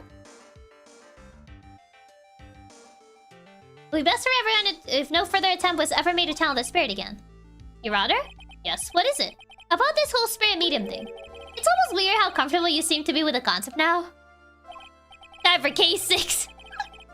Well, to be frank, my younger brother is quite judgmental. He often criticizes me for not studying hard enough. That's why I made a concerted effort to study up on the Kodain channeling technique. This must be one of my favorite ways of getting rid of an evil spirit. Destroy our ego.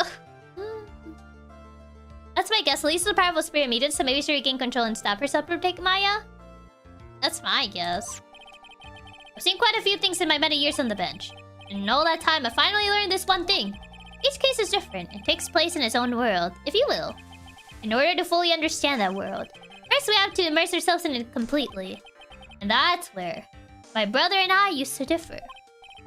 Never thought of it that way. At any rate, it's time to pass judgment in the case of Iris of Hasakuda Temple. Objection! Godot, you still have things to say? What are you gonna say now? Oh, the music changed.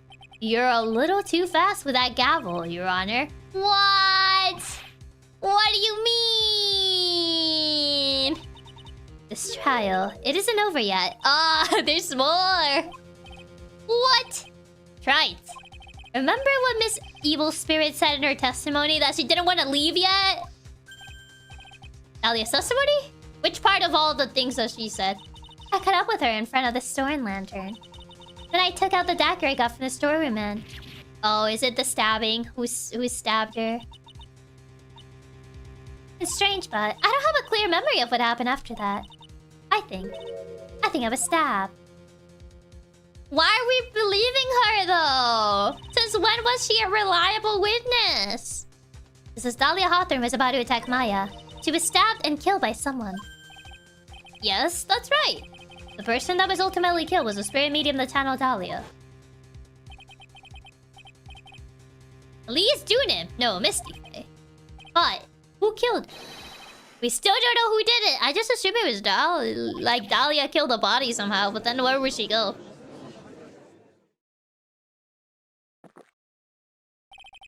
Unless someone else is found guilty, that accused is still in trial. We can't let her walk until there's evidence that proves her innocence.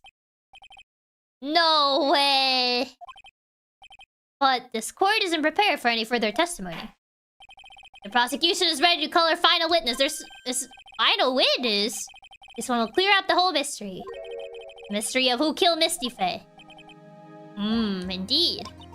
Is it really alright, Mr. Prosecutor? He still has another witness. I mean, well, unless they introduce a character out of nowhere. Like, there's... Like, we already had Bikini testified. Like, who else? Is it just Larry again? Of course it's alright. Madam Attorney. Very well then. Who is this final witness? Huh. Isn't it obvious? There's one person who saw the whole event and will put the final dagger in this case. Ooh. Someone who saw the murder take place?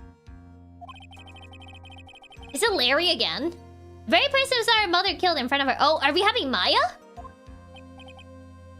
You mean Maya? She can't testify after what she just been through. Didn't you see she just passed out? She just passed out. How is she going to testify? She's in no position to testify. We need to find the truth. It's gonna make Maya testify against herself? The prosecution calls Maya Faye to the witness stand. Isn't she literally unconscious? Why are you making her testify right now? Very well. But first, we'll take a brief recess. We'll have to wait for Miss Faye to recover before summoning her. Once we receive the doctor's permission, we'll proceed with the trial. H, right? I got something to say to you, so listen up. At least feed her a burger. At least give her a burger. Come on, man. What is it? I don't think much of you as a lawyer. Gee, thanks. It's always the same with you. You somehow manage to just squeak by without even a faint understanding of the case. Some beautiful woman always seems to come dashing in at the last minute to save you. I wonder who that could be. You got some nerve! She's right here! Your girlfriend is right here! But that's not going to happen this time. This time, you're going to have to do this by yourself. What, you're just gonna, like, despawn Mia out of here? You and what army? I mean, he's right about that. He's not wrong, but shh, doesn't need to know that. I assume she was sent to the hospital after going through that. Oh, so hi Autumn. Welcome, welcome. Bojo really said a 1v1 me, bro. He's jealous that Mia's helping us instead of him. Yeah. Is he jealous that his girlfriend is helping me instead of him? Huh? That's enough. This court is now in recess. Oh, hi there. February 10th. I'm truly sorry about everything. You were working so hard to defend me. But I was missing all day and we didn't even have a chance to talk. She's right. When I met Iris at the training hall yesterday, They had already switched places, and Iris was inside the sacred cavern. Didn't technically he use what he thought was Iris to help him win, and his salty was we're using me as his help. I mean, he's a prosecutor. He was essentially just having Dahlia testify. I mean, all Mia did this time was rub Dahlia's fortune in. It's not like Ace Attorney 1-2, where she was a deus ex machina. Well, yeah, like this time she hasn't really been around that much. I wanted to at least be in the defendant's box today to root you on. Well, it wasn't your fault. You were locked up this whole time. There's something more important than that, though. I have to ask you. Why did you help your sister out as much as you did? Huh? If you had tried to get help at the secret cavern yesterday, you wouldn't have spent an entire day locked up in there. My sister. I felt sorry for her. She was abandoned by her mother and never got any love from her father either. Yes, but it was the same for you too, wasn't it? Yes, but at least I had Sister Bikini, who was like a mother to me. Only Dahlia had come with me to Asakura Temple.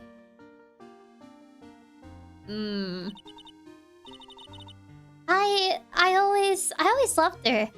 Unfortunately, she doesn't love you though, and she just thought of you as a pawn, so... Dahlia was always so smart, so strong, she never complained about a thing. Yeah, but also...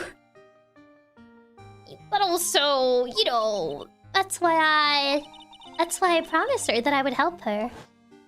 I mean... Sorry, Iris, but I think Dahlia was gonna be a vile, evil person no matter where she grew. Yeah. I don't think Dahlia would have ever been a normal person. Are you talking about the fake kidnapping case 11 years ago? Use her to refer to her thrown away and neglected. Yes, I wanted to be useful to her in some way. Iris is too pure for her own good. Yeah. Iris has one good person, much like how Pearl has Maya. Yeah. I guess that's how they turned out different. But as usual, I was too cowardly. At the last minute I ran away. Because of that. Dahlia's problem seemed more nature, like she was just that way. Dahlia's stepsister, Valerie, ended up... Yeah, and then that guy... That was the case that wounded Mia so badly. Yeah, it doesn't go both ways. Iris, you really didn't have to show her sympathy when she was just hates you more in exchange. Yeah. But things didn't end there, of course. Some people suspected that my sister was involved in the murder. Some people? You must mean... Yes, 2 defense attorneys. Mia Fey and Diego Armando. After poisoning Mr. Armando, who was getting too close to learning the truth. Dahlia even tried to kill the person who had unknowingly hit the poison for her. But he's standing right here, though. He didn't die, though. So how did he survive is the real question. You. I'm not sure if Dahlia would have turned out any differently, even if she was in a more nurturing environment. Yeah, like, it's kind of hard to tell. That's right. Iris, there's one more thing that I have to ask you. Yes, what is it? On the night of the murder, the person that cleaned up the corpse of the victim, Elise Dunham, was it really you? Yes, it was me. That night, after I rang the lights out bell, I went back to my room.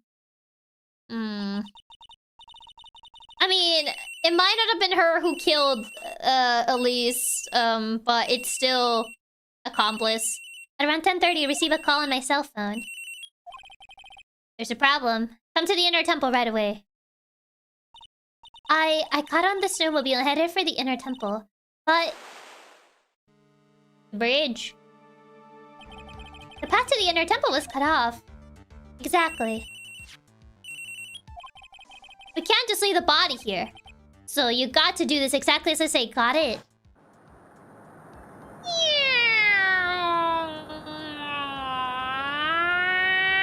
Boop. It was me. I was the one that received her body. But I forgot that I couldn't catch her. I could have just bailed with the money. Why even bother coming back? Yeah, she still helped with the murder in the end. Yeah, even if she didn't kill Elise, she still helped. Definitely still getting prison time because she's declared innocent of murder. Well, yeah, she's still an accomplice, so... I can't get the sound effects. I'm sorry, the scene doesn't hit the same for me if I don't do the sound effects. The murder weapon had been left in her body so she wouldn't bleed too much. The staff that Mystic Elise always held. I knew it. So the actual murder weapon was a staff. Yes, that's right. I brought the body back to Hasakuda Temple on the snowmobile. The question is, who sent the body? Yeah, that's what we don't know yet. We should get a less severe punishment than Dahlia. I mean, you can't really punish Dahlia, she's dead. You can only really send her to super hell, and that's about it. See, these are Chiaki noises. But why? Why do you alter the body? I didn't want anyone to know that the staff was the murder weapon. I didn't want to leave anything that would lead back to Misty Fae. I do the Chiaki sound effects when I go to the final kiss of the trilogy. So I dressed her in a robe and stabbed her with a shichishito. I wiped the blood off the staff's blade and left it next to her on the ground. Iris, just tell me one last thing. Tell me the name of the person that called your cell phone. The real killer. Well? I'm sorry, Mr. Wright. I can't do it. I can't say who did it. I'ma shake you! I see. Oh, Toby! Defendant? Yes? The judge is calling you. He wants you to see you in his chambers. He asked some questions about Dahlia Hawthorne. Oh man, not even after she's been exercised. Alright. Well then, I'll see you later. There's something I want to tell you. Oh, okay. Something she wants to tell me. It isn't the killer's name, right? That would be nice. Iris girl, after all we've been through. So it's true. Iris cooperated with the real killer. Maybe even from the very beginning. Phoenix. Hi. Mia. How is Maya doing? Physically, I'm not worried. She'll recover completely. But emotionally, she's been hurt very badly by this case. Yeah, she's going through it. The real killer was Shelly. Shelly the killer. Ooh, they call her the famous entrepreneur. You told us already all of this, but you won't say who. I see. You don't mean she's learned who Elise Doonim really was? Yes, I went to the medical office and talked with her. I told her everything I knew. But why? Maya's stronger than you think. I knew she could take it. All of it. What do you mean by that? I want you to figure that answer out by yourself. Oh, thanks, Mia. The trial is about to restart. The real killer. Do you know who it is yet? Iris couldn't tell me who called her, but still. I think that just maybe I know who it was. That night, the victim was killed in the garden of the inner temple. And the criminal wasn't just there by accident. Which means that the killer knew of Dahlia's plan from the very beginning. Oh my god, Sister Bikini, how could you? And one more thing. The victim was moved to the Hasakuda Temple side by pendulum. In other words, the criminal couldn't cross the bridge. That means they were stuck on the inner temple side for almost an entire day. Exactly. So the culprit was someone that wasn't in Hasakuda Temple the following day. Why, Ria, if you know the answer, why can't anyone just say it? That's as much help as I can give you. Can't believe Sister Bikini killed her because she was jealous of all her extra pixels! Unbelievable. The rest of the battle is yours to win or lose.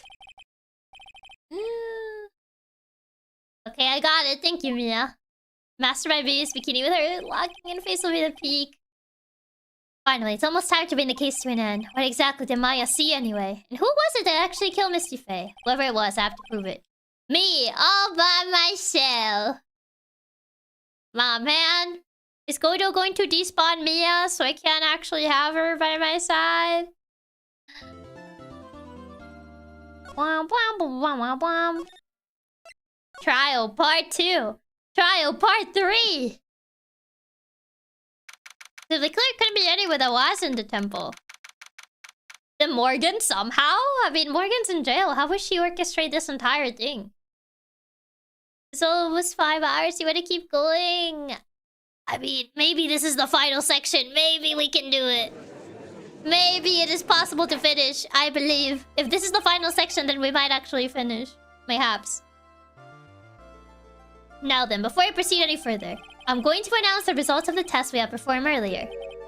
Tests? Yes, tests on the bloody dagger that was found stuck in the pine tree. Oh yeah, that! I totally forgot about it. Didn't we all forget? That's the weapon that Maya Fey used when she fought with the victim. This bit isn't too long if I remember right. And this inside, this is the final section. So what are the results? Was it the victim's blood or... Due to time constraints, a full test wasn't possible. However, there's one thing we can say with certainty. The blood that was on this dagger was not the victim's blood. Wait, who was it then? Maya? That is all. You can't even... What do you mean? You can't even figure out who the blood is? Like, it's not Elise's blood. Okay, so is it Maya's by that proxy? So it wasn't Misty's blood in the dagger. Then whose was it? Man. That is all. He's just like, oh yeah, it's not Misty's, that's it. I'm sure both the defense and the prosecution knew this, but this trial is rapidly coming to a close. Both sides wait to show some firm evidence for their claims. I understand, Your Honor. From what I've heard, the witness is dangerously weak, physically speaking. So let's finish this quickly. He did say they couldn't perform a full test. Bruh, we have confirmed the blood is blood. Thank you for your information. Agreed. Very well. Please bring in your last witness. Witness, please tell us your name and profession. Maya Fey. My profession is, I'm the assistant manager of Banning Co. Law Offices. Maya. According to the magazine, a half-year, you're a spirit medium of the Kodayan channeling technique. I'm frightened. The Fake Clan. I don't want any more to do with it. Oh, feel bad for her, man. Oh, Maya. The pain the Fey bloodline causes must be unbearable. Oh. Very well. Now then, Miss Fey. When the event occurred, you were in the garden of the Inner Temple, and you witnessed the moment of Miss Elise Dunan's murder. Is this correct? Oh. I didn't see any... Straighten up this instant, young lady. Huh?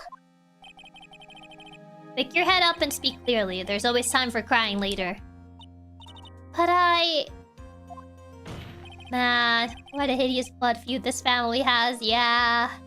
Your mother was killed right in front of your eyes. Jesus, have some tact. Like, first her sister, and now the hope of finding her mother, only to actually meet her, have her be possessed by Dahlia, and then her mother dies. Like, there's some slack, bro. There's nothing you can do to change that fact. Jesus. I mean, just because you're right doesn't mean that you have to say it like that. There's something you can do. You can finish this. Yeah, can we say good though?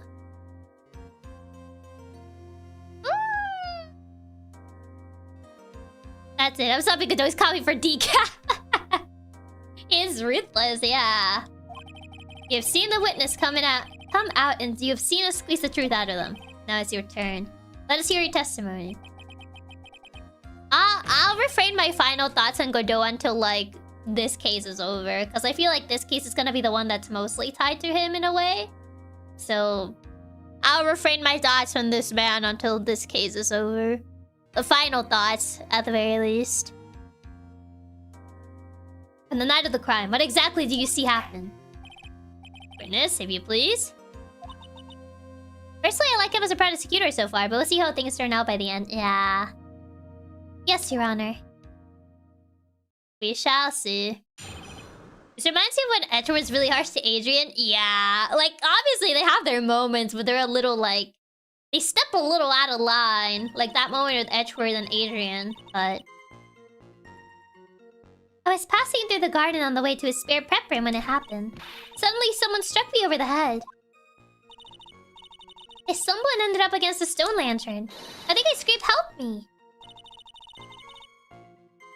Then something warm splashed over me. That's when I lost consciousness. So you were struck on the head. I suppose it must have been this staff. But it must be a prosecutor thing, and they get a little too harsh. Yeah, like, it happens, I feel. Maya, the person who hit you. It was Dolly Hawthorne, wasn't it? I'm sorry, Nick.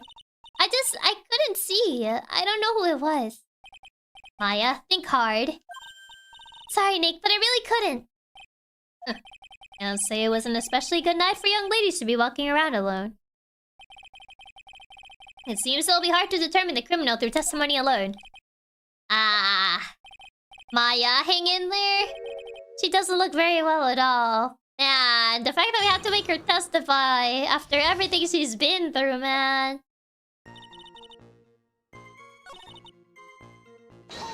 I see. What do you... Who did it? Who hit you? Well, I didn't see who it was. I was hit from behind. But after that, your attacker was in front of you. How could you not see who it was? Oh! Let me think for a sec. I'm sorry. I just can't remember. Maya's really having a hard time. Press her harder. Come on, Maya. This isn't making sense. Why didn't you see this person? Well, let me think. It was Oh yeah, that's right. It was dark, that's it. It was dark. It's not good to have too much light around when someone is undergoing spiritual training. Come to think of it, there was an earlier testimony to that effect as well. So it was dark in the garden on the night of the crime, which is why she didn't see her attacker. I thought maybe she was trying to hide something, but I guess not. Judging by the testimony thus far, the identity of the attacker was most likely the spirit that was channeled by Elise Dunim and Dahlia Hawthorne. Very well. What happened after you were struck on the head? I stumbled and ended up against a stone lantern. Something splashed over her? You don't mean, was it? I didn't know it at the time, but... I think it was probably blood. She said that's when Miss Dunim, who was channeling Dahlia, was stabbed in the back by the killer? At that moment, I was paralyzed with fear.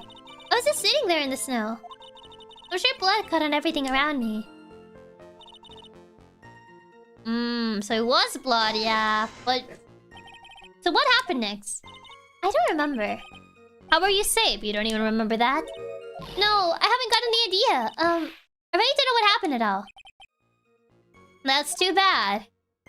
I've worked side by side with Maya for 2 years now. I can tell when she's trying to hide something by how she acts. And right now, I'm absolutely certain she's hiding something.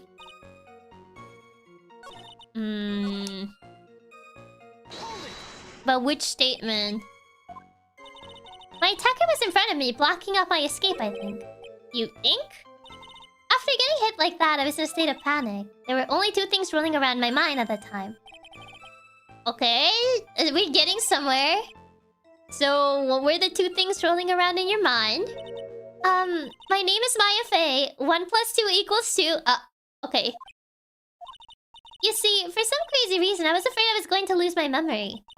I know it's odd considering my life was in danger, but that's how it was. Hey, why would she be afraid of that?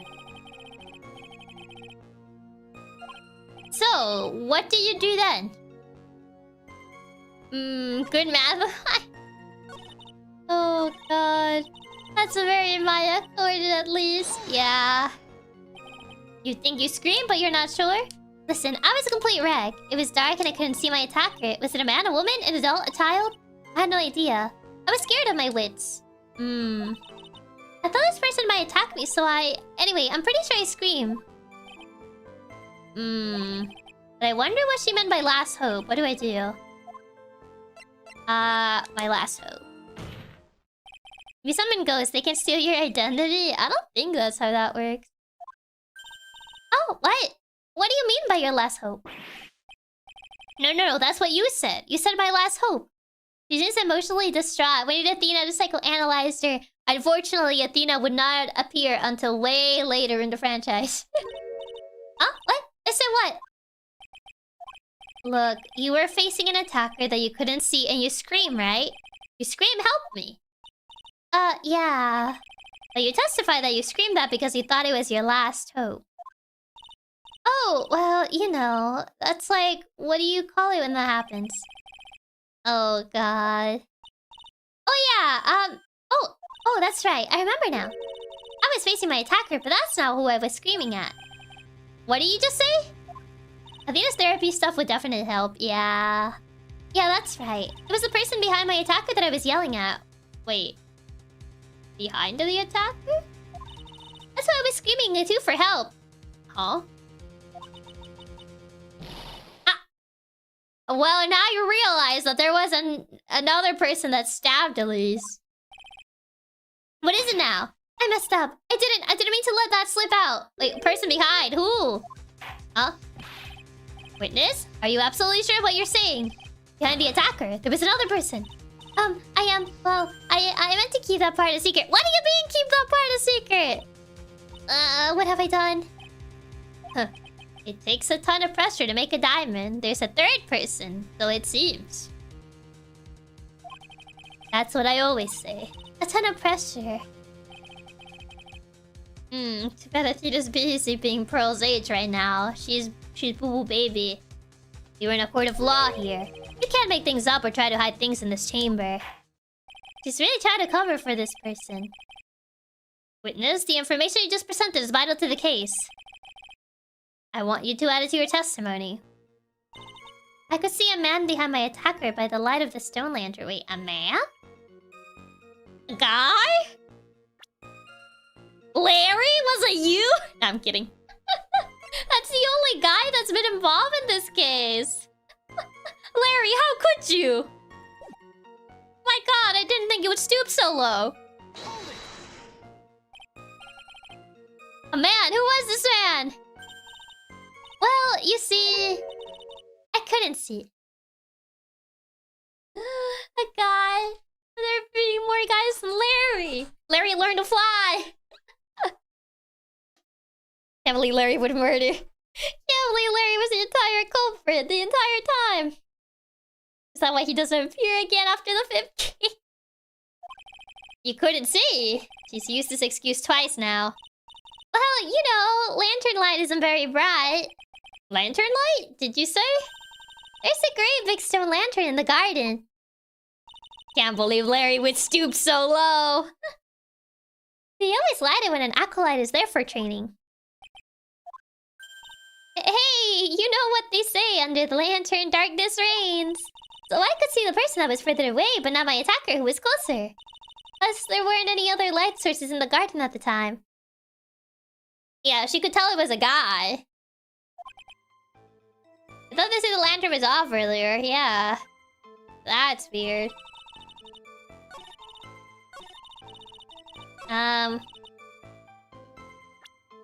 Where is the lantern? Yeah, it was not lit the night of the crime, so... Objection!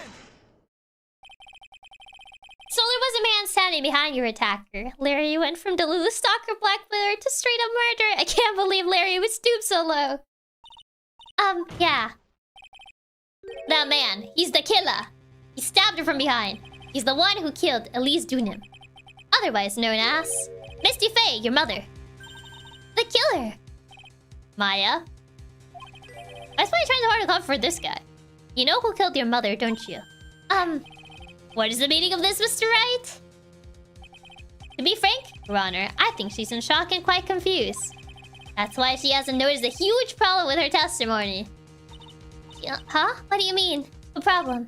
Maya, on the night of the crime, that stone lantern was out of commission. Huh? What? He's the killer. Oh well, case closed. Time to wrap it up, boys. Yeah, I don't know why she's trying to cover so much for this person, though. There was no light anywhere in the garden that night. No! No! Order in the court, Mr. Godot. Explain this. I'm pretty sure he already went past 17 cups. Add the pureness of milk to the perfect clear darkness of coffee. Stir. And how does she see her would-be savior? That's the question. That is the state of the witness's mind right now. A cup of cafe au lait. Cafe au lait? It's not even legal. Mr. Trite's words are the milk and you are the spoon. My toe is actually going to explode. I'm a spoon. I'm no spoony bard, I'll have you know. You must have noticed it too, Trite. This witness' mental state is highly unstable right now. It's not hard to understand why she would make a little mistake like that. Sorry, but that's not going to cut it.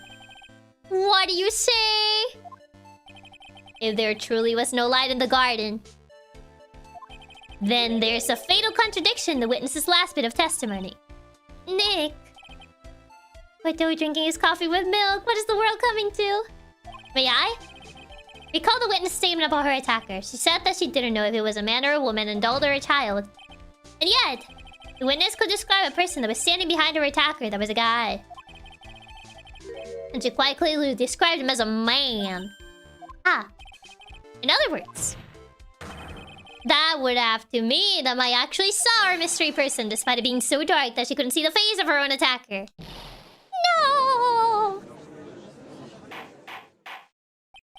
Was it Pearl? Pearl is not a guy. Unless she's lying and it was Pearl. Order, order, order. What in the world does this all mean, Mr. Wright? Are you saying Miss Faye saw a real killer under pitch black conditions? Objection. Right? Do you have any idea what you're proposing?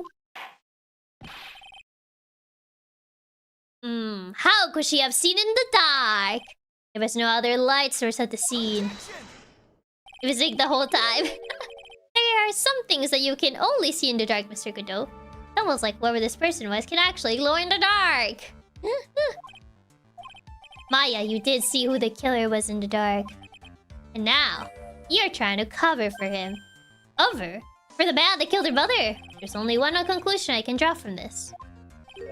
You know who this man is! Sorry, Phoenix, it was you. Points at you. Please, Nick.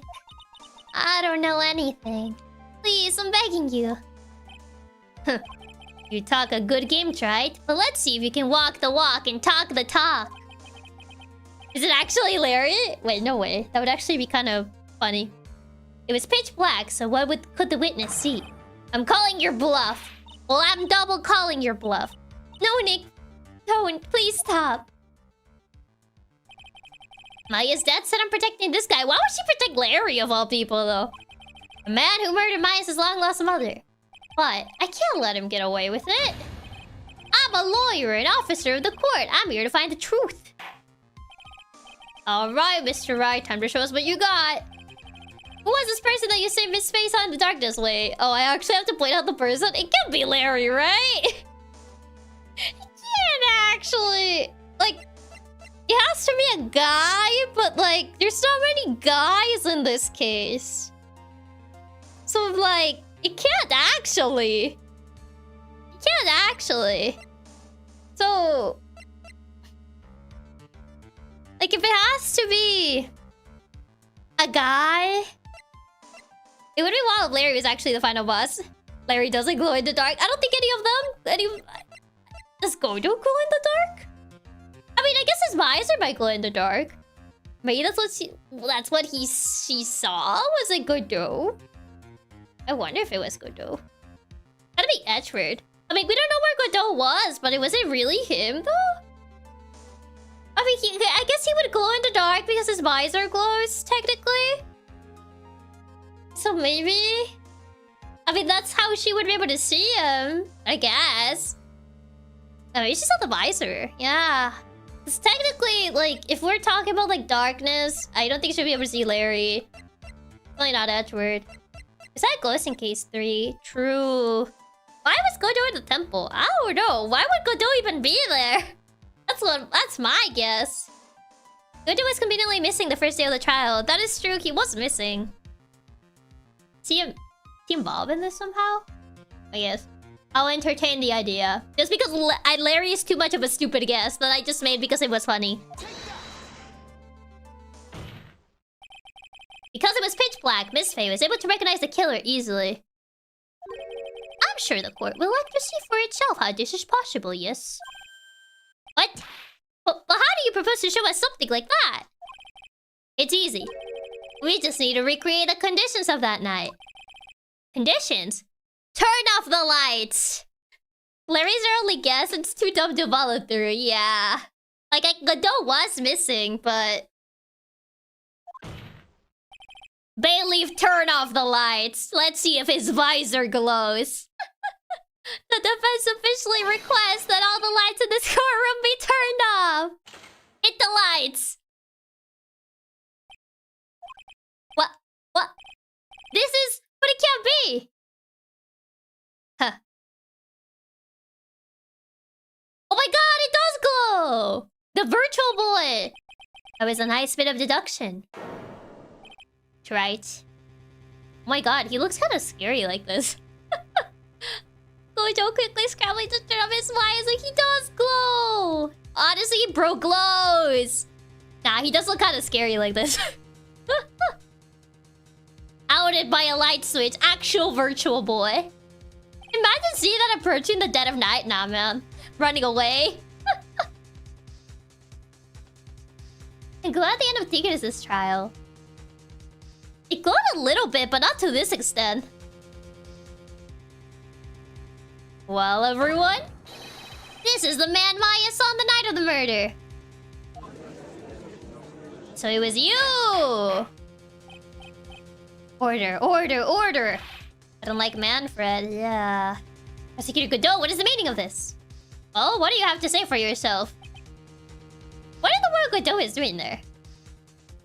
Yeah, what was he doing there? Surely you must be shocked to hear yourself accused of such a thing. Why aren't you denying it? Yeah, well, why? What is your reasoning, actually? Your Honor, you're asking the wrong person. What do you mean by that? If you got a question, ask the witness. That's one of my rules. Well, Maya, how about it? Maya was able to recognize the only man that brought a virtual boy. He's pushing for this. Person is 20 and he's so over his limit. What you saw that night. Was it that? Do you see his virtual boy? Was it 3 glowing red lights? Well, witness, answer the question. You're wrong. I never saw that. Maya! I thought the person that stabbed my mother was a man. For a totally different reason. What? So was it or was it not him? Objection. I mean, we also don't have, like, any motive for this guy, to be fair. Chattering? If it's worth asking, ask the witness. That's one of my rules. I was trying to commit... Mister, no, Godot, don't unsubscribe from the program of life. Alright. Well then, let's continue with the testimony. Why does the visor has anything to do if it was a man or not? I mean, the facial features. Please tell us how you knew the killer was a man. Yes, Your Honor.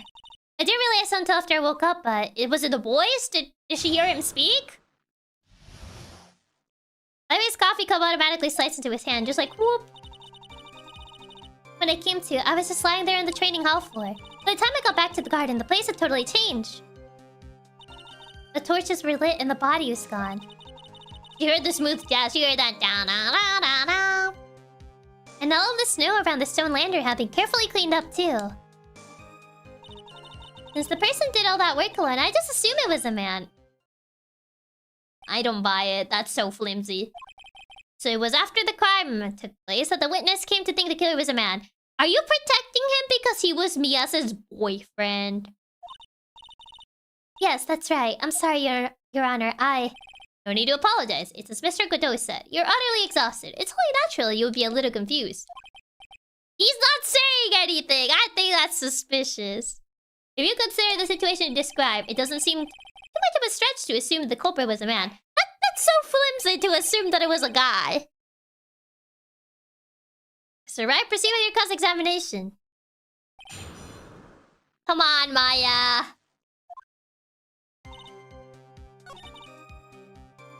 Yeah, maybe she doesn't want Godot to control for Mia's sake. Naturally, the killer must have done it, right? Yes, I think so. But why would the killer tamper with the crime scene like that? There must have been something that the killer desperately wanted to hide. I don't know. It looks like she doesn't have enough confidence. I think I need to gather some more information before I ask her again. Yeah. The torches were lit? Yes, that's how I noticed that the whole scene had changed. I'm going to say it was the killer who lit the torches. I mean, who else could it be? The killer probably lit them, so it would be impossible to do any cover-up work in the dark.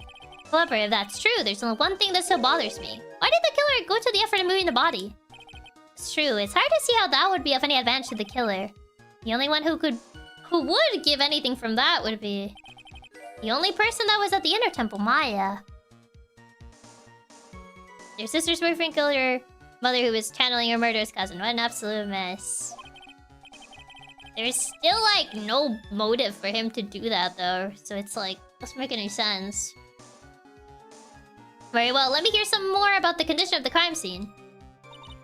And all the snow around the snow lantern had been carefully cleaned up, too. As the person did all the work below and just assume it was a man.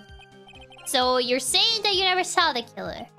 Yes, but earlier you very clearly stated that. You saw a man behind your attacker. Nyaa, come on. You gotta be honest. You gotta be honest. Nick, I'm sorry. The killer certainly went through a lot of trouble.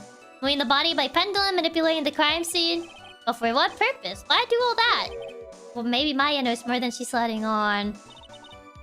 I feel like we have to press her. We don't have enough information. Yes, I think it happened when the victim was stabbed. So the person that carried you into the inner temple. Yeah, I still don't get why the work would do. It just happened to be there in the perfect spot. It's just nothing personal, Nya's mom. Exactly, like... Right now, he doesn't really have a motive to do that. So it's like... The killer carried Nyaa into the inner temple. And like, they still wrote Nya's name. So it's like, why would they want to... blame Nyaa as well? Naturally, the killer must have done it, right? Yes, I think so. But why would the killer tamper the crime scene like that? It must have been something that the killer desperately wanted to hide. Did I press the statement? You're saying the killer cleaned up the snow? Yeah, why did they only clean like that patch? That little square? What is under the lantern? There were a lot of shovels around the inner temple. But they were all really heavy. Way too heavy for me to use. An odd fellow indeed, this killer. Why on earth would anyone want to take the snow away? There's one thing I can think of. Didn't you say that a lot of the victim's blood sprayed onto the snow? Yeah. The area collapsed and ended up being splattered. In other words, the killer's purpose was to hide the bloody snow. I think that's the most reasonable explanation. Perhaps. However, there's something that's bothering me. If the killer just wanted to hide the snow with blood on it, there was no need to remove that amount and remove the square. That's true. He could have swooped just the snow. He could have just scooped up just the snow that was stained with blood.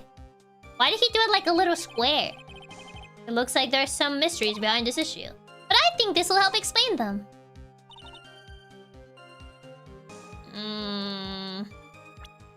I mean, I pressed all those statements, but like...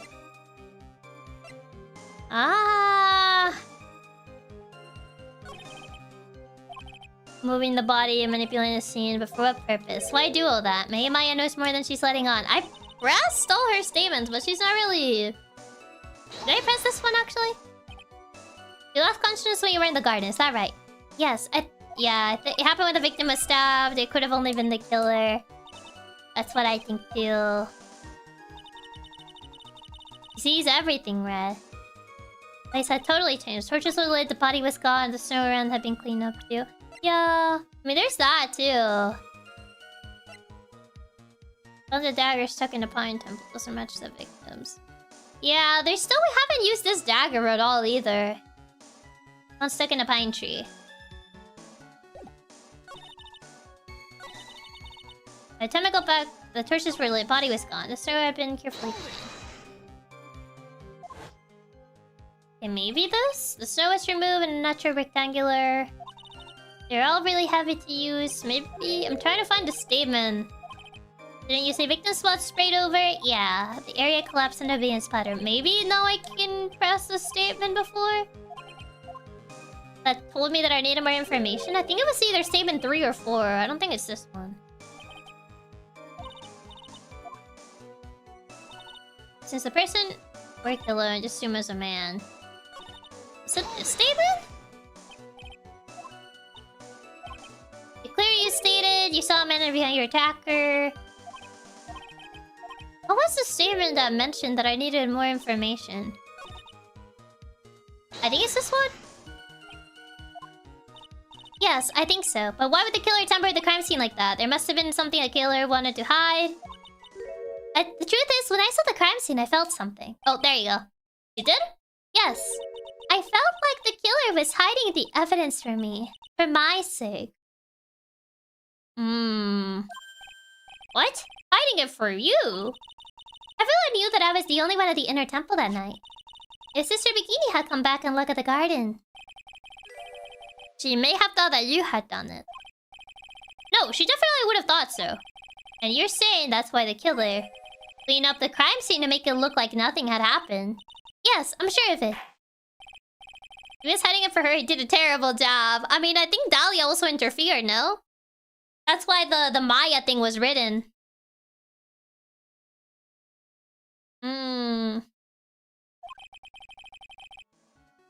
I want you to add that to your testimony. Yes, Your Honor. I think it was for my sake that the killer cleaned up the evidence of what had happened. They did it for your sake? Well, if the body and the blood hadn't been removed, I would have immediately been the prime suspect, right? Yeah, and if that happened, the body would have caused some other problems. If our real identity had come out right then, it would have been terrible. Dahlia. The Maya writing. The evidence directly implicated Maya was missed. Yeah, the writing. Yeah, Dahlia wrote it after the body was moved. Oh, it did look pretty shocked when he found out about the message, yeah. Because he didn't see... He can't see red. Master Kudain killed by own daughter. I don't think Maya would have been able to handle it. But still, it's rather difficult to fathom the killer's motives. That's what I'm saying! What reason is there to go through that much trouble to protect you?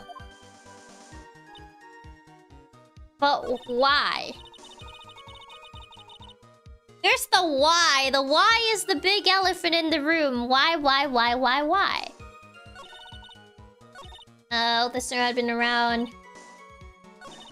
Do I have anything for that new statement? If it didn't go down, why would he have done it? I think it was for my sake the killer cleaned up the evidence of what had happened. I guess we present the stone lantern because that has Maya's name on it. Morgan Smith has succeeded. The headline would have been about an 8-year-old girl committing murder. At that point...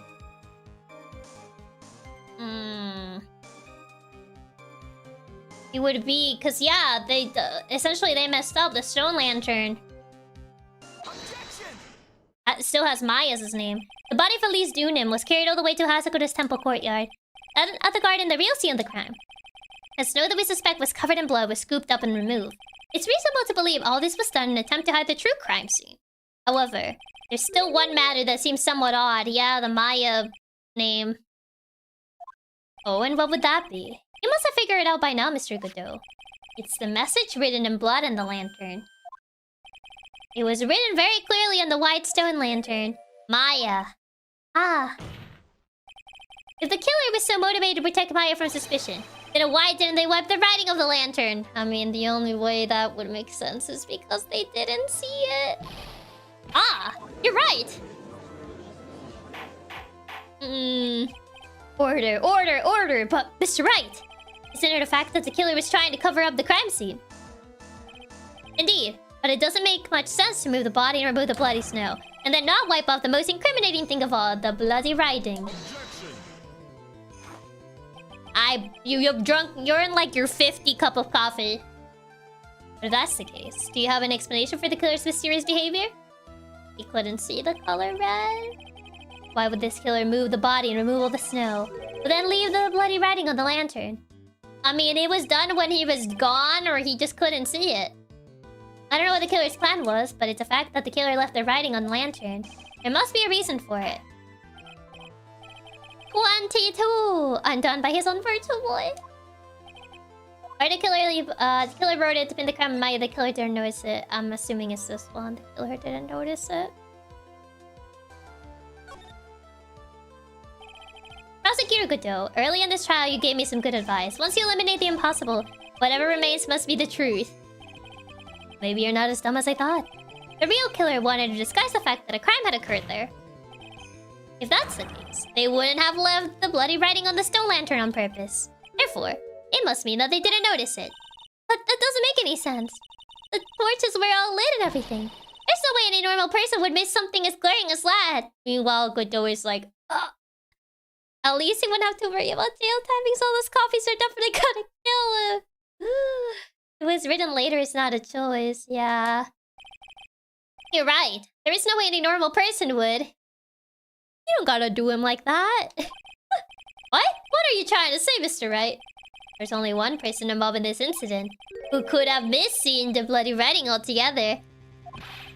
And who would that be? Who's that person that could have failed to notice the bloated writing? Oh. It is you? Normal quotation marks. My suspicion is the normal person part, not the virtual boy's biggest fan. Mr. Godot, this is what you said yesterday. But why? My eyesight's pretty messed up, even with these huge goggles on my head. I still can't see everything. That still doesn't explain the why. You can't see everything. Is that correct, Mr. Godot? This lantern was submitted as evidence today. I would like the court to think back to the moment it was first presented. This lantern, there's something written on it. Why, it's written in blood. Nonsense. This lantern is clean as a whistle. You couldn't see it. I still don't get why he killed her or why he was even there to begin with. Yeah, that's the big thing. There's certain colors you can't see, correct? You don't gotta call him out like that. Not in front of the courtroom. You can't see red on a white background, can you? You can't see the colors of Christmas.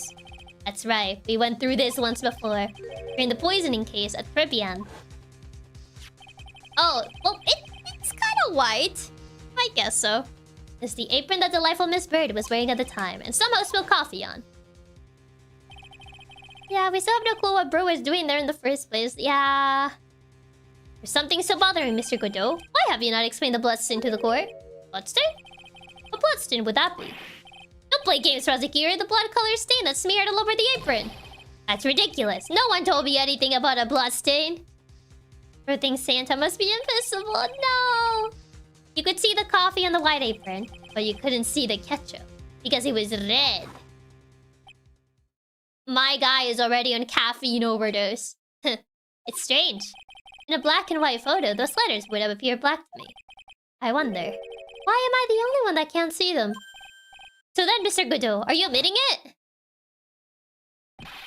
Are you admitting that you can't see the red writing on the lantern?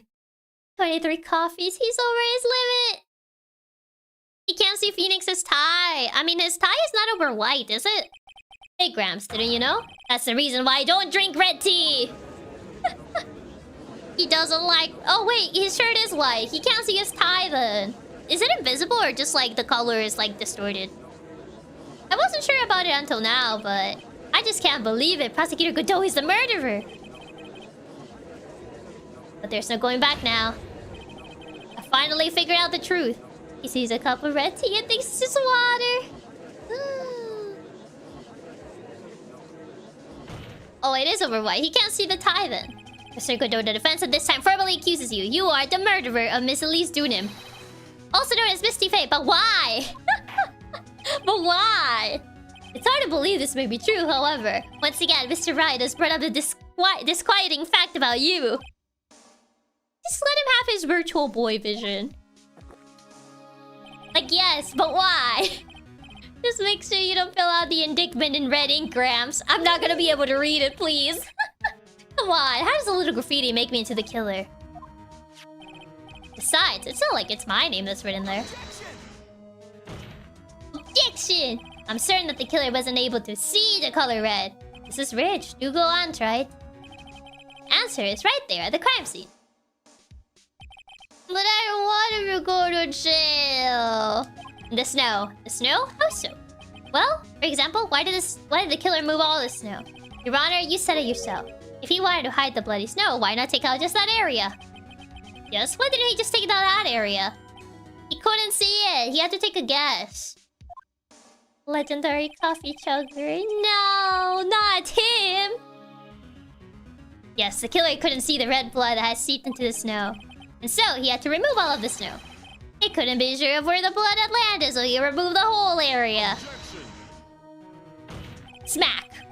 Isn't it more likely that the killer couldn't see the blood because it was dark? No. Nuh-uh. Not a chance. The torches were all lit. You would have just been able to see just fine. Well, it seems that once again, this trial has taken an unexpected turn, to say the least. Can you explain this, Mr. Godot? Man. Wait just a minute. Aya? What is it, witness? Legendary coffee, man. Godot can't make it in jail. There's no coffee. Mr. Godot isn't the killer. After all, he didn't even come to the inner temple until 2 days after the murder took place. He didn't show up until after that old bridge got fixed up. Maya... You can't testify to something like that. Why? What do you mean? I may not look like it, but...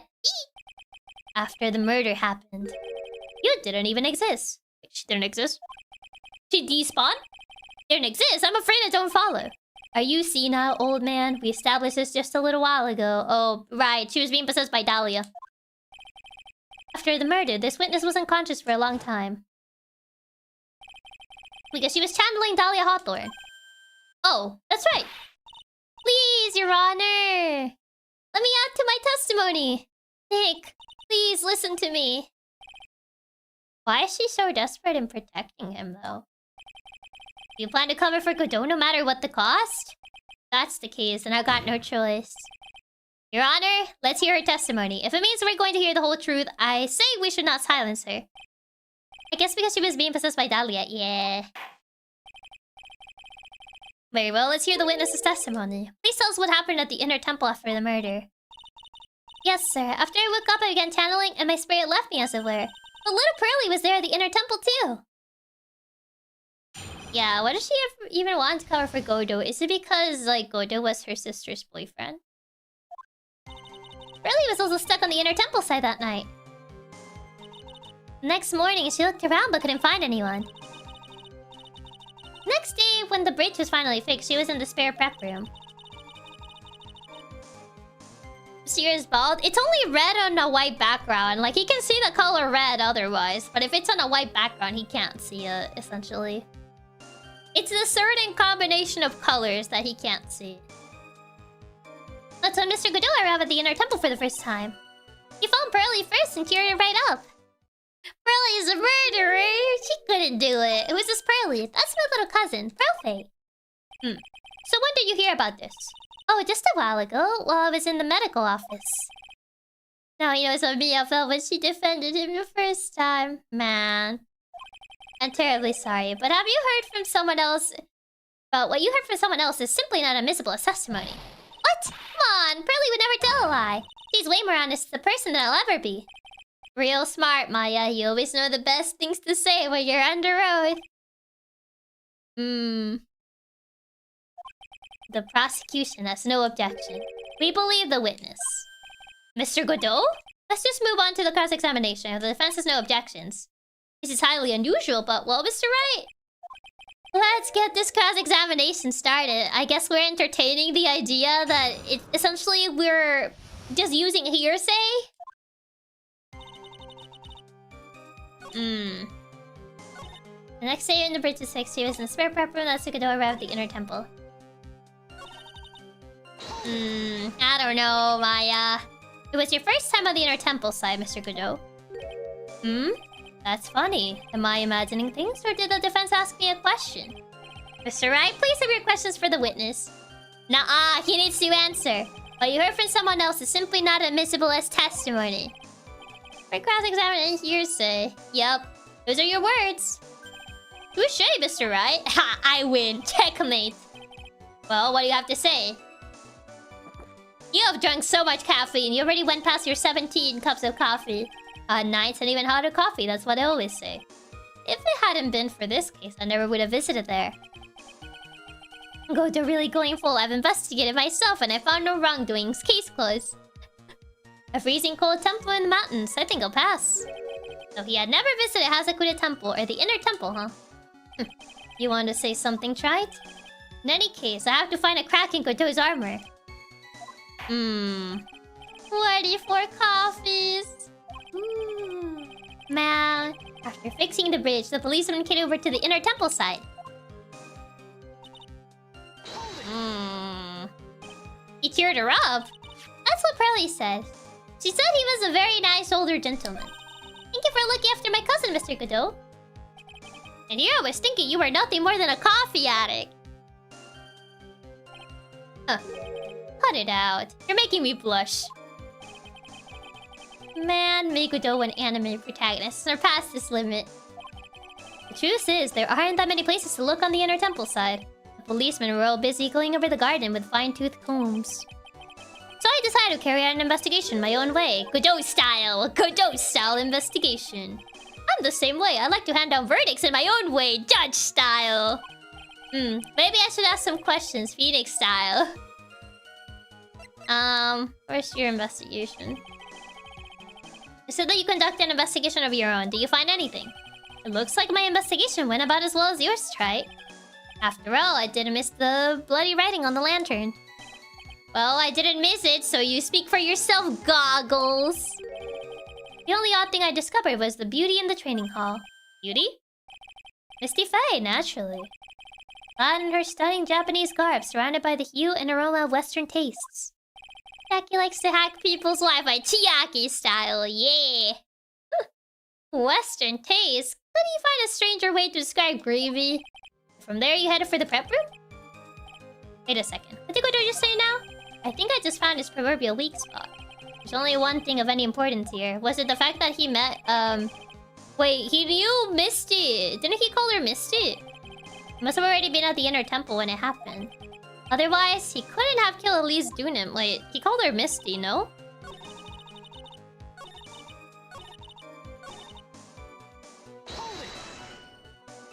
Yeah, Did he call her Misty? I could have sworn he called her Misty. Yeah, he knew her by Misty. Yeah, but how did he knew Elise was Misty? Knew who was on the scroll before it was slattered with gravy, yeah. The truth is, there are many places to look. The policemen were all busy going over. They decided to carry an investigation. Yeah, he recognized the person on the scroll. The scroll doesn't have a name, no. Well, I can't see it, but I don't think the name is written. I can't really see what the scroll used to look like. I don't know if cheering Pearls Up even says anything. It looks like and as well as yours, the writing. I discovered, yeah, beauty, Misty Faye, naturally. Yeah, essentially the scroll covered by the... Yeah, he said he'd never been to, he's never been to the temple before. But... he knew what the scroll looked like beforehand. So that means he definitely went there before. How did he know what Misty Faye looked like if the scroll was already covered in gravy? At the time. He couldn't have killed Elise Dunim, yeah. Next morning she looked around. Next day, that's when she looked up for the first time. Can I use the hanging scroll here? Because that was the one thing he mentioned that was odd. I don't know if I can use it on this statement, though. Maybe? I'll say this statement, because this is when they mentioned they went there for the first time, so... Mr. Godot, the first time you crossed the ski bridge and went into the Inner Temple was long before the murder took place. Why do you say that? Because I can. Yes, he just made one fatal slip-up. I do have to save. It's been a while since we last saved. Ooh. The hanging scroll? But Mr. Godot is right. The scroll shows a picture of my mother. Yeah, but how did he know if it was the first time he came, he actually showed up there? Oh yeah, I know you know who it is, but here's something you didn't know. By the time the bridge had been repaired, 2 days after the murder, hanging scroll in the training hall look like this. What's that wonderfully delicious smell? Gravy. The morning after the crime, someone covered it with gravy. Gravy? But why gravy, Nick? We're so close to the end. Yeah, we're so close. I can feel it. Because gravy was much more than a condiment to the culprit. Well, Mr. Godot, if you really hadn't seen the hanging scroll until after the murder, you wouldn't have had any way of knowing that it was Misty Faye. What do you have to say to that? Wait a minute, Nick. Yes? Take another look at the hanging scroll. Look at the top. There's a crest there. Ah, that is the mark of the master, correct? Exactly. So if you know the meaning of the mark, then you could guess that it was a picture of Misty Faye on there. But how would he know? True, Mr. Godot described what was underneath like this. Clad in her stunning Japanese garb, surrounded by the hue and aroma of Western taste. Yeah, he was describing the gravy as well. Oh. Yes, it's possible that he knew what the crest meant. However, he wouldn't have known that she was wearing Japanese clothing. Lucky guess. Shrugs. He's just gonna say like, oh, I just got a lucky guess. Cause, you know, I saw the Magatama. It's just like, lucky guess. Mr. Godot, on the day of the murder, you were hiding at the inner temple long before the crime took place. He described the scroll before the curry. He did. Can I ask you just one little thing, Trite? His virtual blade can see through gravy. What is it? This whole theory of yours. It all rests on a certain assumption. Over in America, so of course he was wearing Japanese clothing. That I knew beforehand that a crime was going to be committed. That's right! Otherwise, there's no reason for him to sneak onto the crime scene. Of course, Mr. Godot knew about the plan. Oh, did he? Oh. No. No. Did he somehow happen to be there? Like, wrong time, wrong place. He saw that Maya was gonna get murdered and, like, attacked Elise. Like, unknowingly. Because he wanted to protect her. Is that it?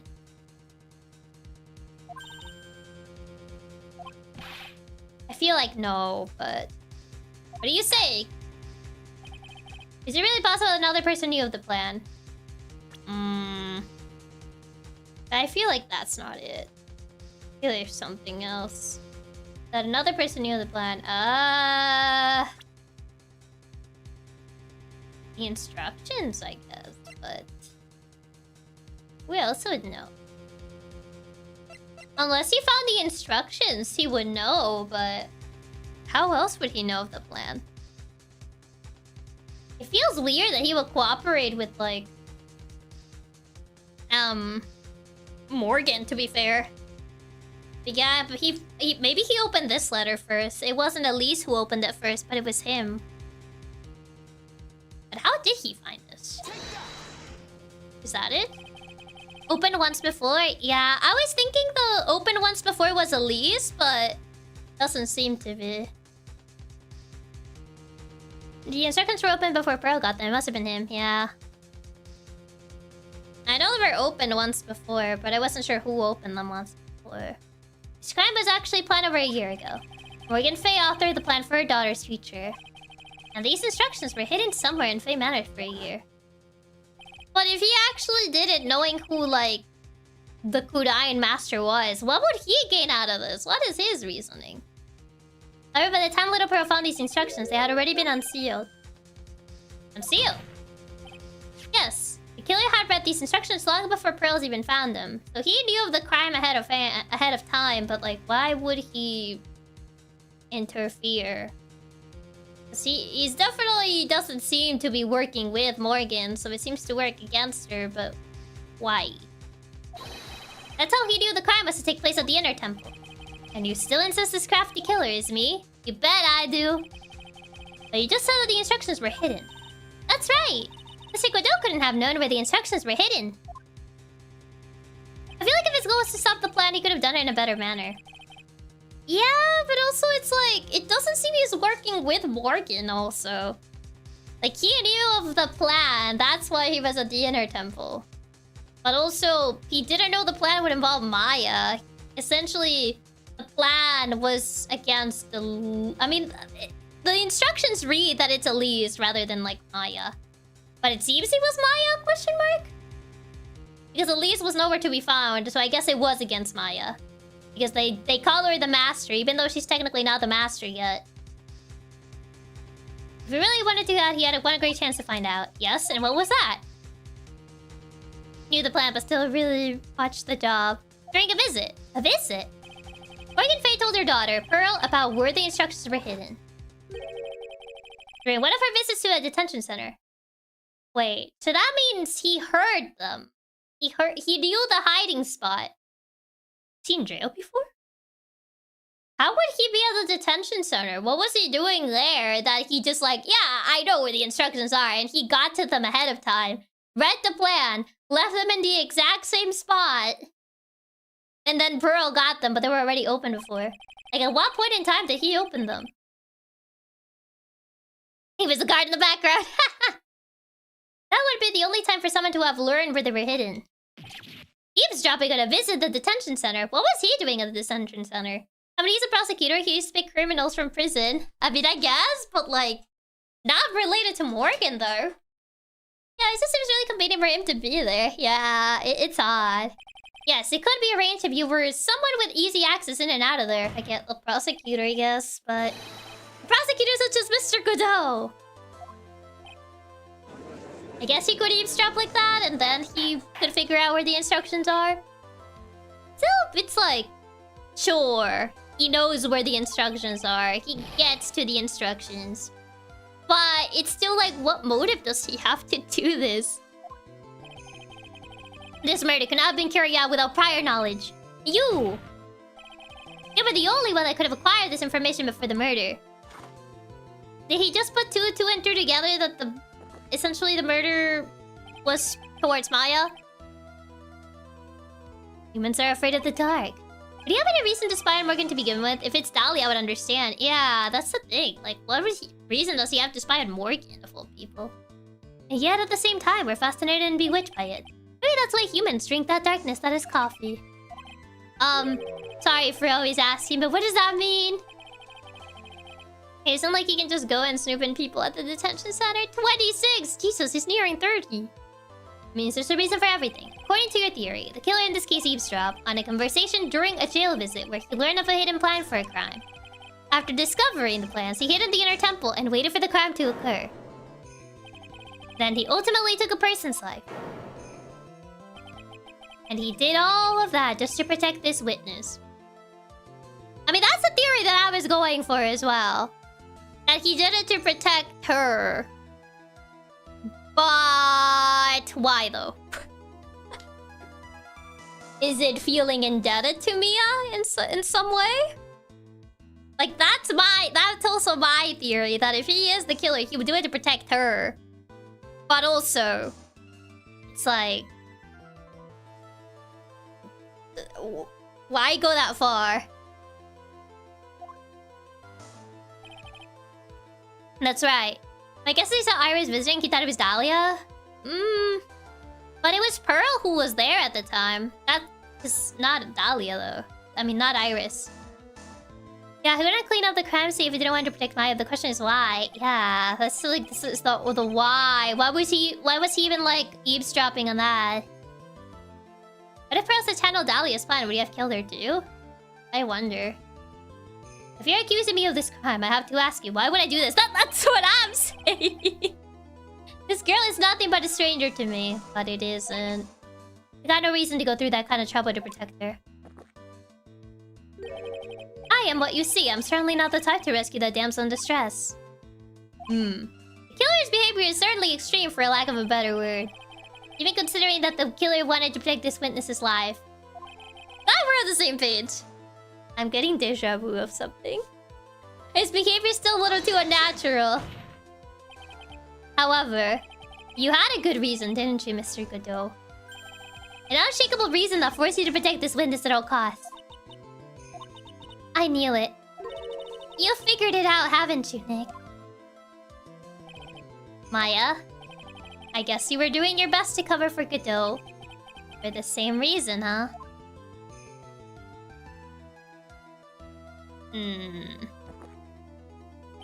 Literally what everyone thought. I forgot we didn't even establish him as being Mia's boyfriend. I mean, I put the theory of him being Mia's boyfriend like forever ago. Way before the game actually established it. Leviticus was still alive. It's dying soon. Oh, I got like the last warning just now. It's very simple. Maya Fey is a lot more than just a stranger to you. There's one person who lies at the very center of this whole story.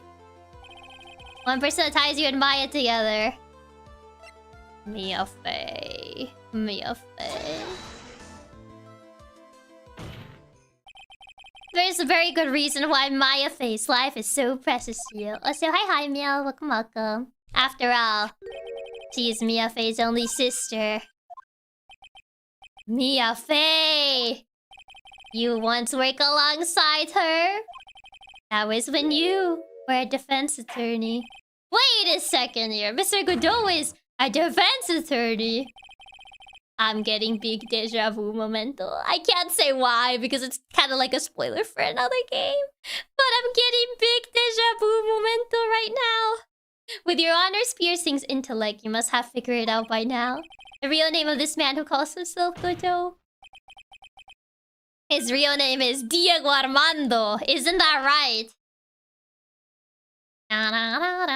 Nope, didn't play. The last time someone called me by that name was over 6 years ago. Diego Armando.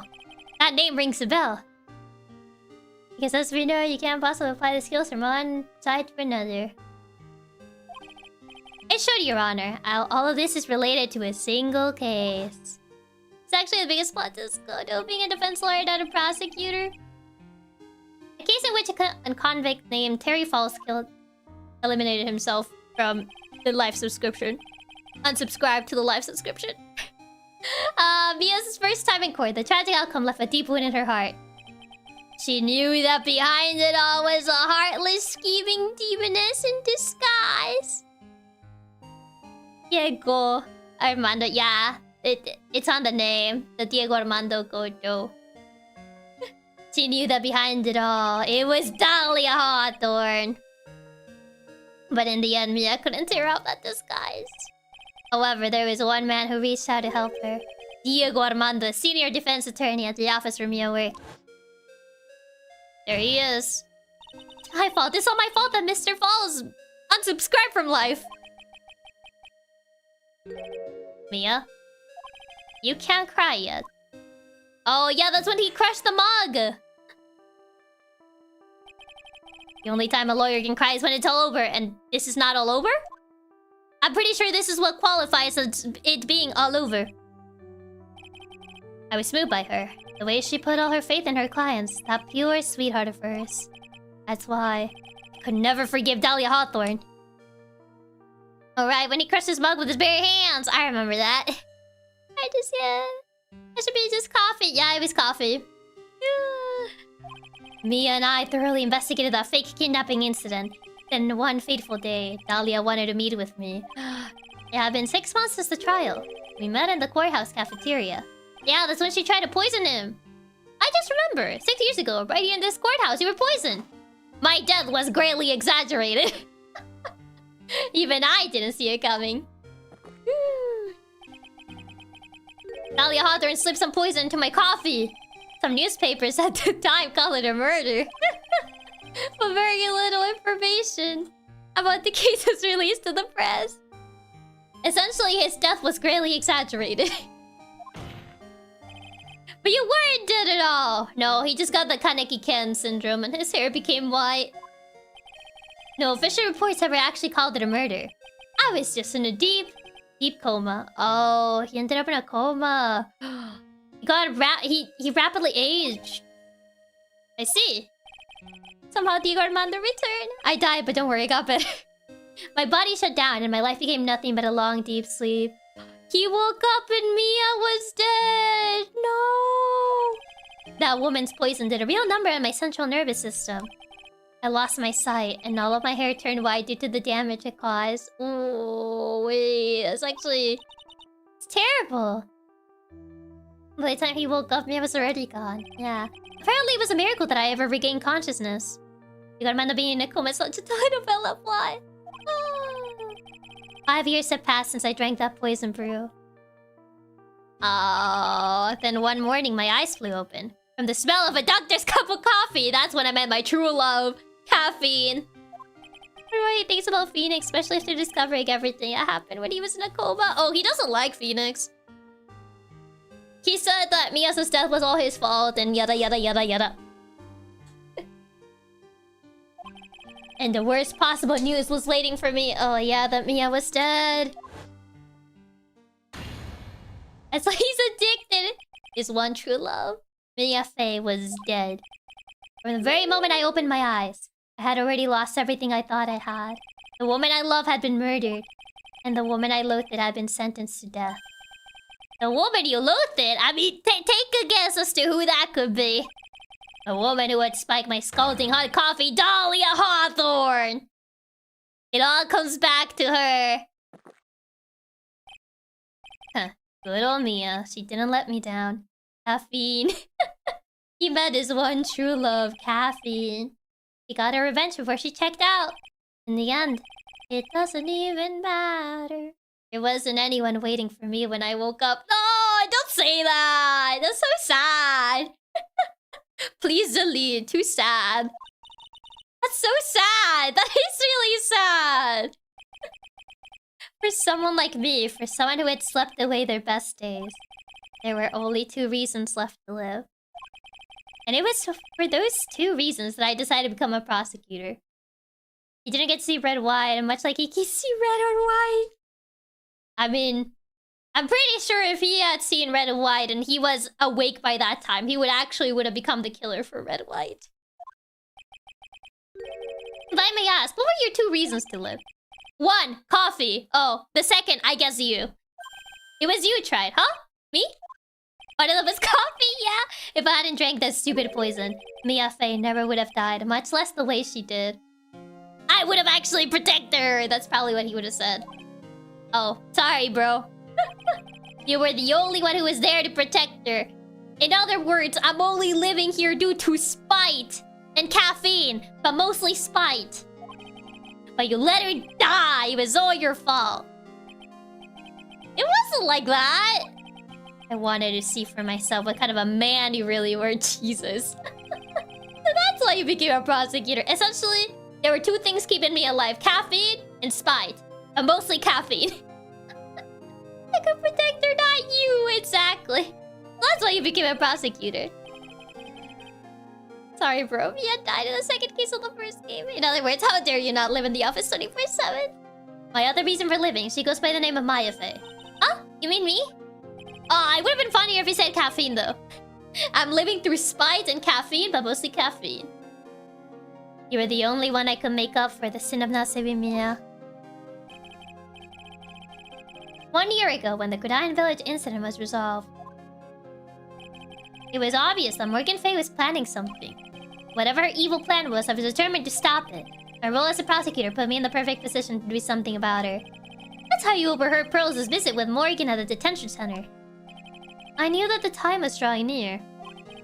In another verse, the whole Ace 30 series MC would have been him! In another game.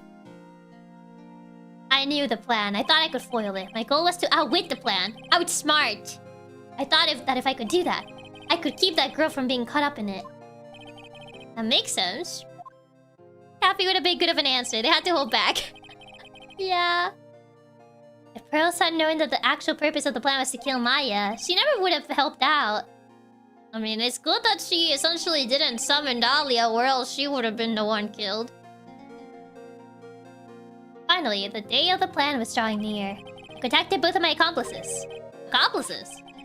Iris of Hazakuta Temple and Misty Fae. I especially needed the help of Iris. She was to take the fall in my backup plan in case we couldn't control Pearl Fae.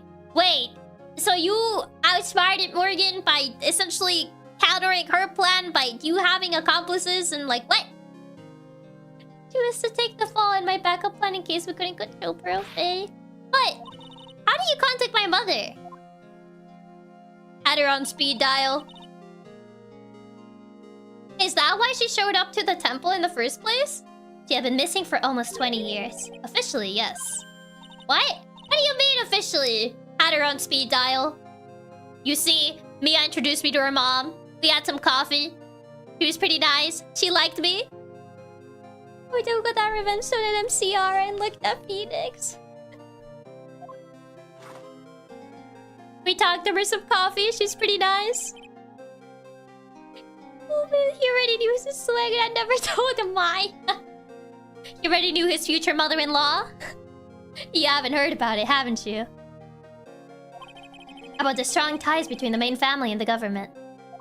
This literally could have been solved by telling Pearl her mom was evil and that plan would actually hurt Maya. I mean, would she really believe her mom was evil, though? Now that you mention it, Bikini did say something to that effect. She said that the Master of the Kodain had great authority. 28 coffees now. He really is going to reach 30. He is. Even without her official position, Misty Face still wielded great influence. The police have been keeping an eye on her movements all this time. That's how I was able to contact her. Again, because of my position as a prosecutor. Man. So my mother was cooperating with you. Man. Don't ever forget. No matter how far away from you she was, she never stopped thinking about you. Ah. She was always... That's why. I knew she would do anything to protect you. I don't think. Could this sub the entire plan by telling Pearl not to channel Dahlia? You also have to assume that Pearl is 8. She's a child.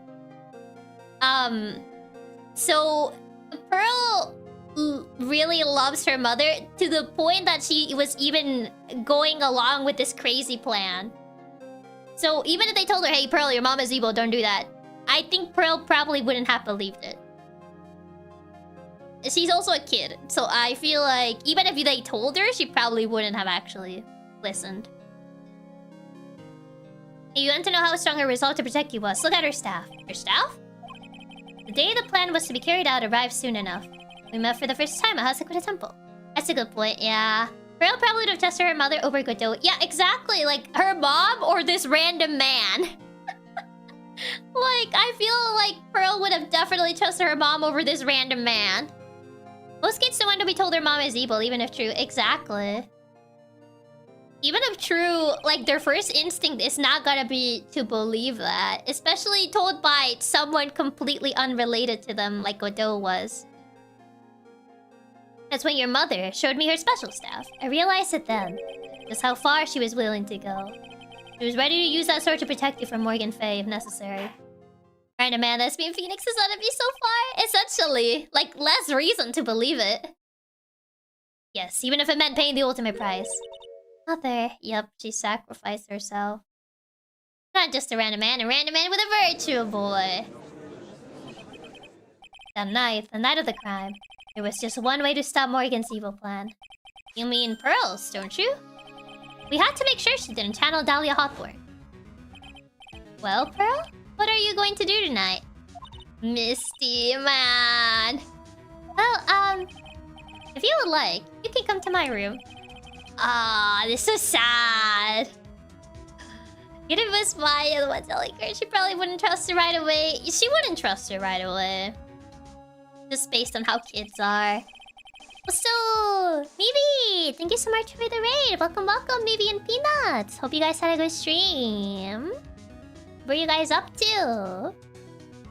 And for the people that don't know me, I'm Chiaki Katsumi, the powerful and tubular Maine Coon hacker. We're currently playing Ace Attorney. Trials and Tribulations. But yeah, this is around the end of the game, so yeah, there are major spoilers for this. It's telling us that she ran from the cops once. Interesting story. Quite the story. But she never showed up. She was worried and followed me to the inner temple. Oh, that was the thing we were the most afraid of. She did sacrifice herself. So sad. It's giving me parallels to one very particular case. So, Noel, thank you so much for the gifted. Thank you so much for recruiting one new member into Nylina. Thank you, thank you. And that's why Misty Faye had to do the channeling herself. She channeled Dahlia Hawthorne into her own body. What? What do you mean? She channeled the spirit first. Then Pearls wouldn't be able to do it herself. Yeah, because Pearls didn't show up. Yeah. This Master Kudai and Misty's power was supreme. That's how it went down. She channeled Dahlia Hawthorne so that Pearl wouldn't be able to. Ah, so that's why. I'm so curious what it's reminding you of. It's reminding me of a different case. Like, I see a lot of parallels with a case in a different game. Specifically Dual Destinies. If you know the case, you know. But I'm not gonna explain further because it's technically major spoilers to that game. But it's given me a lot of parallels to one case in that game. It's 21 or 2. No. It's not from the trilogy. It's not from the main trilogy. It's from Dual Destiny specifically. My role in the plan was to make sure no one is going to hurt Maya Faye. That's why I hid myself at the inner temple. Just in case you needed to be safe from Dahlia Hawthorne. Odo?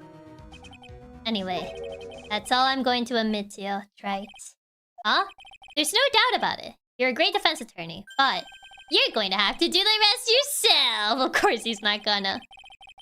Ace Attorney loves making cases with parallels to other cases. Oh yeah. There's just one question remaining, Mr. Wright. Who killed the victim? Who did it? Who done did it? Oh, from Dual Destinies. Yeah, it's giving me parallels to another case. There are only 2 possible suspects right now. Maya Faye. And I'm sad to say, you, Mr. Godot. Well, it's pretty obvious now. Well, try it if you're the real deal. And finish this thing once and for all. Show us beyond a shadow of a doubt that you can finish this on your own. Oh, Nick. Please don't.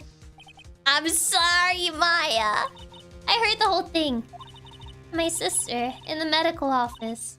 That's why I have to protect Mr. Godot. I'm sorry, Maya. It's sad, man. It's sad. I feel bad doing this to him. But I can't do it. I can't testify against him after all. He's the man who put his life on the line to protect Mia and me too. 29 coffees. Jesus, he is reaching 30. Oh yeah, I know that. Heck. But even so, it doesn't absolve him of his crime. Please, Maya, testify. I don't want to do this either, man. I feel bad for him. It's the final testimony. Don't bother trying to hide anything, because I'll know. I want to hear the truth from your own lips. I understand. I'm sure you're right. I'm ready now, Nick.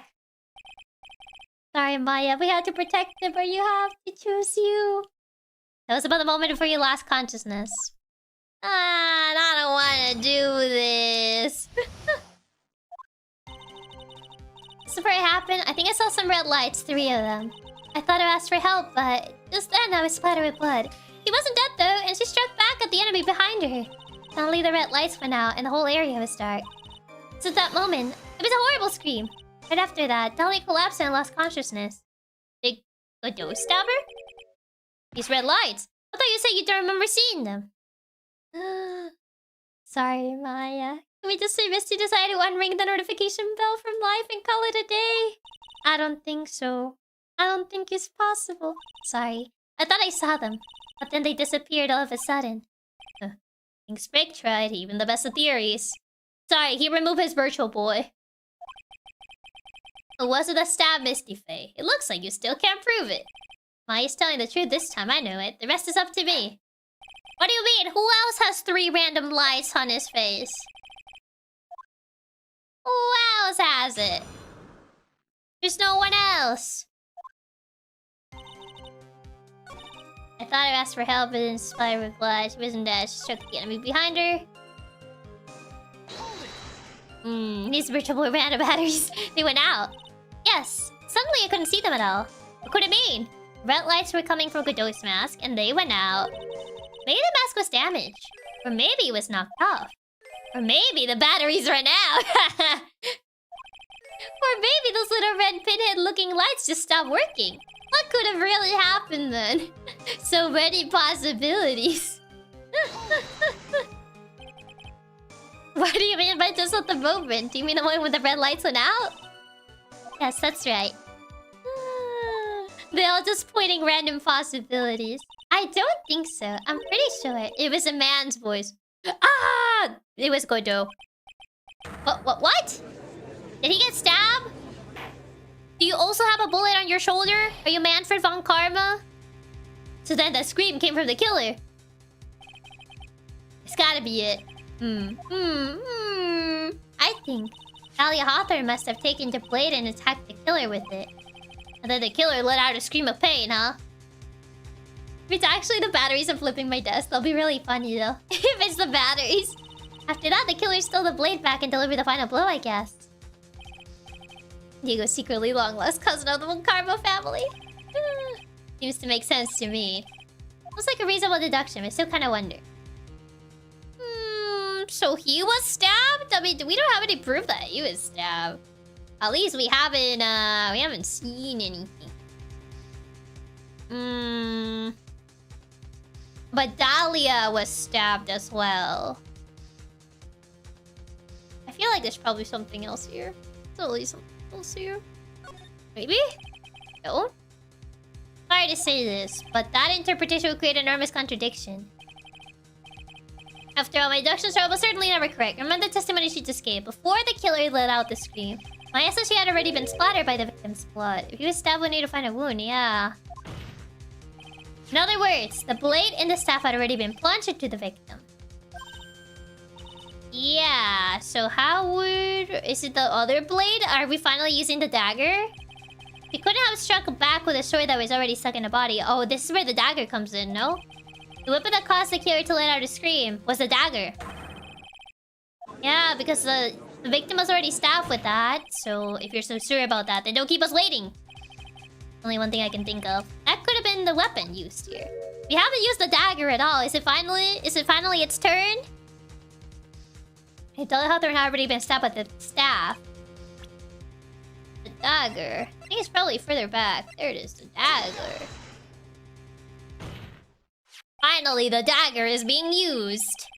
Naturally, the dagger the killer brought to the scene of the crime. Oh, that's right. I forgot about that. Everyone forgot about it. It hasn't been used since it was shown. Yes, the detective found that this morning and brought it to me. So it seems. Talia Hawthorne struck back at the killer with this. And she managed to wound him as well.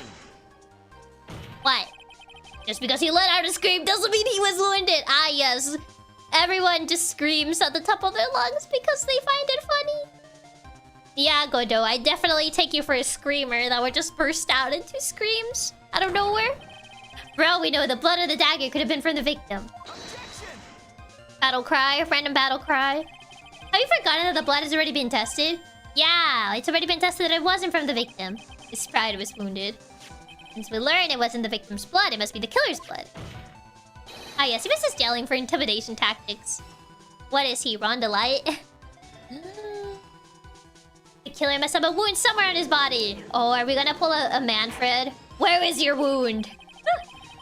You're saying the blood in his dagger. Oh, did they stab the headset? Is that why the lights went out? The DNA analysis of the blood would prove it beyond a shadow of a doubt. And yes, Mr. Godot, it would prove that it's your blood. Oh, wait, he got stabbed in the face. Is that why the headset malfunctioned? Nice theory, right? Unmask him! Unmask him! Order in the court. Is this the end? Have I done it? Even he won't be able to change the results of a scientific test. His stop is virtual, boy! Huh. Let me ask you something, right? Let's just say that it turned out that I was the killer. 30 coffees! It's already reaching its limit. You really think I would be stupid enough to leave evidence like that? I mean, that's why you have your headset, no? Just think for a second. This dagger was found this morning by a detective and brought to me. There was already blood on it, correct? But even so, I was the one who brought this dagger here to the courtroom. Yes, what does that prove? Well, if I really were the killer, I could have washed the blade off and then planted another person's blood on it. It can't be. In any case, there's one thing I can guarantee, right? The blood. It doesn't belong to me. Not a chance. Can't we just have it analyzed then if it doesn't belong to you? I mean, if your headset was damaged, you wouldn't be able to, like, see. Alright then, witness, continue your testimony. Wait a minute. What's the problem? I know I probably shouldn't say this, but there's a big contradiction in Nick's explanation. Aya? This dagger. You said that I wounded the killer. But can you even see the blood on the blade? Exactly. That's right. But if Mr. Godot had really been cut with the dagger, his clothes should be bloody or have a rip in them. He was stabbed on the headset. Maya, maybe he just changed his clothes? That will solve the contradiction pretty easily. What are you talking about? It's not that simple. Remember back to the day of the murder? Everyone that was on the inner temple side got trapped there. Ah, that's right. And once the bridge was fixed and the police headed for the inner temple, Mr. Godot was already there waiting for them. He never had a chance to change his clothes. Ah. What if he was stabbed on the headset instead? Okay. Well, maybe he brought a change of clothes with him. Randomly. No one could have predicted the lightning strike that shut down the bridge. How would anyone have brought a change of clothes? Exactly. Did the judge take smart pills during the last recess? He recovered his brain cells. Well then, maybe the killer took off his clothes before he committed the murder. Why? That way he wouldn't get any blood on them. That's weird. That's impossible, Try. You know how cold it gets up there late at night. Eh. Now you're just spouting things to see what sticks. After a few minutes with no clothes, you'll be frozen. I don't get it though. He was stabbed through the headset. Wouldn't it be damaged when we found him? So that's all you got. I knew you weren't tough enough to finish this. We're standing there the whole time, butt naked in the snow. Right now. If Mia were here. If Mia were here, she would have closed the book on this case already. If Mia were here... Well, good thing we can summon her, can't we? Hey, Pearls! So come on, try. Can you do it or not?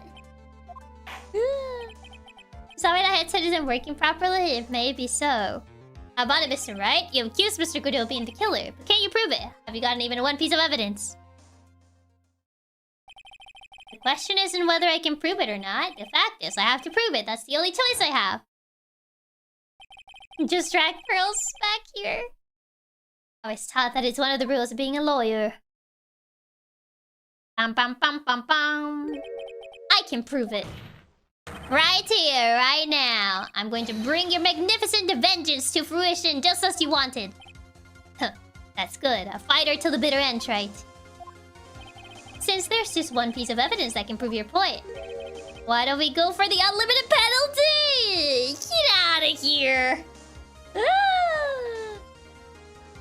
Are you trying to pressure me, Mr. Godot?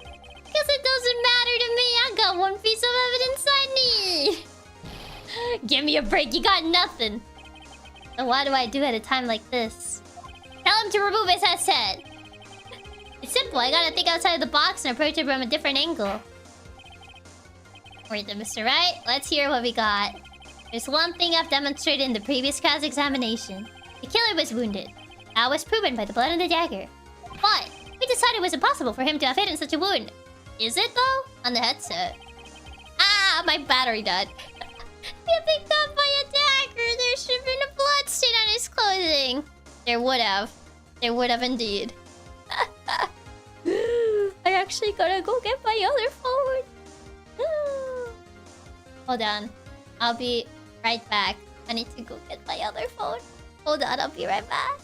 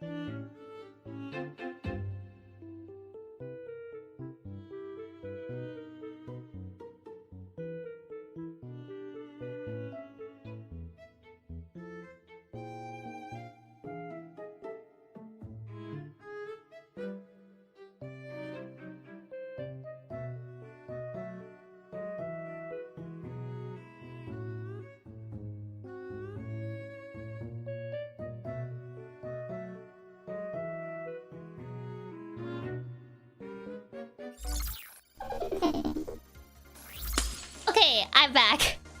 I also got some food because I got hungry. So, Reaper, thank you so much for the super. Colt, thank you so much for the super. Raps, thank you so much for the super. And Otto, thank you so much for the super. Thank you. Welcome back, boss. Thank you. Okay, now, moment of truth. What do you get? I got a sponge cake.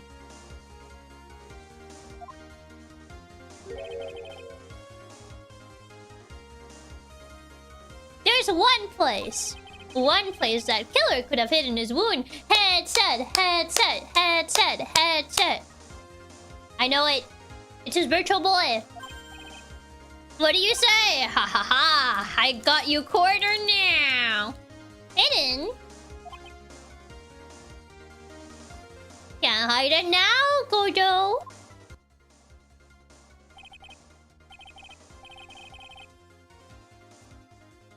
This is it, my last stand.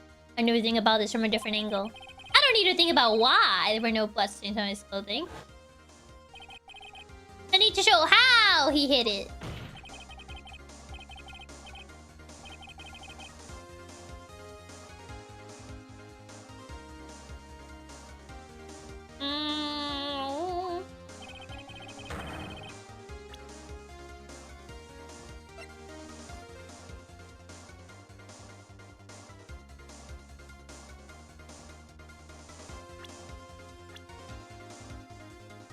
How do I point that out though? That's a real question. Do I just point at him? Nom. It's such a massive penalty. I guess I just point at him. That's the only thing that makes sense. Just point at him. That's my guess. Is just point at him. And then, like, just present his headset.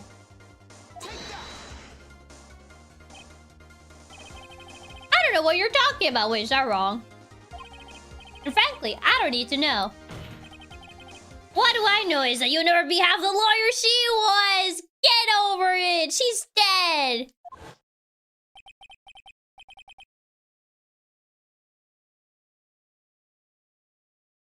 Isn't that right? Oh, I saw that!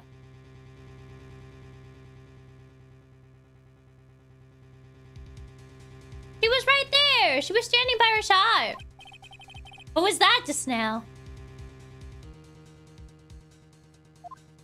Nyaa?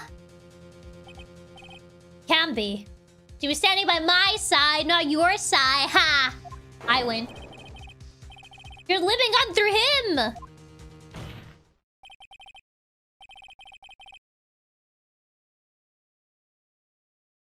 Even as we speak, you're still hiding the wound. There she is! Oh, they synced!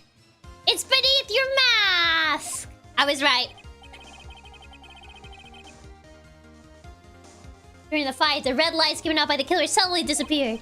Seconds later, the killer let out a scream. I was right. It was the mask.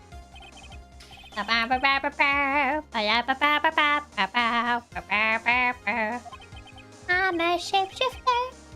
I'll pose masquerade, hiding my face and mask. Mr. Godot, would you mind removing your mask?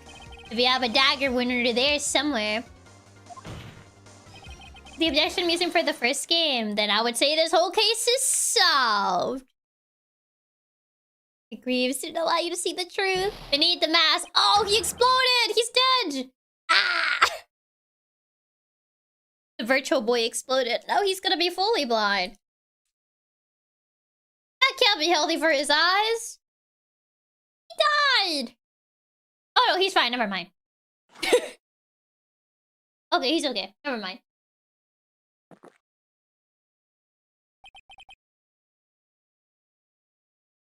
Just now, I saw her spirit in you. She lives in me. You broke the virtual boy. That's valuable. Chiaki Katsumi. I never liked you. But I do like you, though. Even if you don't like me. 6 years ago. You helped the woman who put me to sleep by hiding her bottle of poison. Okay, in his defense, he didn't know. And then, while I was sleeping, you let me die! But you didn't care. You just kept living your pathetic happy-go-lucky life. You even had the nerve to follow in her footsteps as a lawyer. I could never forgive you. That's what I thought. Oh, Mr. Godot. But I was wrong about you. I knew it from the very beginning. The truth is, the only person I could never find it in my heart to forgive was myself. Was me. Yeah. Yourself? It's because he couldn't be there. Yeah. It was the one that failed to protect me, yeah? Me and no one else. I tried to avert my eyes from the truth to escape from the harshness of reality. Ah, I feel bad for him. I just couldn't face me as his death head on, so I ran. I hid behind a mask. I threw away my true name. I couldn't even deal with being a defense attorney anymore, so I quit. But you saved Maya! Yeah, that was my plan. Up until just now, anyway. What do you mean? Well, this whole time he was projecting his hate of himself with Phoenix. Essentially, yes. Are you listening, Maya? If I really wanted to save you, then there's one person that I should have gone and talked to right away. Phoenix. Who would that be? Are you talking about Nick? But I didn't do it. If Bro had got over himself now, this would have happened. It sucks because we've all done it. I mean, in a way, I kinda get it. Like, essentially, he couldn't protect the one person he loved the most. He saw, essentially, the guy who helped the woman who basically ruined his life. Help her, unknowingly, but still helped her. Defended her to essentially almost death on the first trial. Which, I get why he would be really upset about that. Knowing his own history with Dahlia Hawthorne. But, like... It's sad, man. I feel bad for him. Like, I get where he's coming from. Like, yeah, it doesn't justify his hatred for Phoenix, obviously. But I get where he's coming from. It's sad. It's just sad. I tried to get the help of Iris and your mother. But I closed my eyes to the most important man involved. Do you know why? The real reason? No, why? Yeah, you can understand where he's coming from, even if ultimately he's in the wrong. Yeah, he's ultimately in the wrong, and he admits he's in the wrong. So I give him that. I get it, I do. He's a fascinating, well-written character. What's the opposite of me? Well, yeah. I suppose. I wasn't really interested in saving you at all. Yeah, he was more doing himself like, I at least did something for her. Rather than like, oh, I did it out of the goodness of my heart. It's more like, I couldn't save Mia, so I will save the next best thing, which is his sister. Huh? I think I was just trying to salvage what's left of my own broken soul. Yeah, I see what he was trying to do, but it wasn't out of like, oh yeah, because Mia loved his sister. No, it was more to kind of like make amends with himself in a way. Yeah, it doesn't mean his hatred towards Phoenix was right, but you can see why he did what he did. Even admits that he was wrong. Yeah. But don't project his self-hatred to Nick. When he says he couldn't save her. Essentially, yeah, he's projecting his self-hatred towards Nick. Because part of it is like, at the very beginning, his first time meeting him was like, oh, you're protecting the one woman who ruined my entire life. It's like... yeah, so there's like a bit of like that. The fact that he couldn't protect Mia, but it wasn't really Phoenix's fault. It's more like him feeling he couldn't protect Mia. Because he was in a coma. I still like him a lot as a character. He's not perfect. That just makes him more of a real human. He's selfish and self-centered. Yeah. Like, I like his writing. Like, I get that he's not gonna be, like, everyone's favorite. Just because of, like, the way he acts and stuff. But, like... I feel like he's very well written. Like, he's compelling. Like, I feel bad for him. Like, man. That's why I let you walk right into a situation that I knew was dangerous. Forgive me. Man.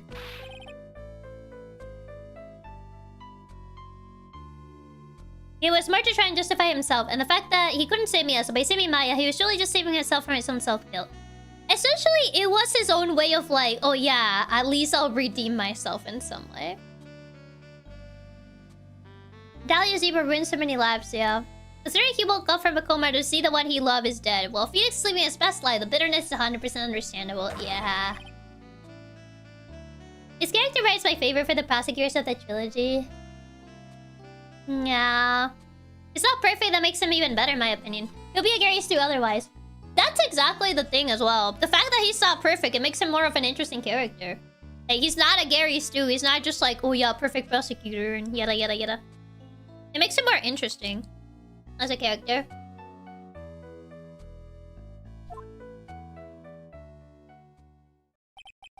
Was it really for Maya's sake? It wasn't. It wasn't for her. It was for his own sake. It was to find a way to forgive himself. What do you mean by that? That night in the darkness of the garden, when I saw her silhouette. Part of me must have known the truth. The truth that it wasn't really Dahlia Hawthorne standing there in front of me. Yeah, it was Elise. Misty. It could have been Misty, Faye, or even that little girl. But I still picked up the blade. It was like I was dreaming.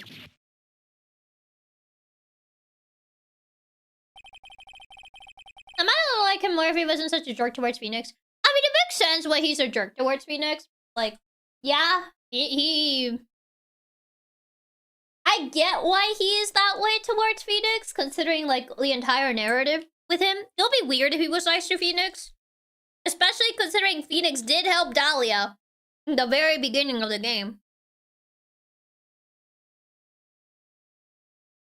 It'll be weird. He was like, oh yeah, Phoenix, you're my bro now. Like, Phoenix was the one who took down Red White. Gojo wasn't able to avenge her death. Someone else did it for him. Essentially, yeah. It's a lot of the self-hatred that Gojo has towards himself for not being able to save Mia. Gojo is a character who creates strong feelings in discussions. The morally gray is Chef's kiss. His dislike of Nicholas Alexis and considering everything that happened. Yeah.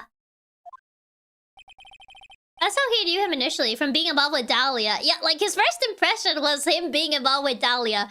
And him protecting Dahlia very blindly because he was in love with her. Even though Dahlia was using him. It's like, yeah, I would see how he wouldn't like Phoenix. Based on that. He wasn't motivated to protect Maya, or was it something else? I think it's because he saw Dahlia. He saw red, essentially. Was it my hatred for a woman who had stolen everything from me 6 years earlier?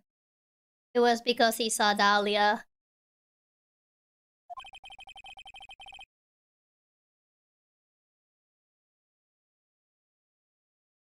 I feel in a way, like, both of them wanted revenge. Dahlia wanted revenge. Gojo wanted revenge in a different way as well.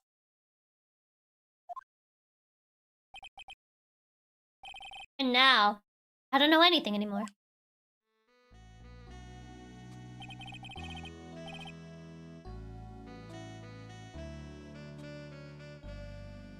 It is interesting because he's a jerk to Phoenix, but not a typical... in not a typical prosecutor way. He does things differently because for him it's a personal grudge. Essentially, yeah.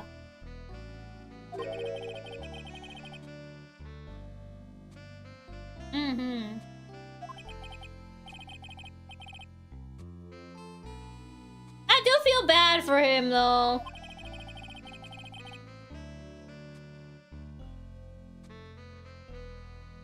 Your stupid fantasy of defeating you in the courtroom. You were the one who made me realize my folly. You never ran away from me as his death. Instead, you picked up where she left off as a true defender of the people. In a way... in a way, both of them cling on to Mia. Especially Phoenix early on the first 2 games. He clinged on to Mia a lot. Whenever something would go wrong, the first thing Phoenix would do would be to summon Mia. I feel like In a way, I think that what they're trying to say is both of them letting go of Mia, accepting the fact that she's gone. They can't keep, like, essentially carrying her around. Because Gojo has also been carrying Mia around. In a different way. He isn't a bad person. It's just circumstances which dragged him to do what he did. No, it's not bad, per se. I feel bad for him. He lost everything, his love, his past life. Even his revenge was taken from him. He even lost the color of his hair. But it literally appeared out of nowhere, yeah. Especially Phoenix. Less in the newer games, says he didn't summon me in the third game, besides that instance with that old man. Essentially, I feel like Trials and Tribulations is about letting go in a way. Like, Phoenix also... This is the last time you see Phoenix summon Mia. Like, in the newer games, he doesn't summon Mia anymore. Like, in a way, I feel like... If Ace Attorney had ended here, it would kind of make sense. I think this is why Phoenix's story technically ends in this game. As it's also his own story about him letting go of Mia. A few years ago. Yeah, Phoenix a few years. Because Phoenix also clung to Mia quite a bit on the first two games. Kind of like how Godo did. Both of them were holding on to the memory of Mia, but Godo used it in a way to fuel his spite, while Phoenix used it to fuel his drive to get better. Essentially, it's two sides of the same coin.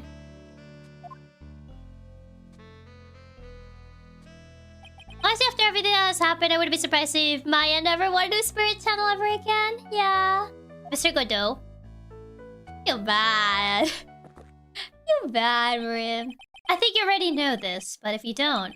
My name is Diego Armando. Yes, I know. Mr. Armando, I believe in you. I know you were trying to save me. Oh! Your eyes, your wound! It's bleeding! Right between the eyes, said it's right between the eyes.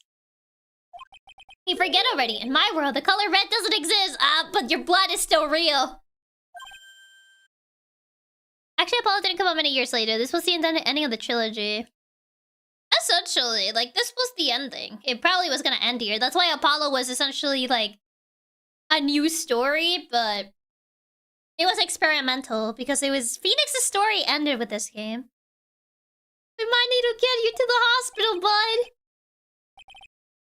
This must be my tears. I don't think those are your tears. I think that's the blood of your wound. Get to the hospital. Tears? Those are not your tears, bud. That's blood. If he sees everything red because of the blood in the visor, not because of the visor itself. The color red might not exist to him, but if he doesn't see a doctor, he might not exist for much longer either. Ever since I woke up from my coma, I think I've been waiting for this very moment. It's a terrible day for Rain. Christ's blood. Phoenix has finally reached his final form. He has resolved from the past and has learned everything there is to learn from his mentor, and he becomes the mentor himself.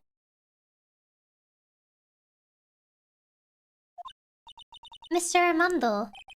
You would do well to remember this, Maya. The only time a lawyer can cry is when it's all over. But it's all over! Apollo's gonna be a soft reboot of sorts, and I don't think they originally planned to have Phoenix as an attorney again immediately, a fallen game like they did. I mean, to be fair, the Apollo Justice game, it's mostly Apollo. He's more of a mentor. In Dual Destinies, it becomes a little bit more muddled. Because that's when Phoenix officially returns to the courtroom and yada yada yada, Dual Destinies is a mess, but it's my mess. But it's my mess. I hold it closely to my heart. It may be a mess, but it's my mess. This time, it's all over, isn't it? The amount of video essays that I've watched about, like, Dual Destinies is a mess because yada yada yada. And it's like, yeah, it is, but it's my mess, so it's okay. So it's okay.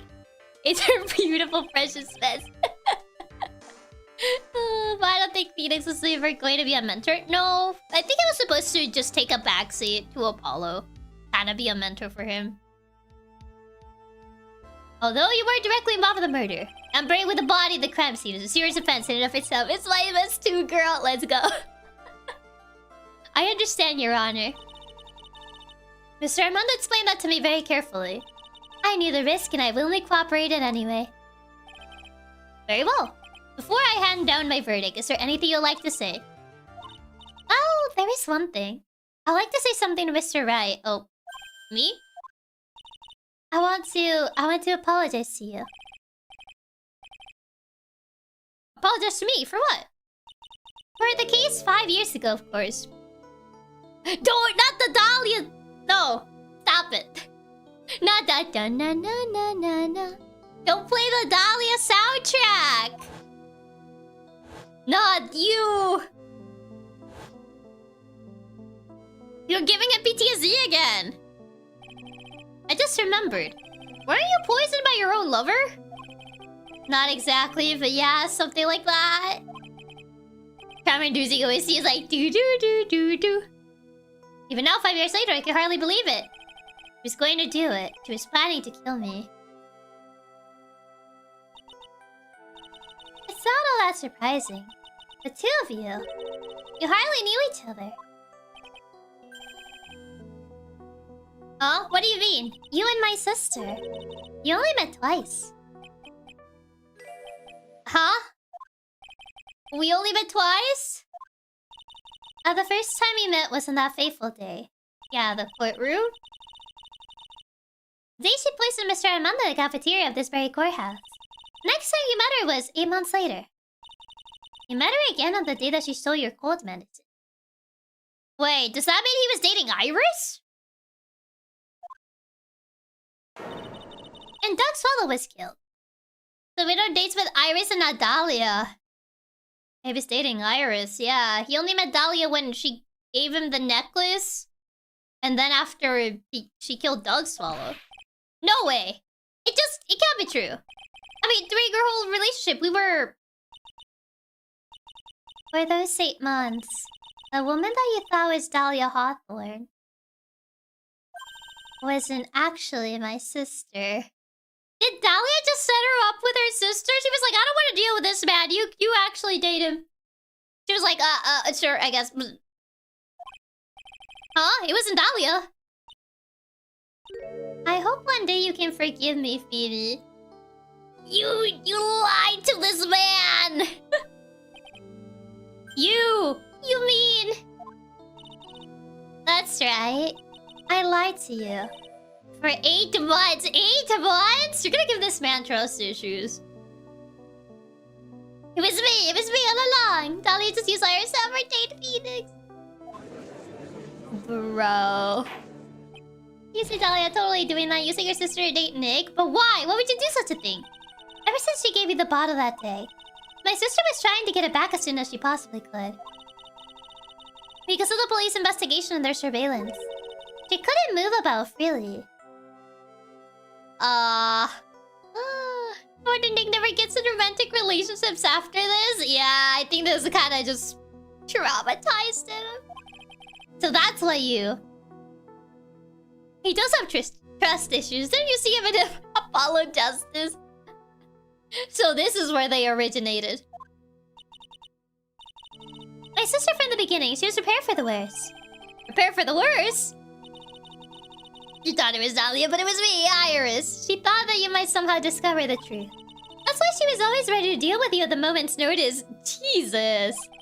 You mean she was ready to kill me, don't you?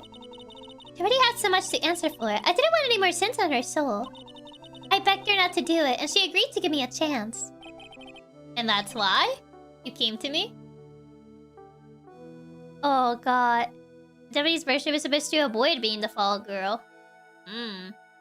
Ever since they met, she was ready to kill him. Jesus. Oh no. You came to get the bottle pendant back from me in their place. But I couldn't get you to give it back. I failed at something even as simple as that. 8 months passed and I still couldn't get it back from you. That would explain why Dahlia just didn't kill him earlier. I was gonna say, like, why would Dahlia just be like, oh, please give it to me? That does sound more like Iris looking back on it. I feel like Dahlia would just be like, give it to me, stabs him. So I guess in a way I kind of do see, yeah. Looking back on it, I guess it makes sense, but... Wow. Finally, my sister couldn't wait any longer. Dahlia was still somewhat lenient with her twin. I mean...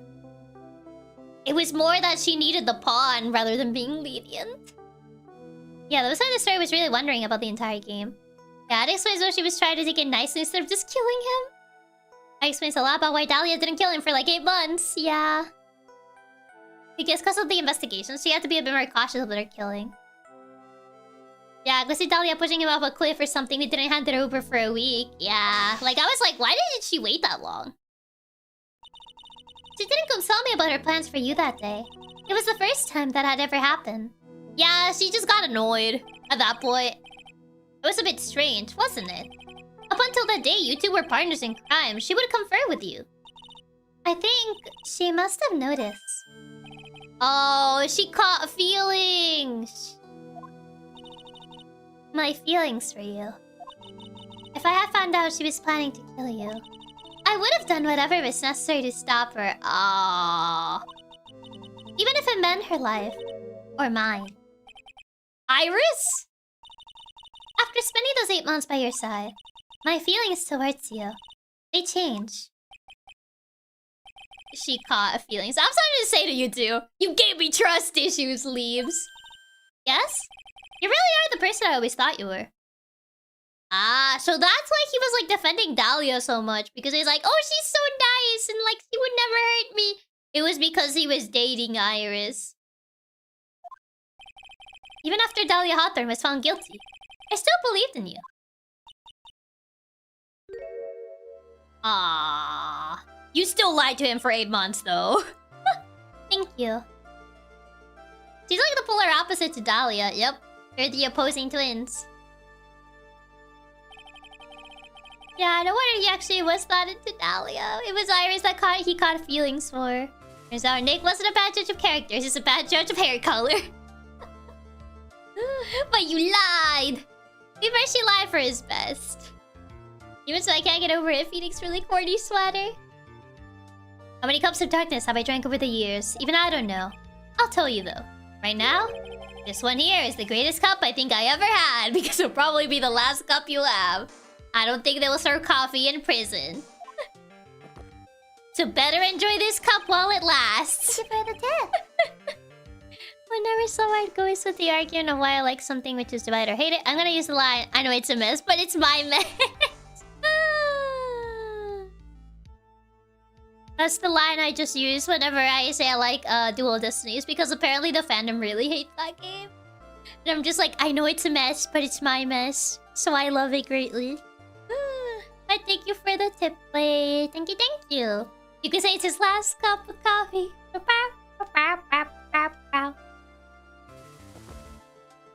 He finally said Phoenix right. Oh my god. Yeah, I think you're right. They're both drinking coffee.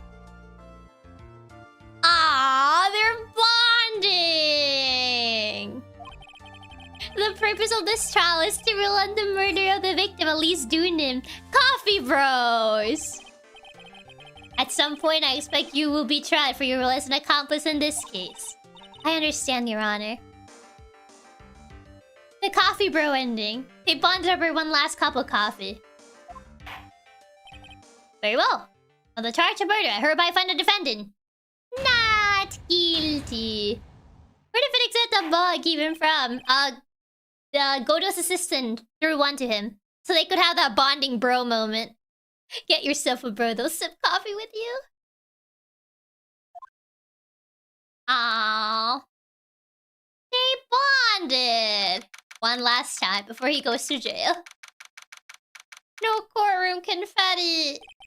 No, because it's still kind of sad that Godo's going to jail. So I guess it's all over. The way everything ended. Was justice really served? I look up at the top of the courtroom and I wonder, was justice really served? At what cost? At least I had one last cup of coffee with my newfound bro who's probably gonna die in jail.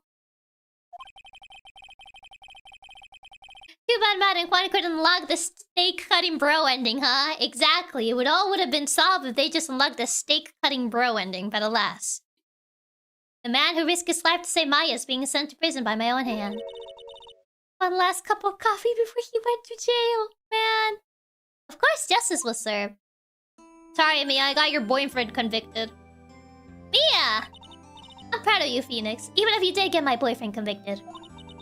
Your defense was truly brilliant. But I couldn't save Mr. Armando, the man who cares so deeply for you. You're wrong, Phoenix. You just doom him. You did save Diego. Kinda, but also not really. He can't be your boyfriend if she's dead. Maybe I always sent your boyfriend to jail, thumbs up. You saved him in the only way possible. I thought it said in the worst way possible for a second. You saved him in the worst way possible, but you saved him. You saved him in the only way possible. That's what I meant to say. You mean with that verdict? I think one day you'll understand too. Imagine if Virus returns for another game rather than just have her as a one-off. I mean, Phoenix's story is over, so I don't think so. Phoenix, I want you to remember one thing. You were as good out there today as any defense attorney could ever hope to be. There's nothing more you can learn from me. Now my planet needs me. Goodbye. Mia! You've accomplished something I wasn't able to. I owe you a great deal. And we never see Mia again. Hopefully he'll be let out on parole. I hope so. Mia.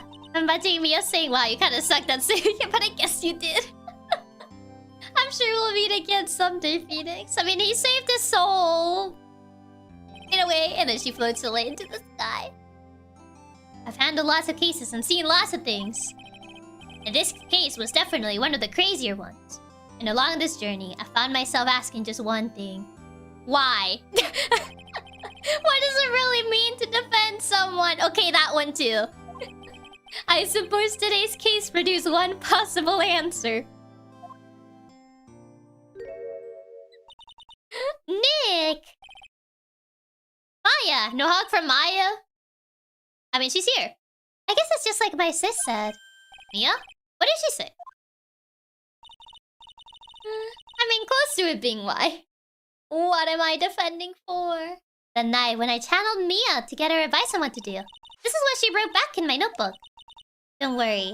Phoenix will save everyone in the end. Trust on his plot armor. But... come on, cut it out with that gloomy face. But he's going to jail. Can't you see me, sis? And I'm sure Iris too. But what about Godot? We owe you for everything you've done for us, but he's going to jail. Maya, how can you be so bright and chipper after stuff that's happened? Because that's the only way she can maintain her sanity after the craziness that's been this game for her. You were brutally attacked. You even saw your brother murdered. Ouch! Oh, hey, friend, you're still here. I thought you had gone back to Germany after you had your little, section in this case. Francisca!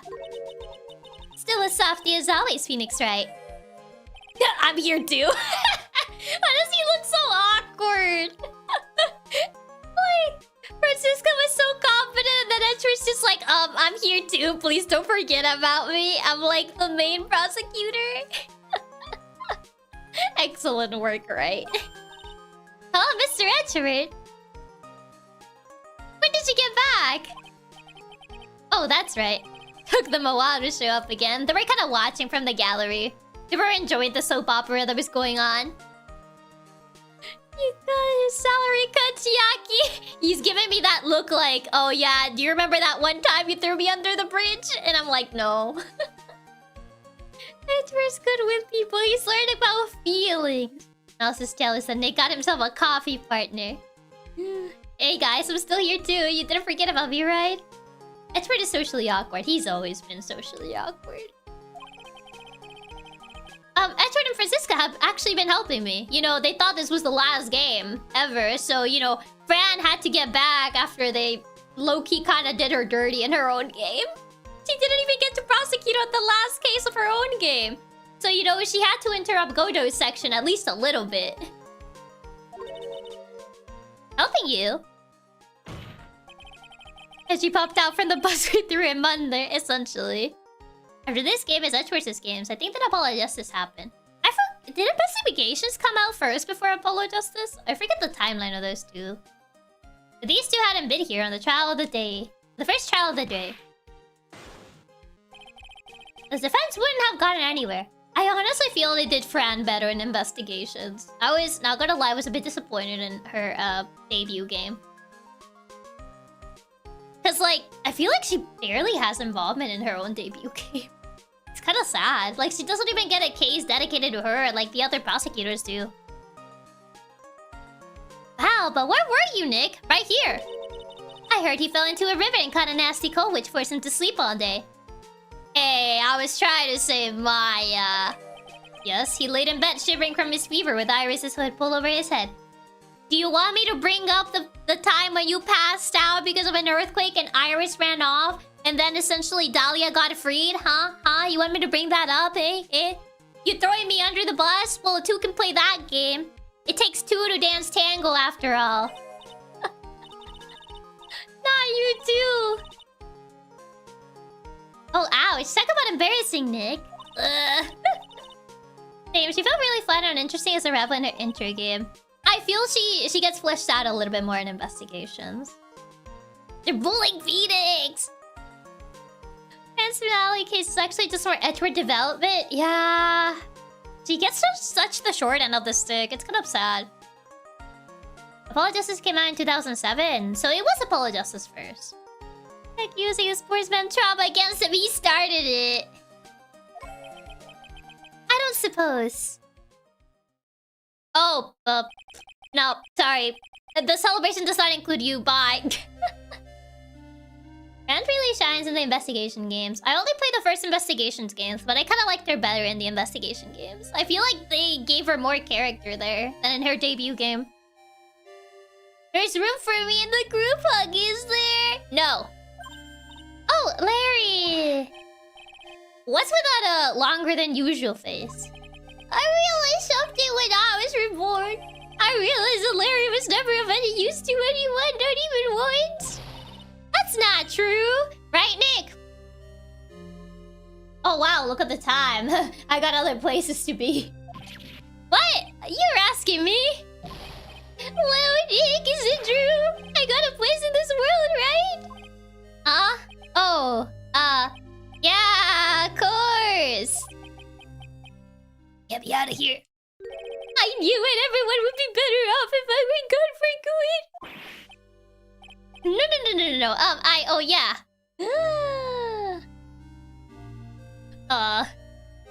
Fantasy was the last minute addition to Ace Attorney 2. They realized they couldn't have Edward losing to Nick over and over and have him still be cool.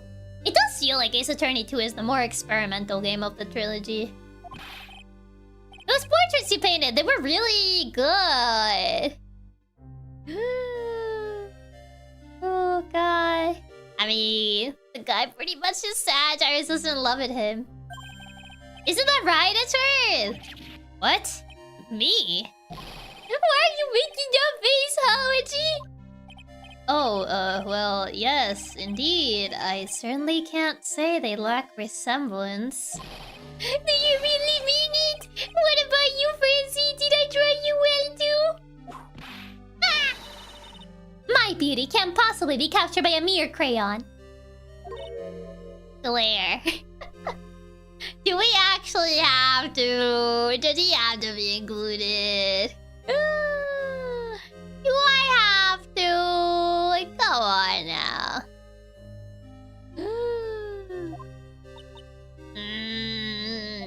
Nevertheless, I recognize the effort you put into it, and that's worth something. So then you will do it like you promised me? You're going to model for my next picture book? Ah! Don't get carried away. I'm sorry, but actually, so I'm proud of this. Well, how about that? I guess painting portraits is the only thing I'm good at. A painting of Burl was pretty good if you ask me. Huh?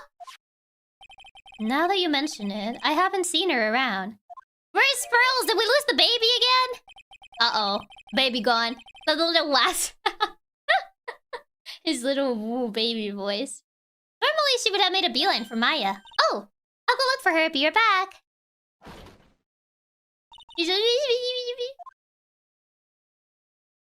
Why are you looking at me like that? What's wrong, bud?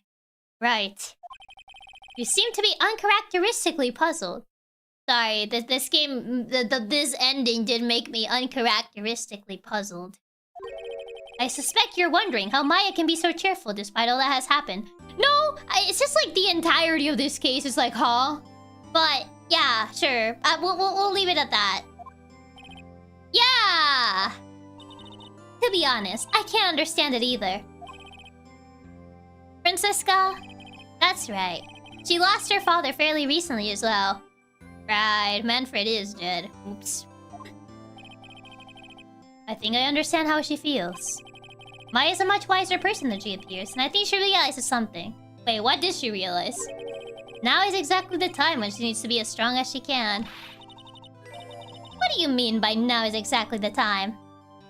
Manfred is dead? He did die. Which then I was like, oh, oops, sorry. Maya wasn't the only one that was badly wounded by this incident.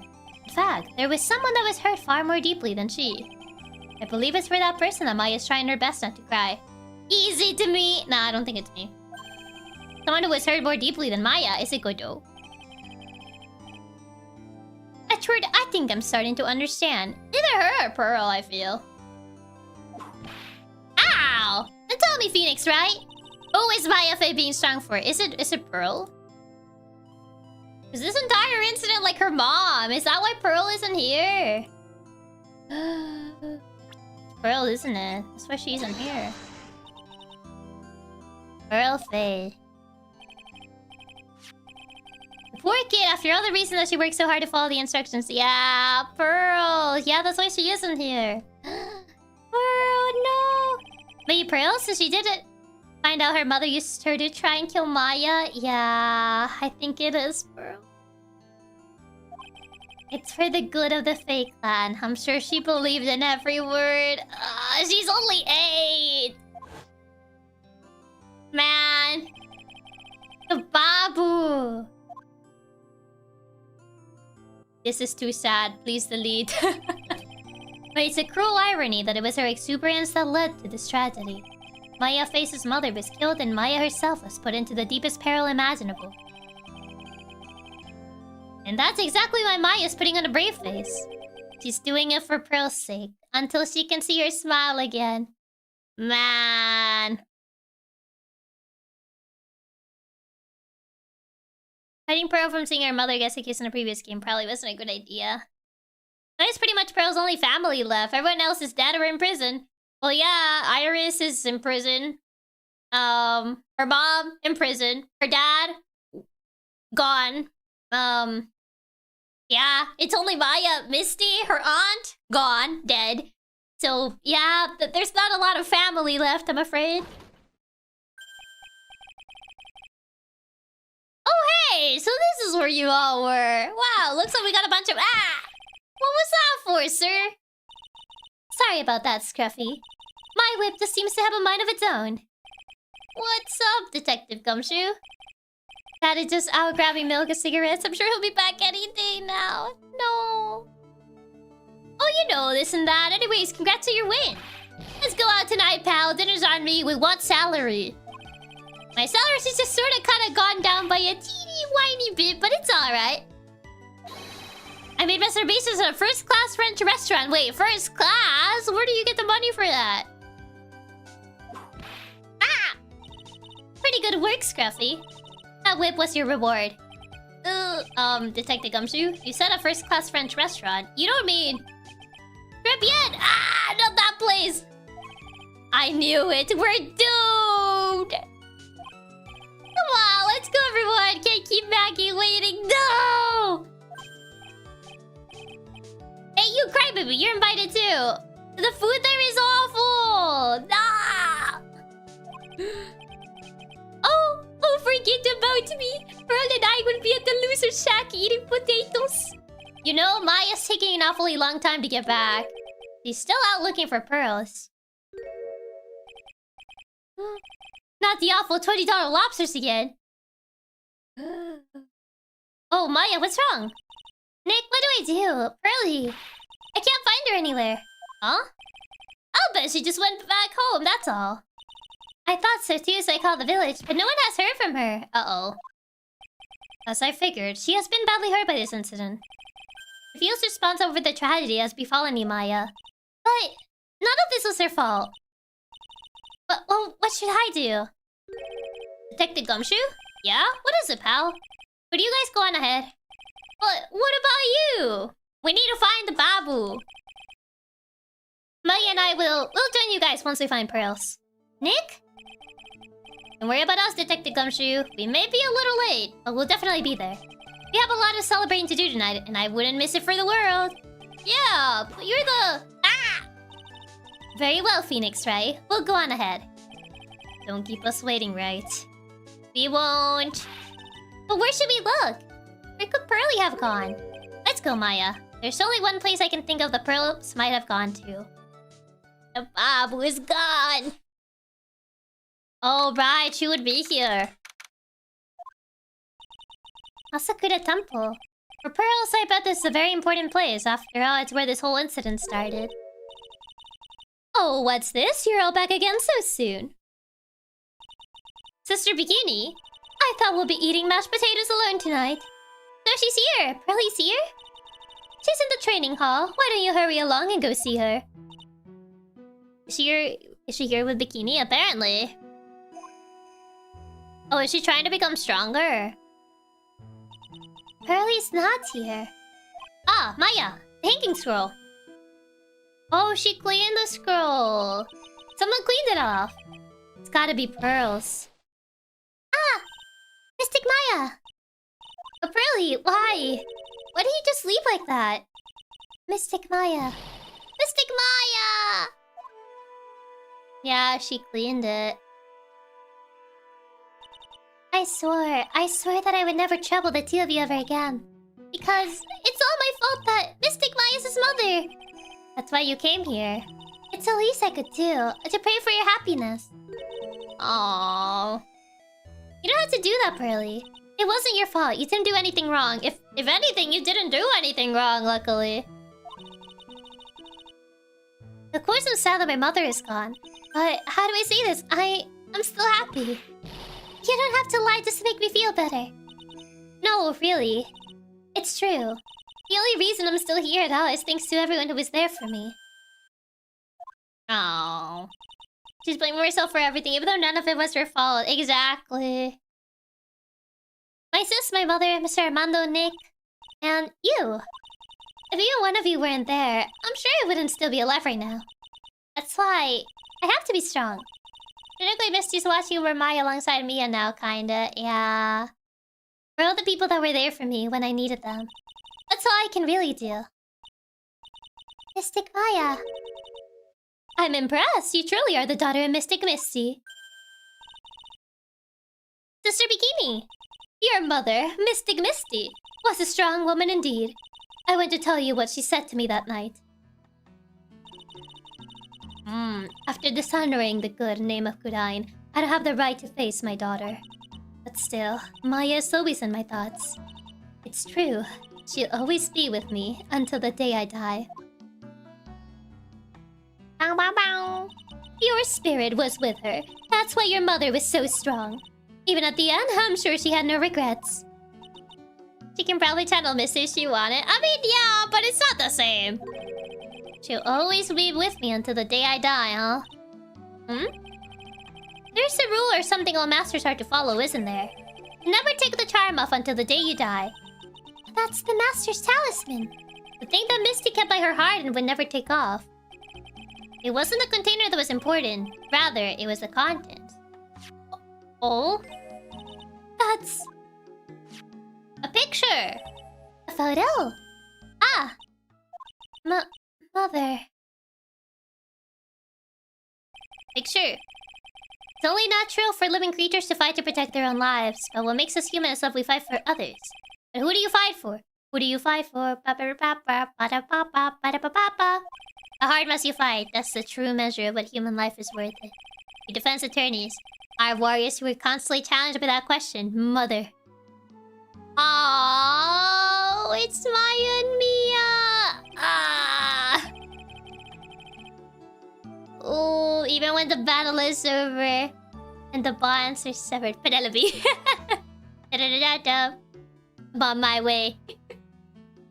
The bonds... Aww.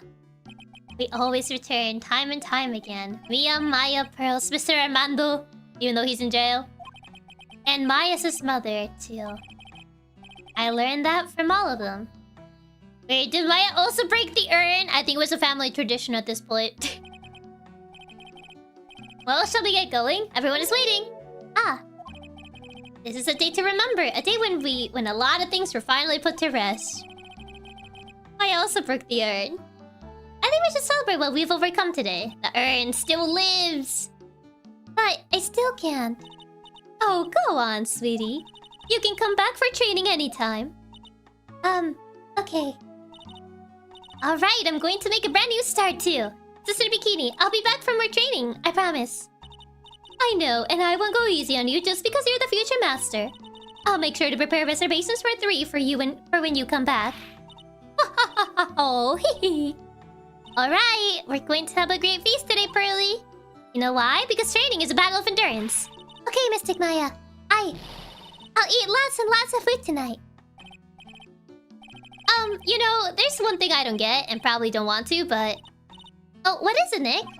Reservations for training is fine and all, but you said 3. So am I included in the package? But why for 3? Oh, you silly, you're also included. Come on, what do you think? Uh-oh. You're one of us, Nick. Next time you can train right alongside us. Oh no, that's what I was afraid. Gotta add the also in jail. Diego's title every time. We're friends, right? Yeah, you would train under a freezing waterfall because we're friends. That's what friends do. We train under freezing waterfalls and in freezing caves. Huh? I'll be waiting for you. Sister Bikini will take special care of you. Huh? It'll be great, Nick. We're going to do the special course naturally. Huh? That's a great idea. After all, Mr. Nick, you would do anything for Mystic Maya, wouldn't you? Even walk on hot coals, right? You'll have a nice big meal before we come next time, right, Nick? Real friends train under freezing waterfalls for their friends. You know, I was wondering if I can just say one little thing. Sure, of course you can. Oh, I love this part. I can't wait to hear it. Oh, he's gonna say the thing. I'm getting goosebumps too. He's gotta say the thing. Do it. Do the roar. Well then, here goes nothing. He's gonna do it. There it is. I was waiting for him to say the thing. There you go. He did it. Ah. We have done it. We have finally finished after 6 hours. Jeez. They were not kidding when they said this last section was long. He said the thing! And with that, the trilogy has been drawn to a close. It's really sure Pearly was expecting Nick to confess. No, I think they knew they was gonna say the objection at the end. I think he does it for every game. If I remember. Either Phoenix or like the other characters do it. You should celebrate by drinking some coffee, but I'm not a coffee drinker. And now the trilogy's over with. Congrats on beating all 3 games, Chiaki. Thank you. It was a long one. Oh, he got a new suit. He looks weird with this suit. Put him the other one. I can't. Gumshoe needs to have his older suit. He looks odd with a different color suit. Yeah. Pretty crazy. You wanna drink coffee and not even memory of Godot? I'm not a coffee drinker. It was a long one, but you did it, boss. Congrats on officially beating the entire trilogy. Thank you. The true MVP this whole time was caffeine. Congrats on beating the game. Chiaki, this game was really crazy. It was so fun again to see you play through it. I'll miss all the VAs you did for the game. And your reactions to the plot. It was a pretty crazy game all around. But it was fun. I have fun with this one. It looks odd for him to have a different color suit. It doesn't look like him. Who's that guy?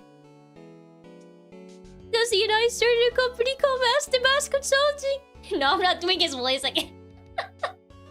Oh, I like my coffee. More twist, cut it out, please. Oh no, Andrews.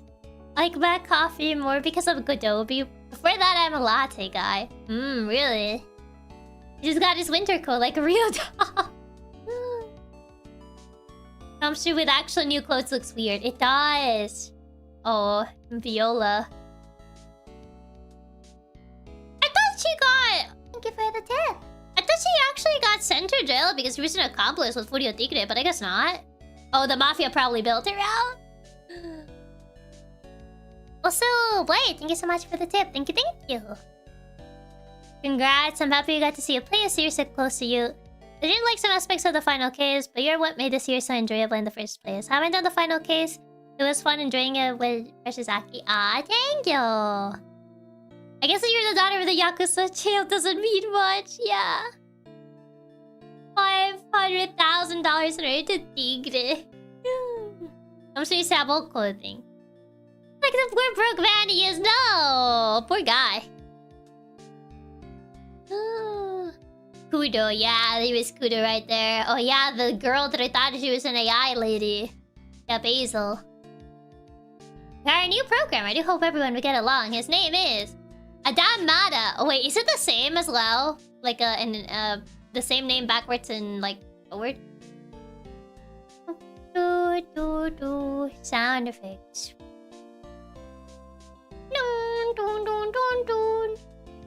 Adam Mada. Like, yes. Oh, it feels weird now that we have finished the trilogy. We've been playing this like the trilogy for like how many months? Was it actually I don't think it's half a year, or maybe it actually was half this year. I played this game last year for the first time and I really enjoyed playing it. I love Phoenix's last words to Iris. Yeah, I like how the game ended. It did give me like parallels to Dual Destinies when I was going through it. Like this last case in particular gave me parallels to Dual Destinies case. If you know, you know. Which that's why it kind of made me a little sad with how when I saw the direction it was going, I was like, oh no, I'm getting deja vu. Objection. Hers is coming back. Her sentence was also pretty short. I guess because she was an accomplice and not a direct murder. I enjoyed the ending of this game. It was perfectly bittersweet. Yeah. Mia. Bro, please let the man have his moment. Ah. Dual Destinies when? I feel like I would at that point I would have to play the Apollo Justice trilogy. There he is. Gojo. Objection. I thought we were gonna see him like actually remove his mask. Like when the wound was revealed, I thought we were actually gonna see it. I was waiting for the moment. The Rat Man, I forgot about him. His Rat Man objection. To start for other charters. You started the game 5 months ago, almost half a year to beat like the 3 games. Right, pain, Ratman. Le Ratman.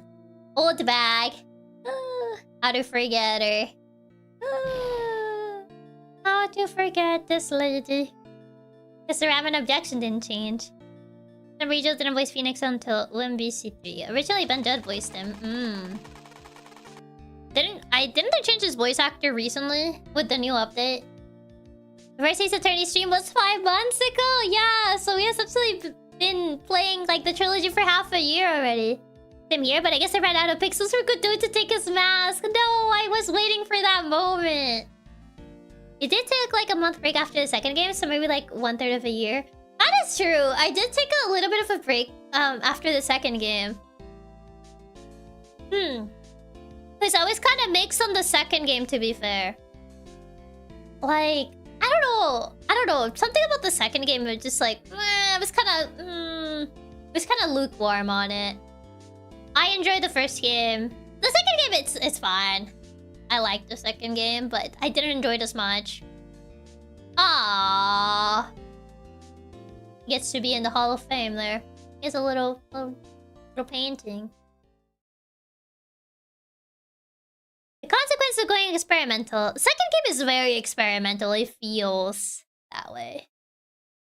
Definitely feels like it. Final verdict? Between like first or third game. I don't know which one I would like more. I feel like I enjoyed the first and third game around the same amount, I would say.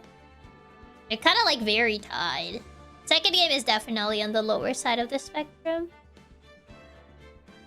Don't worry, same thing happened with me. Second game burned me out on the games, but luckily I came back for 3 since it was really good.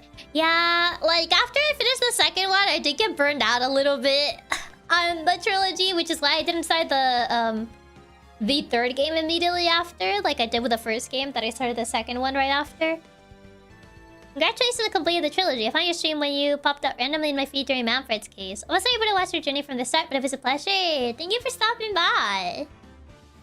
That seems a common opinion. Yeah, to be fair, the second game kind of is like, it's a mixed bag on the cases. It's like, I'm also, like, I feel Fran was underutilized quite a bit on the second game. Are you counting DLC of the first game? Rise of the Ashes? I guess so. I mean, if we include Rise from the Ashes, I feel like the score will be a little bit lower. Just because Rise of the Ashes did drag on for quite a bit, I feel. I feel like good amount of the third game's enjoyment necessities playing the first two first. The first one works standalone, the second one is weakest, but also works standalone. Yeah, I mean... I feel like the third one, you do need to play the first one. Especially with the whole... Actually, no, I feel like the third one, you do need to play like first and second, just because of the entire Morgan plot. Makes a lot more sense being set up on the second game. But I do feel that the second game was the weakest out of the trilogy.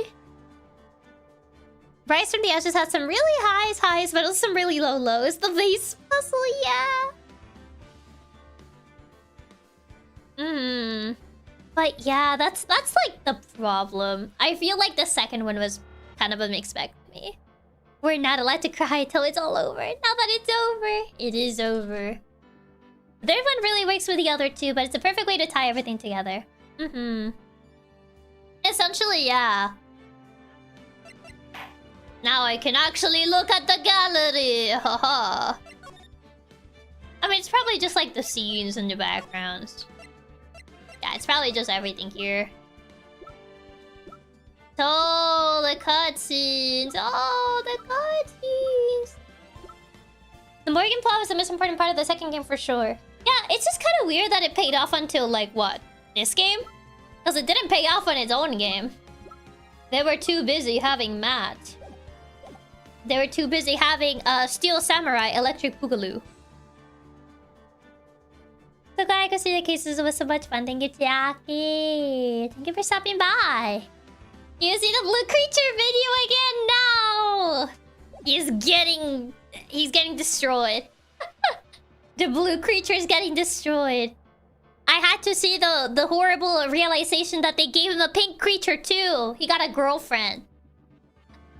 Woo! I get to see the spoilers now that we've beaten the game. Woo! But yeah, essentially. Yeah, verdict. I do really enjoy the first game. If I had to consider Rise of the Ashes, I feel like it might bring the first game a little bit down, and I might like the third one a little bit more just because of that. But if we eliminate Rise of the Ashes, maybe I would put them around the same. First and third game. Second one is definitely weakest. We had to see the tragic tale of the steak-cutting bros that were never meant to be. Exactly. If they had just essentially performed the ceremony of bro cutting steak, everything would have been solved, but alas. Wait, do the Edgeworth games? I don't own Investigations 2. I haven't bought the collection, actually. I own Investigations on the DS, but I don't own Investigations 2. I have to buy the duology to actually play Investigations 2. I honestly think the first game is better without Rise as well. It's fine, but it drags for way too long. Yeah. I personally like Goto the most of all the prosecutors, and I thought his story was the most interesting and well written. So I think the third game is my personal favorite. I like Goto as a prosecutor, and I liked his writing. But maybe I'm biased just because I played Dual Destinies first. But I feel like Simon Blackwell is still my favorite prosecutor. I'm sorry. I feel like he's still my favorite prosecutor. But Goto is pretty up there. I'll give him that. He's pretty up there. I don't know. I just really like Simon's story. I just really like his story. But I would say Goto is pretty up there. I'll say he's pretty up there. It's because he's a coffee drinker, right? Sorry, the coffee takes some points away. Nah, I'm kidding. I mean, Simon's a really good one. Simon has a pet bird. He's an animal lover. I feel like that elevates points and the coffee subtracts points.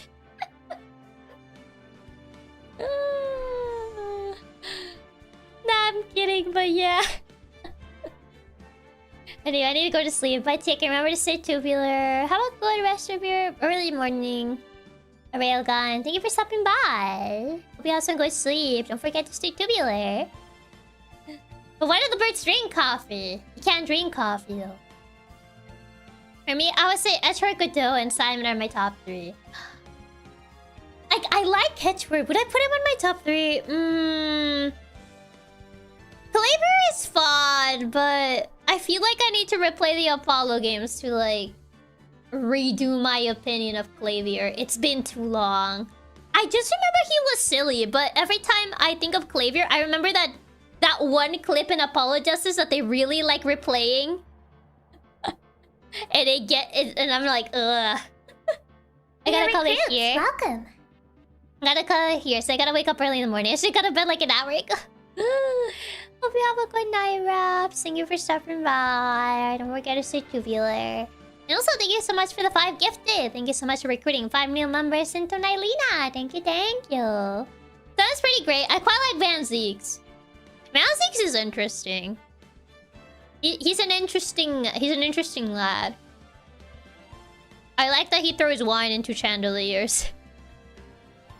Flavor gets dragged down for that clip. The amount of times that they really were like, look at this clip. We spent so much time animating it. Let me just replay it as many times as I can in Apollo Justice. It's like, look at this song. Isn't it neat? Wouldn't you say my collection's complete? And I'm like, no. No, I wouldn't. The amount of times they play that song in that one case in Apollo Justice. And I think that's like the one thing I remember about Clavier and the narcissist memes. The amount of times they made like, he's a narcissist because Clavier has like his band logo everywhere. And that's like as much as I remember of him. The narcissist memes. And that one song that they played on that Apollo Justice case. With Clavier burning his guitar, which I think is really funny. But other than that, I feel like I need to replay Apollo Justice to like truly reconsider my opinion on Clavier. The culprit gets so fed up with the song being presented over and over again. I got fed up with that song being presented over and over again. Okay, to be fair, the narcissist memes are really funny. They're really funny because I feel like they're true, especially with Clavier. But I feel like I need to reconsider my opinion of Clavier. Nayuta, I'm sorry, I don't care about Nayuta. Spirit of Justice was very forgettable to me. I didn't really care about Nayuta. I was like, oh, he's there, I guess. Nayuta, I feel it's like the most lukewarm I've been over a prosecutor. I feel like I put Fran above Nayuta just because she's way better in investigations. But yeah, Nayuta, I just didn't care about Nayuta. I'm sorry. I really didn't care about him. I know he gets like his payback at the end of like Spirit of Justice, but like, I don't know, I didn't really care about him. A lot of people share that sentiment. I don't know, I didn't feel anything about Nayuta. I also really like Banter as a prosecutor, but only as a villain. Like, he's a terrible, horrible person that sucks, but his demon voice is iconic. I personally like Spirit of Justice, but Nayuta was so forgettable. I feel Nayuta as a prosecutor is really forgettable. Which, you know, in a series that prosecutors tend to like stand out as much, it's like, I don't know, it's kind of sad. It's kind of sad that Nayuta is so forgettable. In a series like Ace Attorney, where the prosecutors usually stand out. And like, Nayuta, I literally just don't remember anything about him other than the fact that he throws prayer beads at you. I don't remember anything about his story, I'm gonna be real. I don't remember anything about that man. Other than the fact that he throws like prayer beads at you. I don't know, he was pretty forgettable. I would say he's at the bottom of the list for me with Nayuta. Claver's at least kind of funny. Claver's at least kind of charming. He makes a good opposite to Apollo. I like him doing his little air guitar. He's silly. He's a silly, goofy man. A bit of a narcissist, but a silly, goofy man nonetheless. Van Zeeks is like Edgeworth if he was edgier, essentially. He's like Edgeworth if you tune up the edge to like 1,000. That's Van Zeeks. Claver was the meme potential. He's pretty good. Claver is he's charismatic. He's charming. At the very least, he's funny. He's funny, man. He's so laid back, which is so strange for a prosecutor. Edgy, edgy. Yeah. Van Zeeks is like Edgeworth if you tune up the edginess to like 1,000%. Well, spoke Godot. I like Godot. He's tragic, man. He's sad jazz, man. He's sad jazz, man. It made me feel bad. Feels bad, man. But at least you get to be coffee bros with him at the end, so that's pretty neat. Fran is underutilized. Poor girl deserved better, honestly. I feel like they could have done a lot more with her character. But she's the victim of an experimental game, essentially. Where they just kind of like threw her in just because they didn't want to throw Edgeworth as the main prosecutor for the second game as well. Honestly, give her the deserve better sticker. Just because I feel they could have done her character so much better. She kind of gets redeemed in investigations, but still. Sad jazz man. He's the sad jazz man. What am I missing from the top of my head? I don't know how things work in the crossover for Ace Attorney and Professor Layton. So that I don't know. Ratman isn't as interesting. Ratman is just a filler. Ratman is just filler. He's just filler space. Oh god. I think that's everybody. I think. I believe so. But also, I need to head out because I feel like I've been voice acting for 6 hours already, so it's been a bit. It's been a bit, and I need to go have dinner. Because I just ate a sponge cake, and that's all that I've ate. Let's see. Who is live? Who is live? Even though this chapter has come to an end, it's only one of many. The thing that will remain the most for me is all the good memories we made together. The smiles you put on my face will always be worthwhile for me. Aww, thank you. Thank you so much for the kind words, and hope you have a good sleep, play. Thank you so much for the tip as well. You did great. We did it. We finished the game. After much trials and tribulations, eh? No, I'm kidding. I mean, it's kind of fitting, but yes, after many trials and many tribulations, we have finished the trilogy. And what a ride it was.